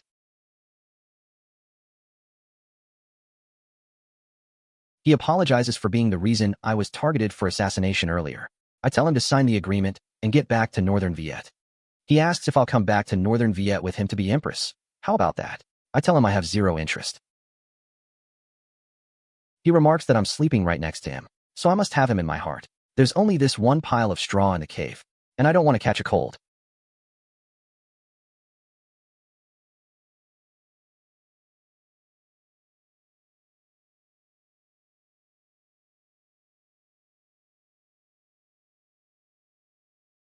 I tell the general to get out of here quickly. The empress has spiked the wine, trying to set me up with the fourth young master of the Shangwan family.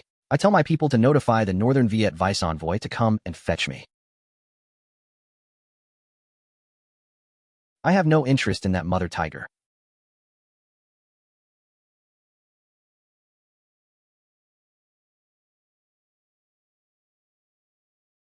I instruct him on how to treat the wound. I'll come by every day to keep you company while you recover.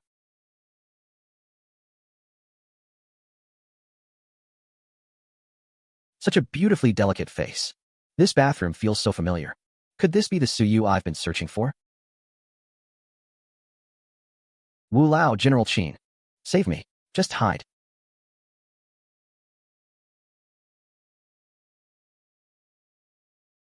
Take me to the Regent Prince.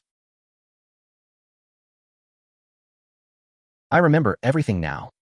My surname isn't Qin. My name is Jiang Manua, the eldest daughter of the Jiang family in Liangzhou. And the Regent Princess consort, Jiang Chuyue, is my own little sister. I ask why on earth we're going to the Regent Prince's manor? Our Shangwan family and the Regent Prince's manor have always been at odds. If anyone sees me coming home, I'm going to be forced to kneel in the ancestral hall as punishment. Just take me there, you crazy woman. Fine, fine, take your hands off me. I'll take you there, okay? Stop choking me. I'm taking you. I'm taking you. I'm taking you. You're so incredibly fierce. Who would ever dare marry you? Once we get to the Regent Prince's manor, his lackeys are going to try to kill me. You'd better help me hold them off. I haven't even found myself a wife yet. If I die at such a young age at the hands of the Regent Prince's blades, I'll die feeling absolutely cheated. Good heavens, you've lost so much blood. Does it not even hurt? Shut up.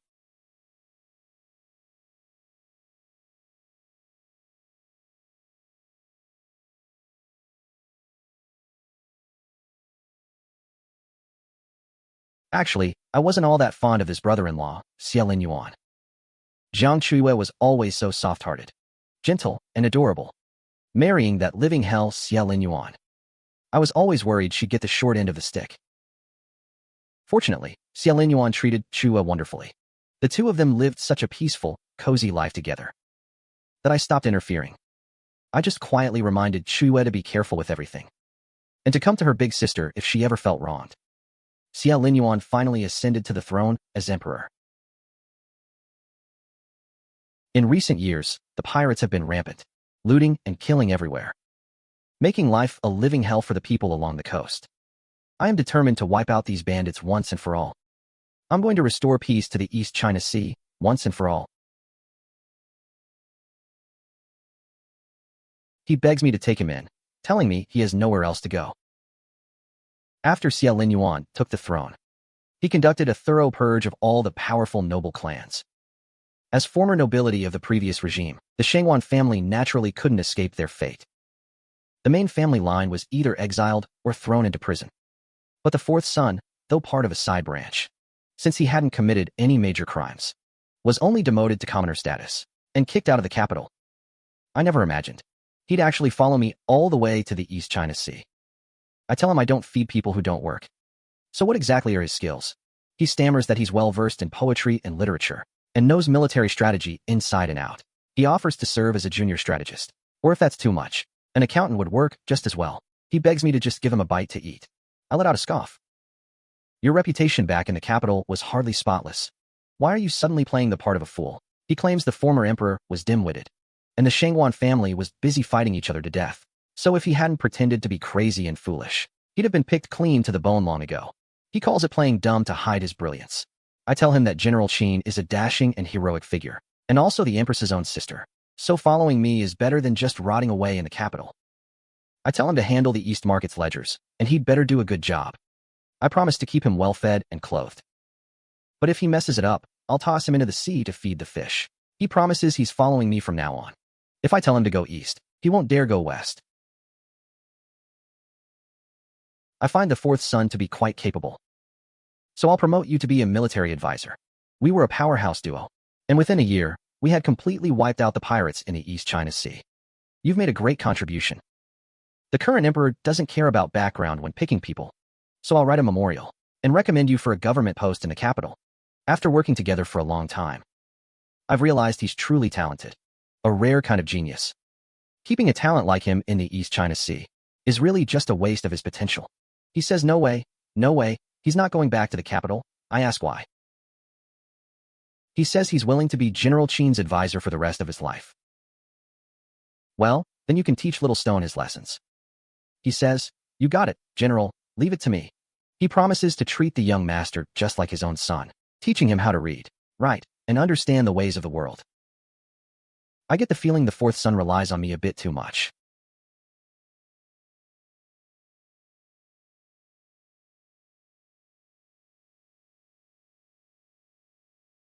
He asks, Mom, is that a letter from Dad? I tell him yes, it is. He wants to come and see you, my son. Do you want to see him? He says yes.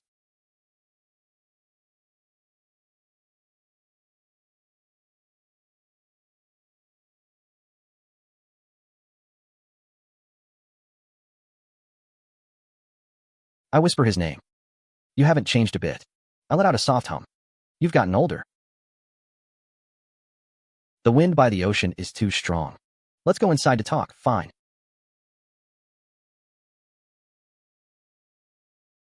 Jiao Jiao, you're home. Come down and say hello to your father. Where's father? Father. Let's go inside for lunch. Have some tea, father. Was the journey hard? Not hard at all, father. Are you a government official? You could say that. How high of an official are you? Pretty high up.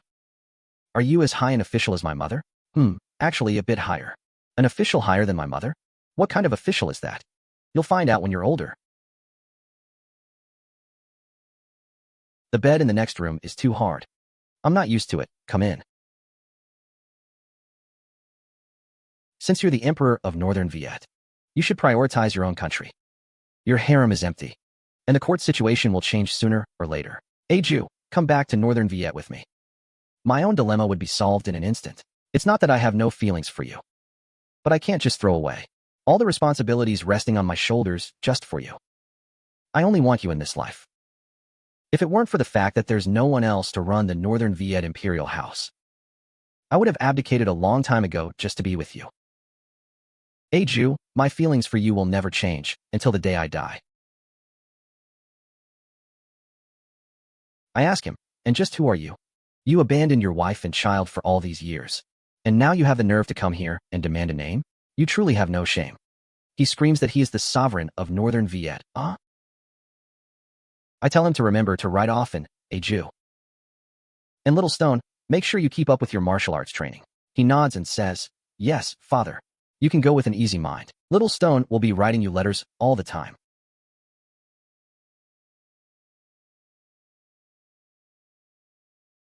I ask the child if father is very busy. He says yes. I ask him if he wants to be with father every single day. He says yes, he wants to grow up fast. He says that when he's finally strong enough to take on your burdens, then mother and father can finally be together. I tell him those burdens aren't so easy to carry, especially since your father's burden is far too heavy. He insists it's no problem, he can handle it. I ask him if he has any idea what he's talking about. He tells mother that he just wants to make mother and father happy. I tell him to go home for now. We'll talk about the future later.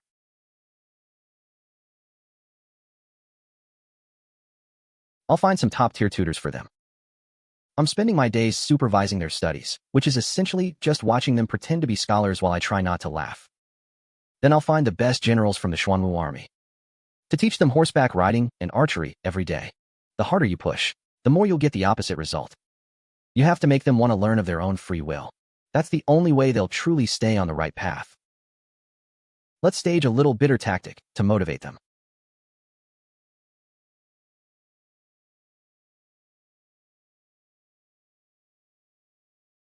My brother asks if we can go catch butterflies. I tell him to finish his homework first. I want to keep the butterfly in a jar, so when sister comes back from Jiangnan, I can show it to her. It won't live that long. You'd be better off practicing your swordplay. When sister gets back and sees how much your swordsmanship has improved, she'll be even happier. Auntie Baozhu, who is this medicine for? Is someone in the palace sick? Oh, Little Highness, you've misunderstood. This is just an insect-repelling solution. The flowers in the Chonglu Palace have some bugs on them, and I was just on my way to deliver it. Oh, I see. But I think I smell licorice root. Licorice is used for clearing heat and detoxifying. That's not for repelling bugs. Something feels off about this.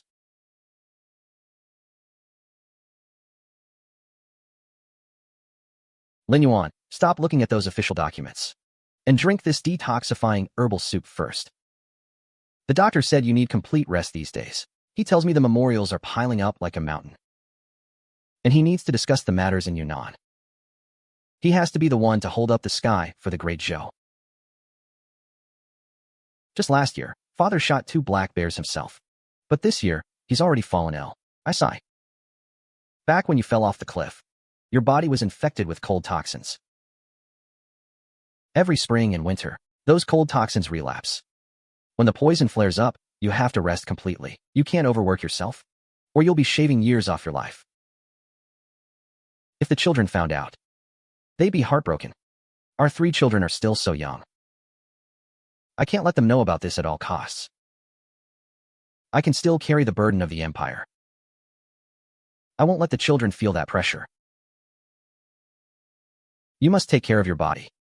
Because if you're gone, I won't go on living alone. Your Majesty, the doctor said you must take this on time. Please, drink it up.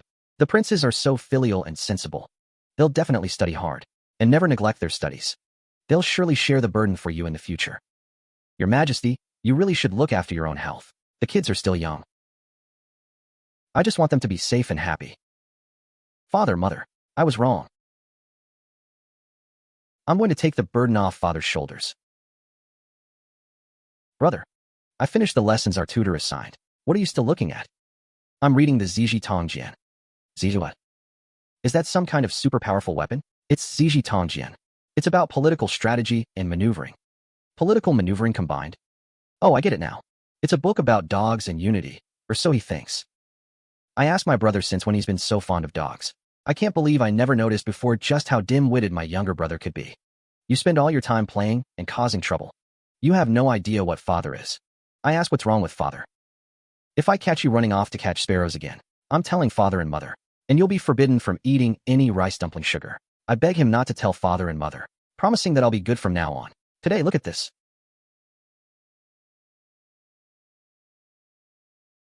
Even at my young age, I'm starting to feel just how heavy the weight on my shoulders really is. It's good that the child is showing some ambition. But if you let a cup overflow, it spills. So we must make sure he balances his work and rest. I don't want his health to suffer from too much studying. Don't worry. I've assigned people to keep a close eye on him. He won't be staying up late and hurting his health. Do you think what we're doing is a bit unfair to him? Born into the imperial family, one cannot afford to be mediocre. The retired emperor's pulse is robust, even more so than a man in his prime. So father's cold poison condition is cured? Wait, what kind of poison is cold poison anyway? I've never even heard of it. I've only ever heard of illnesses related to a fear of the cold. Father, mother, you're both just trying to trick your son.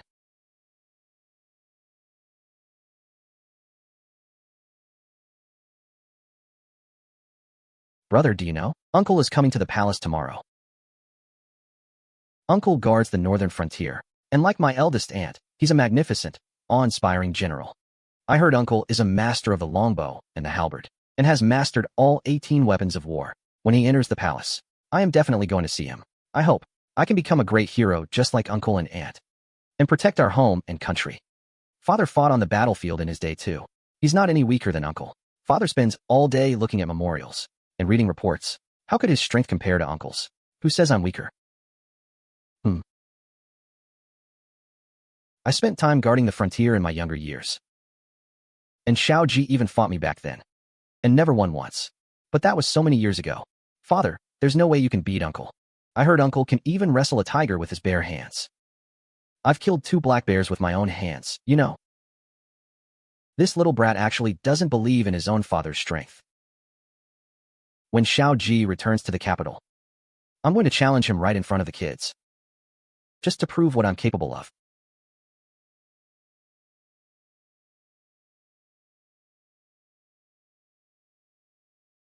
Your Majesty, I'd like to see my little sister. You are siblings, after all. You can see each other whenever you like. But before you meet, come to the training ground and spar with me, fine. Uncle. I heard your weapon of choice is the halberd. Could you show me how you use it? I'd be happy to show you. And maybe teach you a few moves while I'm at it. Mother told me that there are special hawks in the north that can be trained. Have you ever trained one? I actually have a gerfalcon, but I didn't bring it back with me this time. If Jiao likes it, I'll bring it next time I come. Uncle, you're so cool. Seeing them all chirping around Xiaoji makes me feel like I've got 1,000 different flavors swirling inside me. Don't bother Xiaoji for a moment. I'll be sparring with him on the field soon, and you can all watch from the sidelines. I'm going to use my skill to prove that I'm much stronger than Xiaoji. Father, Uncle's martial arts are unparalleled. And since you're not feeling well, maybe you shouldn't be sparring recklessly. Your Majesty, you aren't feeling well. I'm just pretending to be sick to motivate my son. If I spar, the secret will be out. But if I don't spar, the kids will admire him instead, and Xiaoji will think he's won. It's getting late. We can train another day.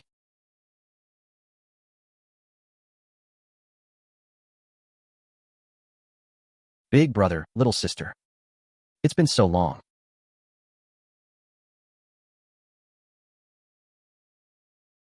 Seeing him grow up safe, healthy, and happy. Honestly, that's all the satisfaction I need. I wave goodbye to Uncle.